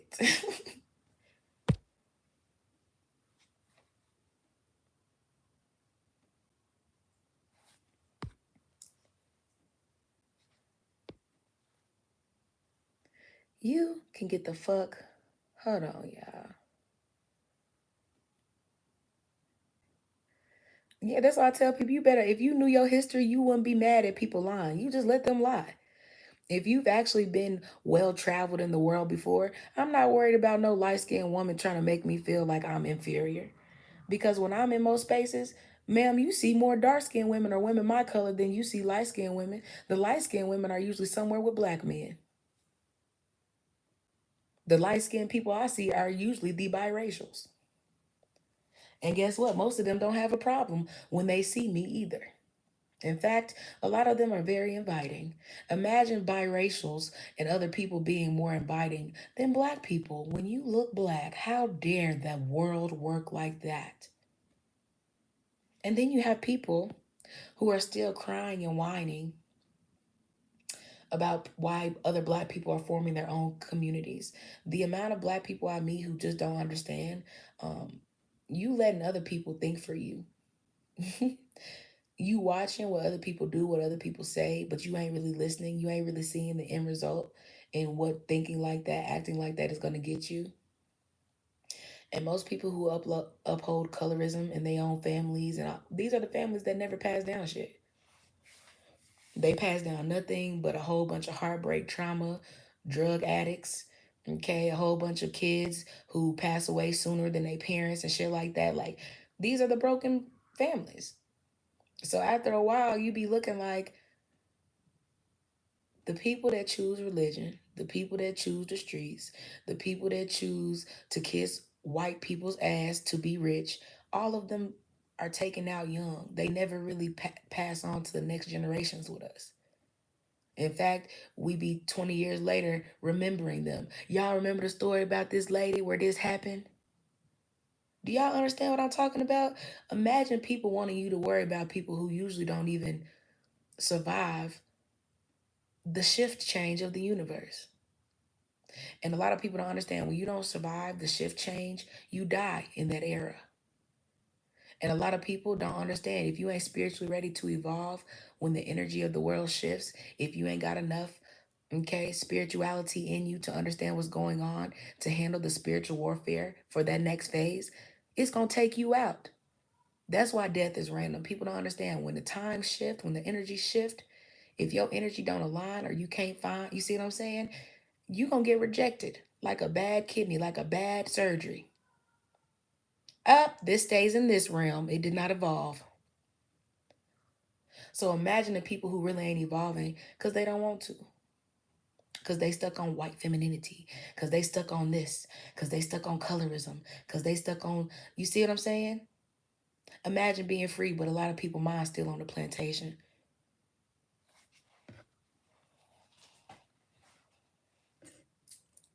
And the people's minds who are stuck the most on the plantation are the people who ain't even been raised around white folks.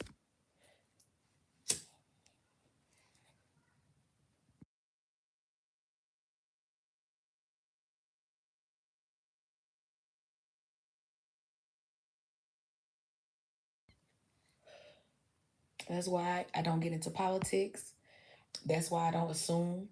Like I said, I judge people based on how they carry themselves, how they are. You going to church, a lot of times I look at people, the world totally different than most people would. You go to church, I think you're crazy. I think most church people are absolutely narcissistic and crazy, okay, and desperate. And you're covering up a lot of shit that you're using religion to hide behind. Okay, I don't see church people and be like, they're good, holy people. I've never thought that as a preacher's daughter.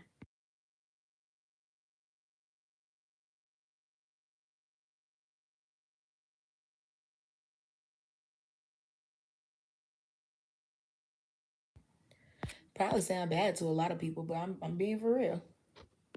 Girl, I thought I been made you a moderator. I guess I didn't. But it's okay. I just did now here. The girl, I thought I been made you a moderator, boo. My bad. And you know what's crazy to me? Something that I noticed, and it may just be me, okay? I feel like a lot of white women, okay, the ones I've been around who are raised in predominantly white areas, after they get through their pretending phase, and I think a lot of white women's pretending phase is their adolescent years, like middle school, high school, college, until they meet whoever they're pretending to get. Okay, I'm just being honest because a lot of people don't understand. A lot of white people get divorces young and shit too. They be married 1 year, 2 years, 4 months, and can't do it. Okay, a lot of them switch up on themselves um, based on certain things. So I feel like the white people that I've met who grew up in predominantly white spaces and got with other white people, a lot of them are very curious about you. And I think a lot of black people's not understanding about how white people show curiosity is different than black people. Absolutely, Heather. I meant to been do that. Sometimes I just be talking, I be forgetting. But yeah, you supposed to be a moderator. Most of my regulars who always show me support, they always gonna become a moderator in here. Period. Okay. And y'all, when I tell y'all, I think it's scary that a lot of black people don't understand the difference between curiosity and pretty much normal conversation.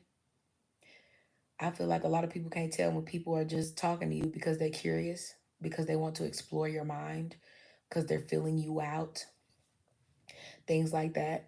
And I feel like when you grow up around that, you know who to respond to, who's just being nosy, who's being a Karen, who's genuinely, hey, you dropped this. Oh, thank you. Okay, you know the white people. You know how to spot a Jeffrey Dahmer. Okay, I'm just being honest. I feel like if you're never in a place that's like taking a white person from the suburbs, putting them in the hood, and expecting them not to talk to the crazy people. White we in white areas we talk to everybody. When y'all I came from being in predominantly white areas and I moved to Memphis. Y'all, the amount of black people who was so scared for me because they'd be like, girl, you can't just be walking up to people and talking. That's some white ass shit right there. You don't see all these guns and shit on the porch? Yes, but what have I done to you? Now, I was asking, do you know where this street is? They don't understand how most people ain't scared just to be scared. A lot of us, I guess, don't have a natural level of fear because we've been around people that ain't scared of shit. They the bullies. What you got to be scared of? Well, you're not over here acting like that. You're just dancing and smoking and, well, all right. Nice, nice, nice, nice.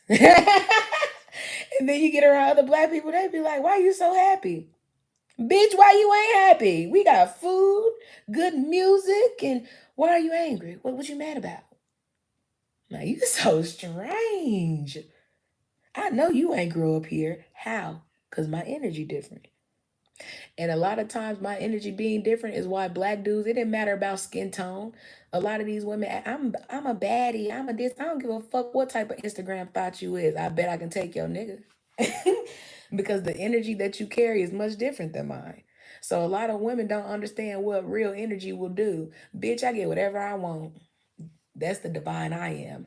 I can't speak on listening to Shira Seven and shit like that. Bitch, I'll make her quiver. Okay, I make her clutch her pearls. Okay, I'm not worried about bitches I shit on easily, and that's not competing with women. It's understanding you don't have to compete with bitches who really want to get like you but can't, so they still got attached to men who ain't shit. And in my opinion, they make you not shit. Okay? Because the women who get it, they like, hurry up and run me them divorce papers, sir. Serve them. Sure did. I make a nice salary. Okay? I'm going to pay this car off in a year. Okay? The amount of, and see, I've always been that type of black girl. That's why I laugh at the skinny divas who don't understand.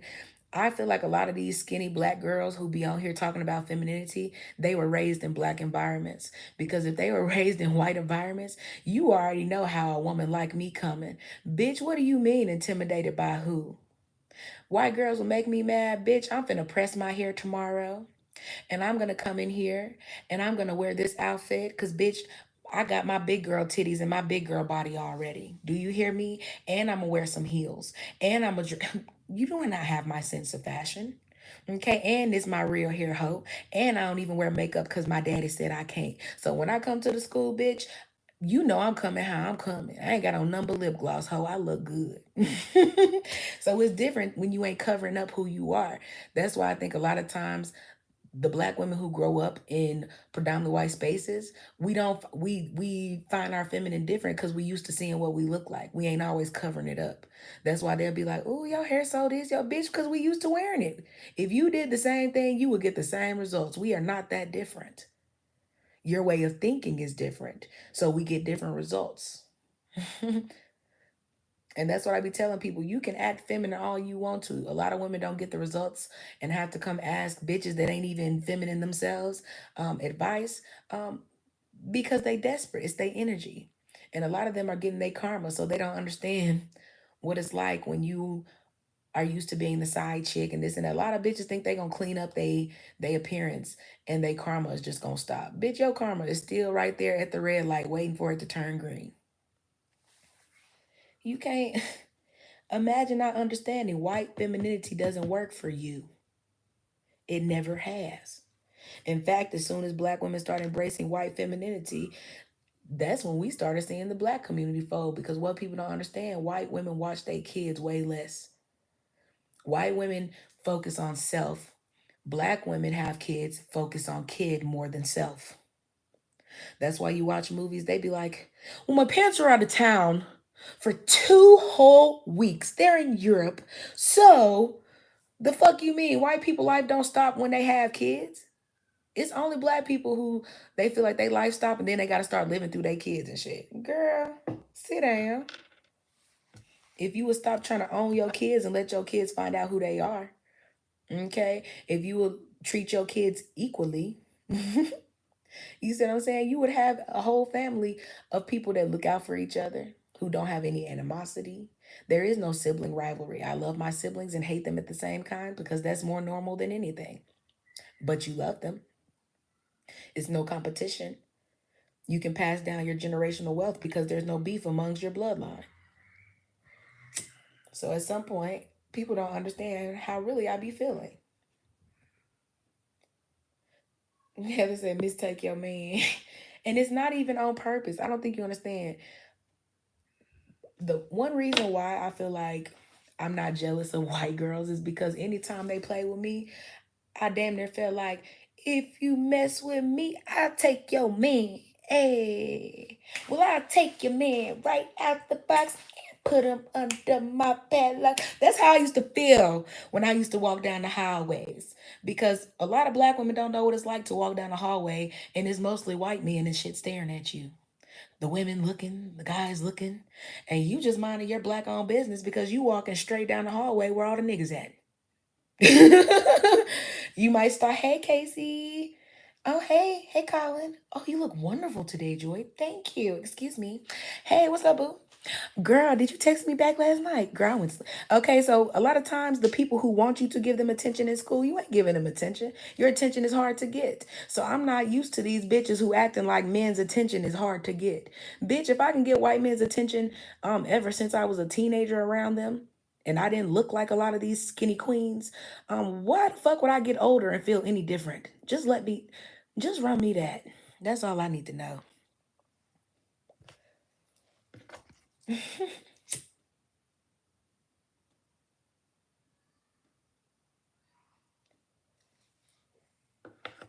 Cause I'd be real disappointed when I be seeing these women on here and they be like, I'm I'm not dating. I'm not this. I'm like, girl, if you don't get your beautiful ass up off here crying and get you some self-esteem and stop waiting on Dusties to validate you. Cause I've never like if I met a guy and he couldn't do certain shit, like even if he was a white boy, the amount of white boys at school who will take their shot and you have to shoot them down. Sometimes I do it nicely. Sometimes I'd be like, bitch, your nerve. Okay, because poor white dudes take their shot too. That's why I feel like a lot of black women, if you've never been in the vicinity of predominantly white areas, they are the main people who be talking about swirling. And like I said, they be the ones that get you a Peter Griffin or something like that. Bitch, stop listening to these bitches who ain't been in predominantly white areas for real. Just like Sheer Seven, she's married to a Dusty. She has an average suburban life. And I guarantee you, she worked to help afford that. Oops. Okay, imagine talking about the soft life. Bitch, you working hard like anybody else. So a lot of women would look at her and listen to her, not even understanding what it took for her to get where she is. And she also had to take somebody else's man because she was the side chick. So imagine women trying to teach you advice. And like I told y'all, a lot of people always listen to the fat girl. Shira Seven used to be fat just a few years ago. So imagine her losing weight and everybody up here, I love you. And I this is what I mean when I say a lot of skinny women just need to sometimes just be quiet because they be looking stupid. And it's no hate to other women. It's just the fact that stop acting like you're better than women and compete with women, and you still damn near listen to the fat girl for advice. Yeah, these women have lost their mind. So a lot of times it is women who come on here and talk shit about me, and I laugh at them because I be thinking, ma'am, you might as well go scissor another woman because you're no different than a red pill man because you're listening to miserable women. Because women in their feminine divine, you don't get the same treatment from men.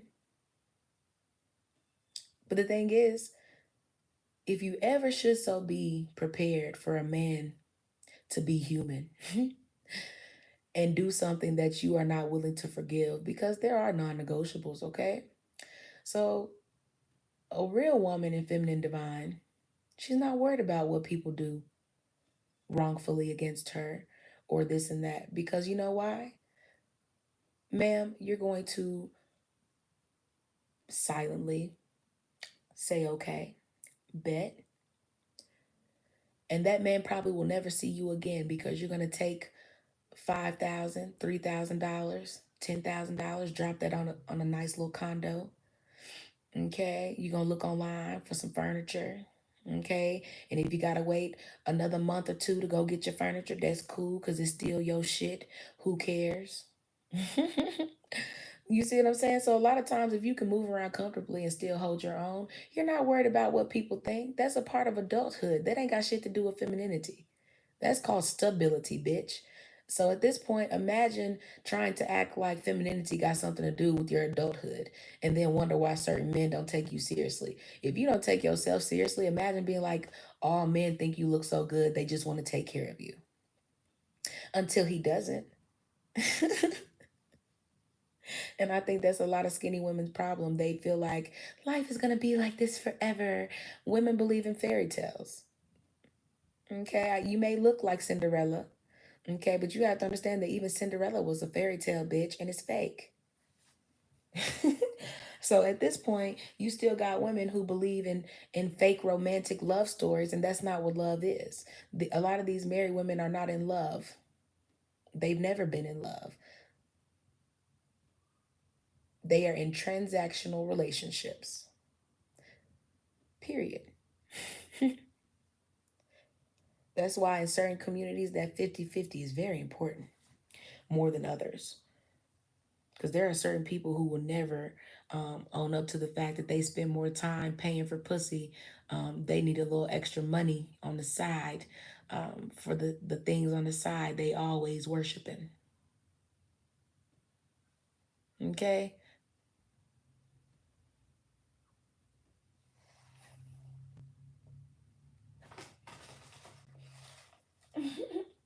And like I said, I feel like a lot of times stuff like this is touchy for a lot of people. Yeah, and I feel like that too. You said I never understood that who leaves their kids like that. Mine are 15 and 17 and still check on them even when they're sleeping.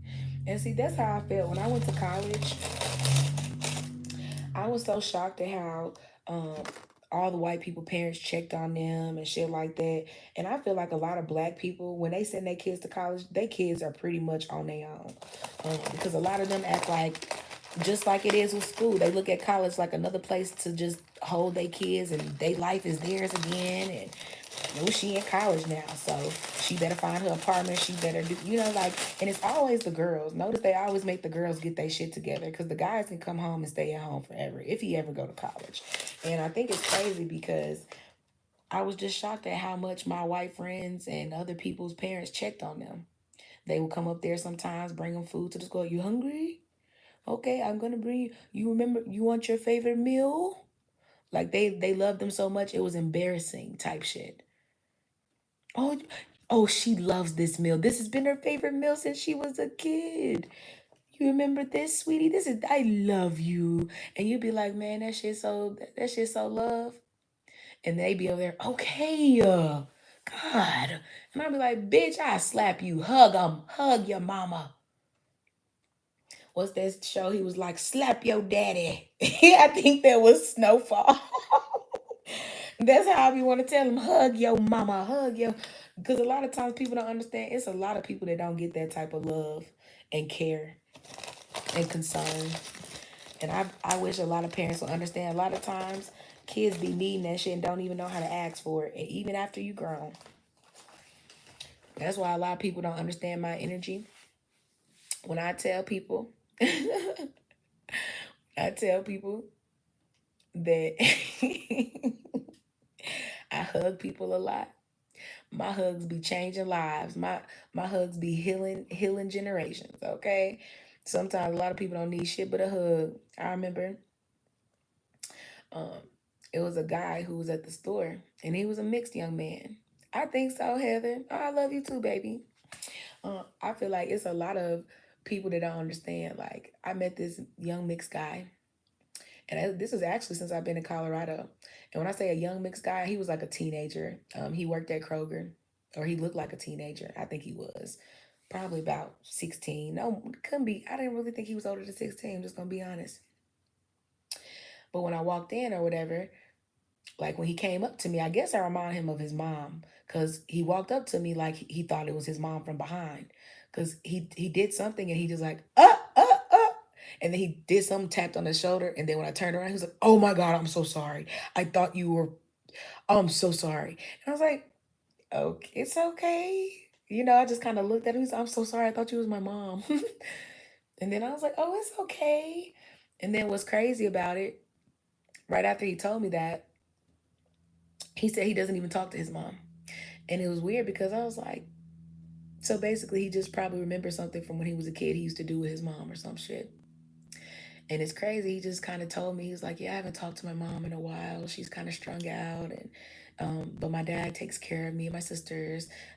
Like he just kind of told me, I was like, oh, that's really sweet. He was like, well, I'm glad I could remind you of her in a good way. And he was like, yeah. He was like, I'm so sorry. Stuff like that. I didn't mean to be disrespectful and stuff, ma'am. And I was like, no, you're okay. You're okay. And I was like, you ain't got to call me ma'am. I'm not old yet. And then he was like, okay, well, I just wanted to let you know, I really didn't, I was like, it's okay.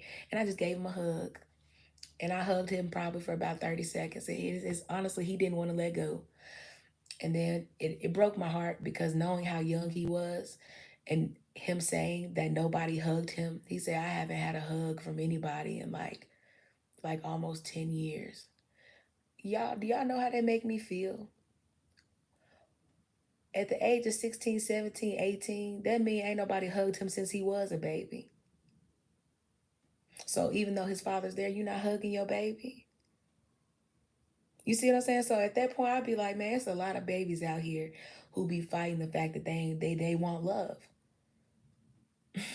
So imagine me, women, and those women make it transactional for you to get something. A lot of parents do the same thing. So at that point, y'all, I thought about that shit ever since then. Because usually I hug people. Like if I meet people and I really like them, I could meet somebody at the beauty supply store and we could just be talking and whatever. And I'd be like, girl, what's your name? My name, Alicia. What's your name? Oh, I'm Joy, girl. It was so nice to me. I hope I see you again. Girl, give me a hug just in case we don't. And then I hug people and they be like, you are so sweet. You such a sweetheart. And it's not about me being a sweetheart. It's because life is short. That's what bonding is about. A lot, like I say, a lot of women are visual listeners. They don't learn. Energy is felt. There are certain people you need that energy from. So if you always disconnecting yourself away from people based on visuals all the time, you are going to be real lost when you wake up with all the things you think you want to see and ain't none of the stuff you want to feel is even in there. Ask me how I know. Please ask me how I know. Yeah, and I feel like it's not even that. Yeah, and that's my real name. People don't understand I do have the perfect name.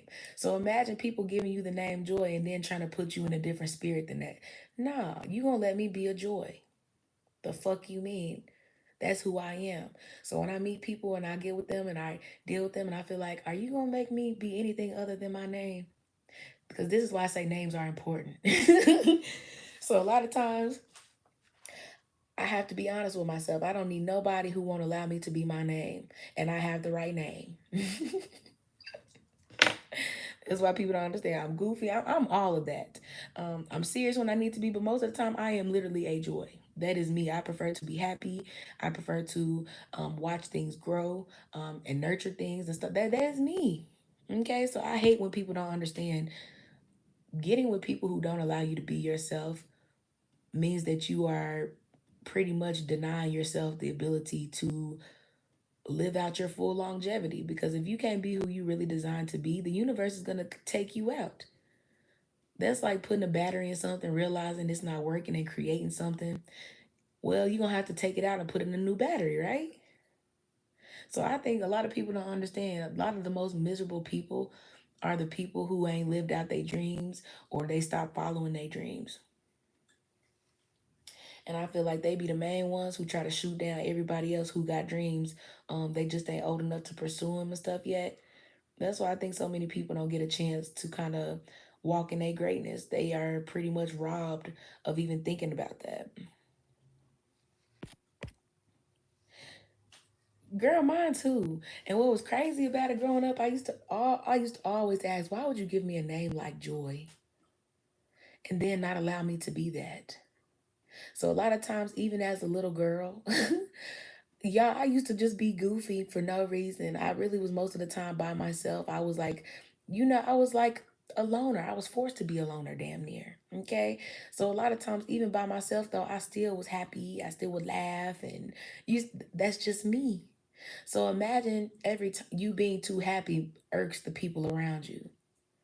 Why give me when I say people do stuff for appearances, people do stuff for appearances. Because that has never sat right with me, giving me a name like Joy and then robbing me of it. That's why I love to tell myself, joy cometh in the morning. I do, bitch. And I'll see you in the morning. Because I used to say that shit to myself all the time because honestly, it would keep me going. It would help me remember that, I could change how I feel the next day and I control, you know what I'm saying, how I felt. Yes, and that's how I feel. I feel like you name me joy, but then you try to take my joy. This has never made sense to me. Hold on, I don't even know why this weirdo is still up here. Let me get him off of here. This tap dancing Urkel. Let me get him off of here, y'all. Here we go. Goodbye.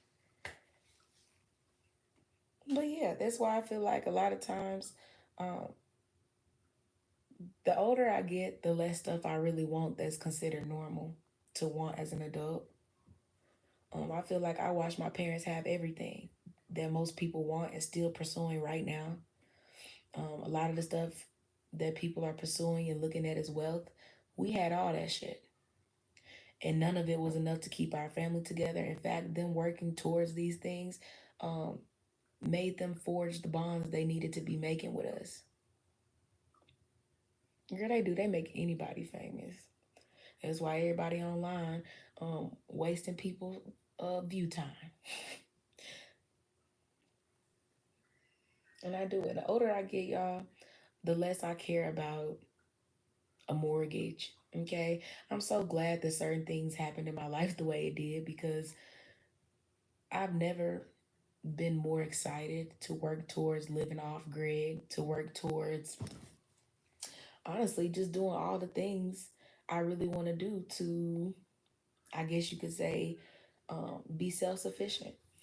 I enjoy the fact that I can grow my own food, that I can do all types of stuff now that I never thought about really doing because who really gonna put it on your mind to do this stuff? Nobody. A lot of people don't encourage stuff like this.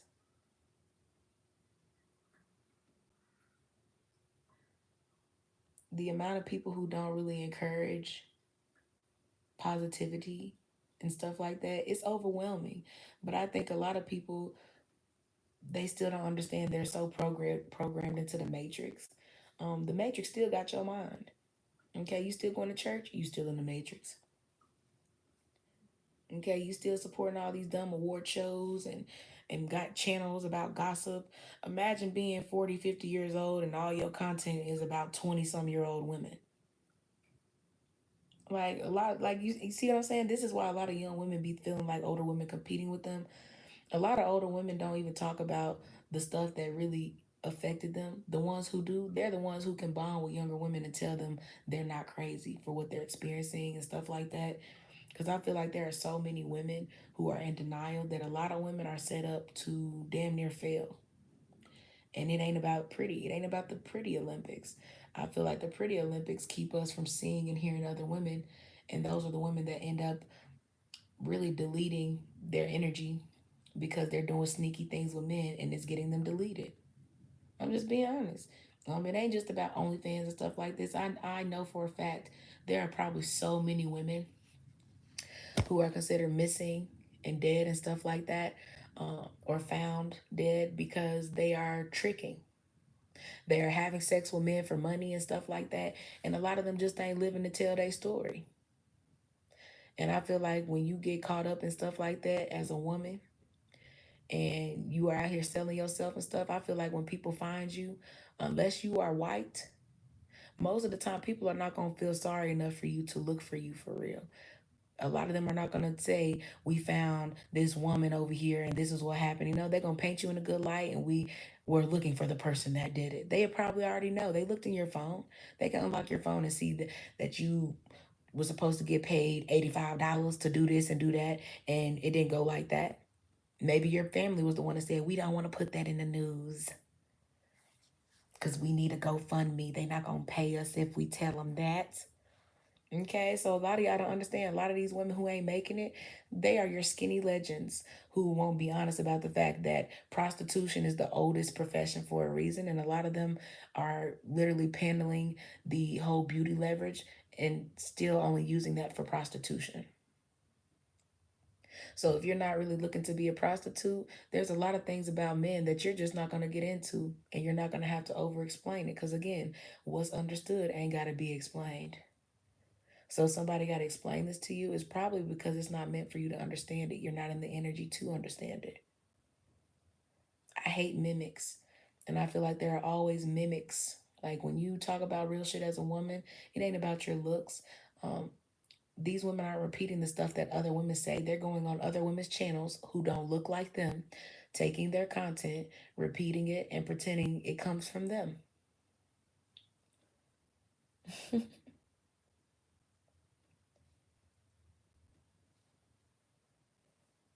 I hate to tell people this, but the world we live in is so superficial. I cannot wait to go off grid.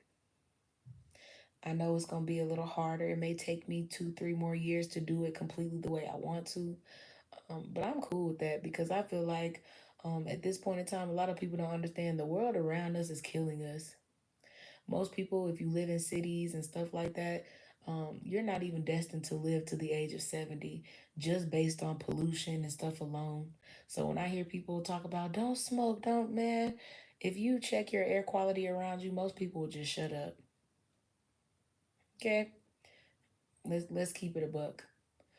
Okay? Because I, like I said, I smoke something that's from the earth. Ain't no telling what I'm doing to help erase some of this stuff.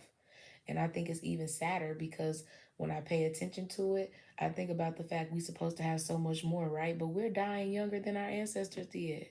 Something is not right.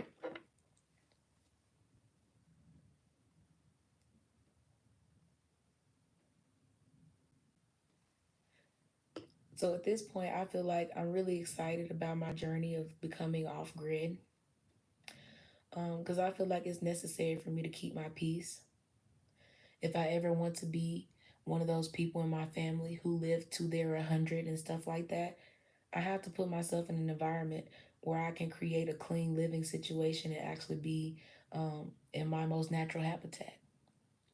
I don't want to fear what I come from. I don't want to fear the very thing I was put here to do. Be in peace. Imagine people traveling all across the globe just to sit at a beach or sit next to some water and stuff like that.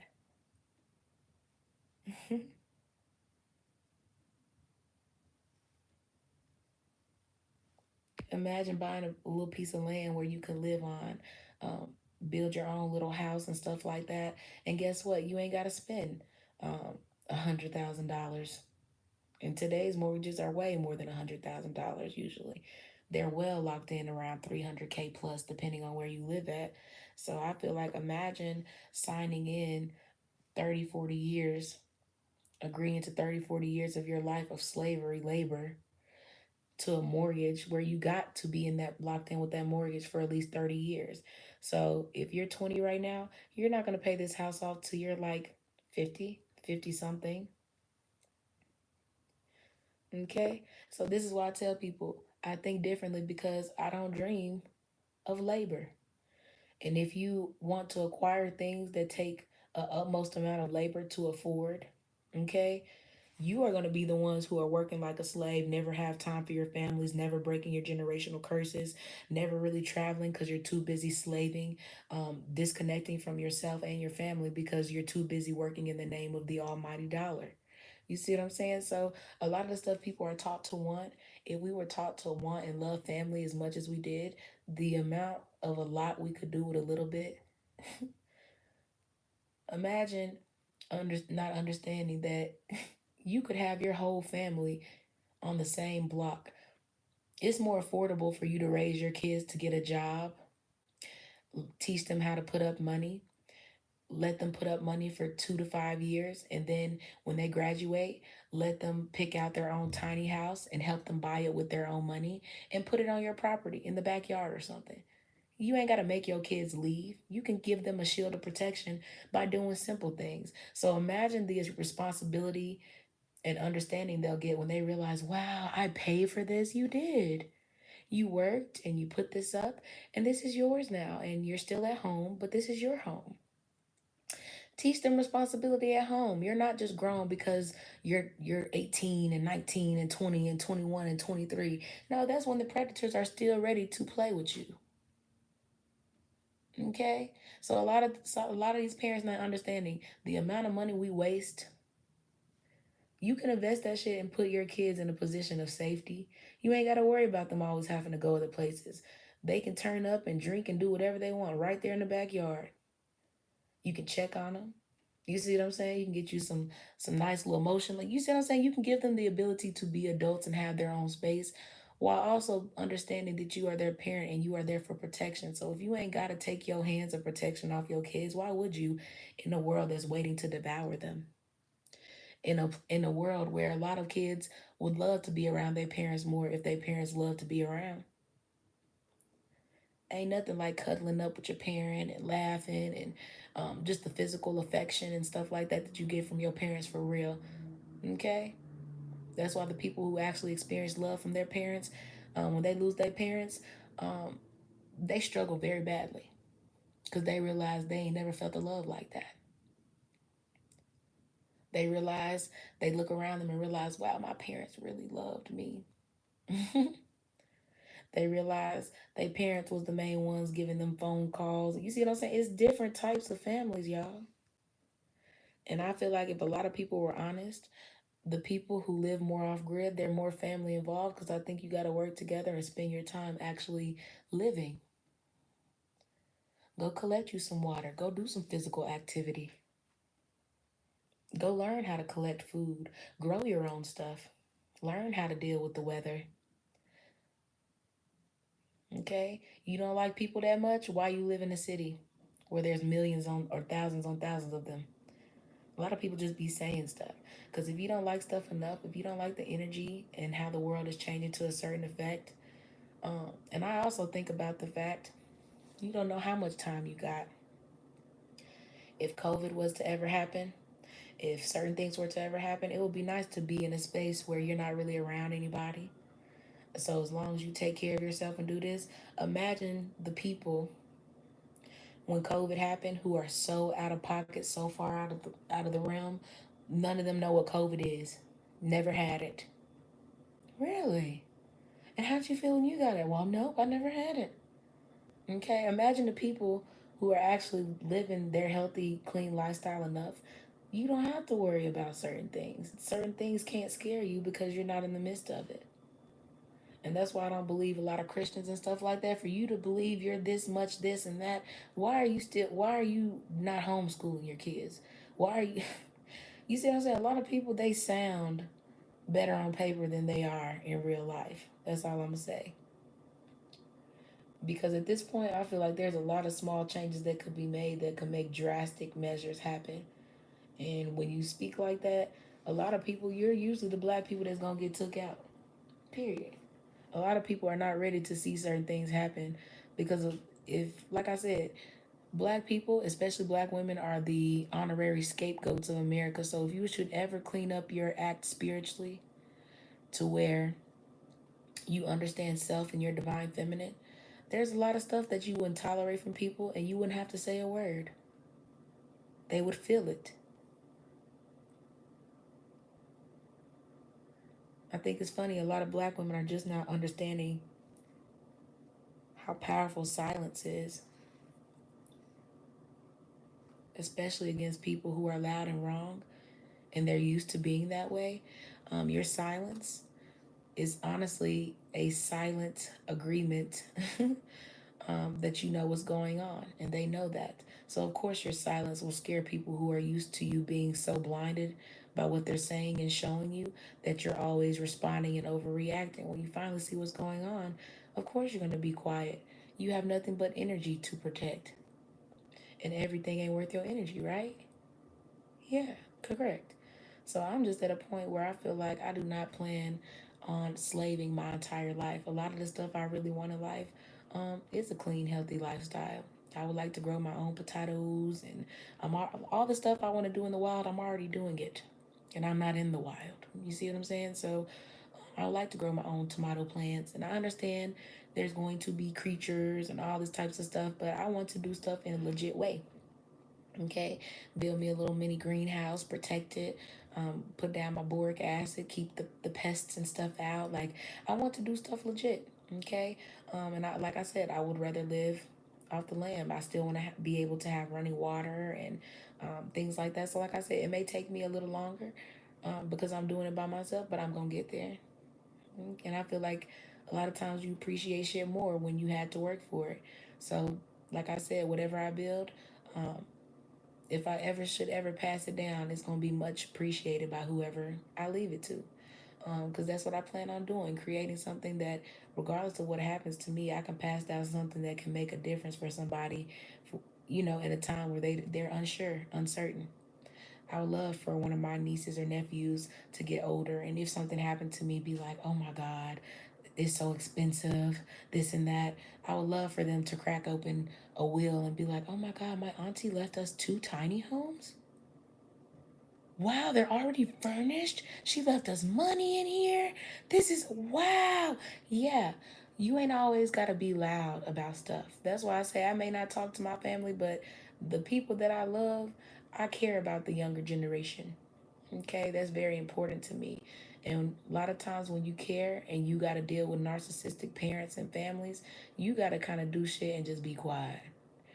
Okay, what you gonna do? Stop me from leaving your kids $20,000, 50,000? You said what you gonna do? You gonna stop me from doing something like that? No, you're not.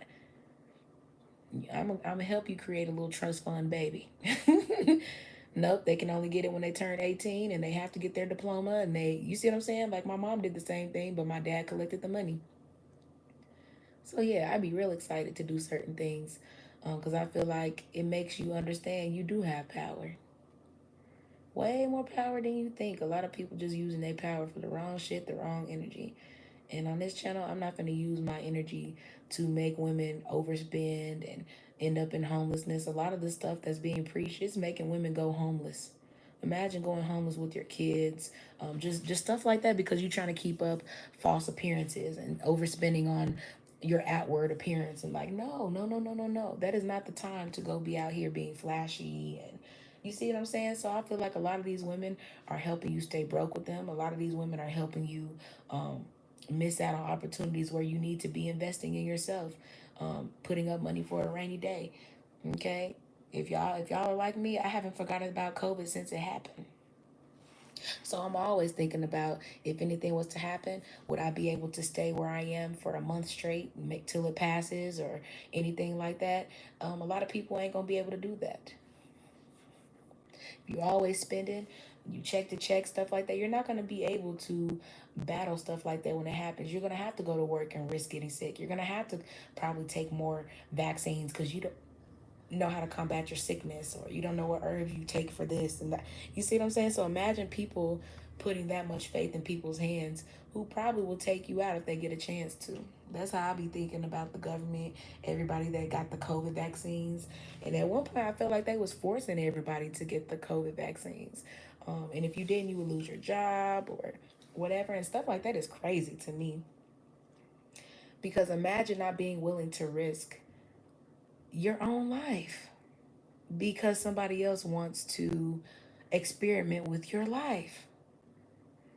Like, if I didn't see these celebrities and stuff take these shots and stuff like that, why would I believe they got it? That's why I don't really believe a lot of them got the shots. I think the shots were more so for the people just to see. I feel like they wanted to see how many people were dumb enough to allow the government to play with their bodies like that out of fear. Ooh, I'm scared of COVID. Baby, I was more scared of them shots than I was of COVID.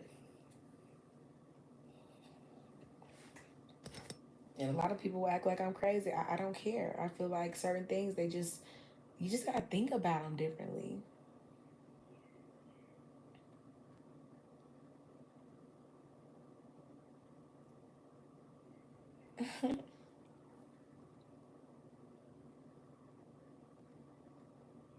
Well, hello.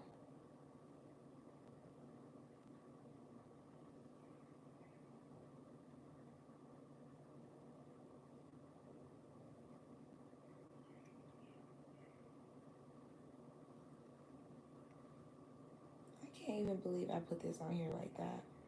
Oh, yes, I did. He said, that stupid hype me up guy. I left a comment. I left a comment saying it was stupid. Heather. I said, why we don't hype up our families or getting an education? People was going off on calling you a hater. I believe it, Heather. I hate that for you, Heather, because I sure believe it. A lot of times when you go in there and tell the truth, people first thing they do is call you a hater and say you wish you was them and stuff. I be like, man, people just telling the truth. A lot of times you don't even be knowing. Like a lot of times it'd be my first time seeing these people. For real though.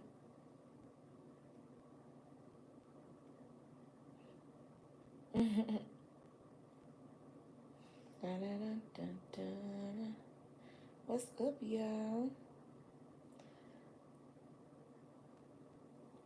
If you didn't know already, the live I was gonna do on the zodiacs, I'm gonna do that tomorrow around like 2 p.m., 2:30 p.m.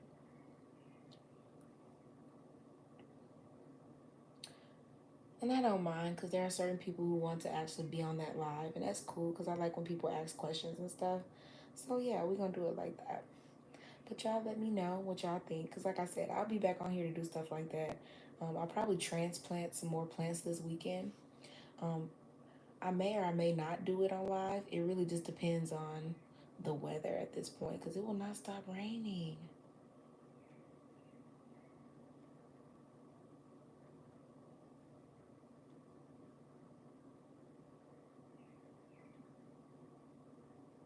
Dun, dun, dun, dun. I don't know how to do this, but I'm gonna check and see.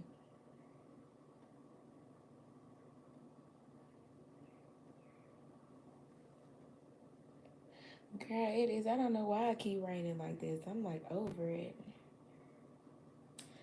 I'm totally over it.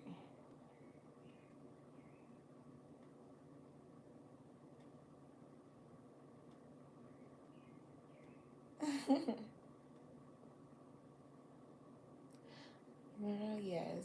More than likely, I'm probably just gonna chill out. I want to find a like a good documentary series or something to watch. But I will let y'all know. Okay. Until next time, I appreciate y'all tuning in. Like I said, if y'all tune in later, I'm gonna do the live about the zodiac signs and how to heal your trauma and tribal bonds tomorrow. Like I said, there are a couple people who want to tune in for that, and I love to make sure my regulars can tune in. Y'all stay tuned, okay? And the rest of you guys, if you're my regulars, you're watching, Heather and anyone else, y'all make sure y'all have a wonderful night and tune in tomorrow and all that good stuff, okay? Toodles, ladies. Good night, love. Same to you.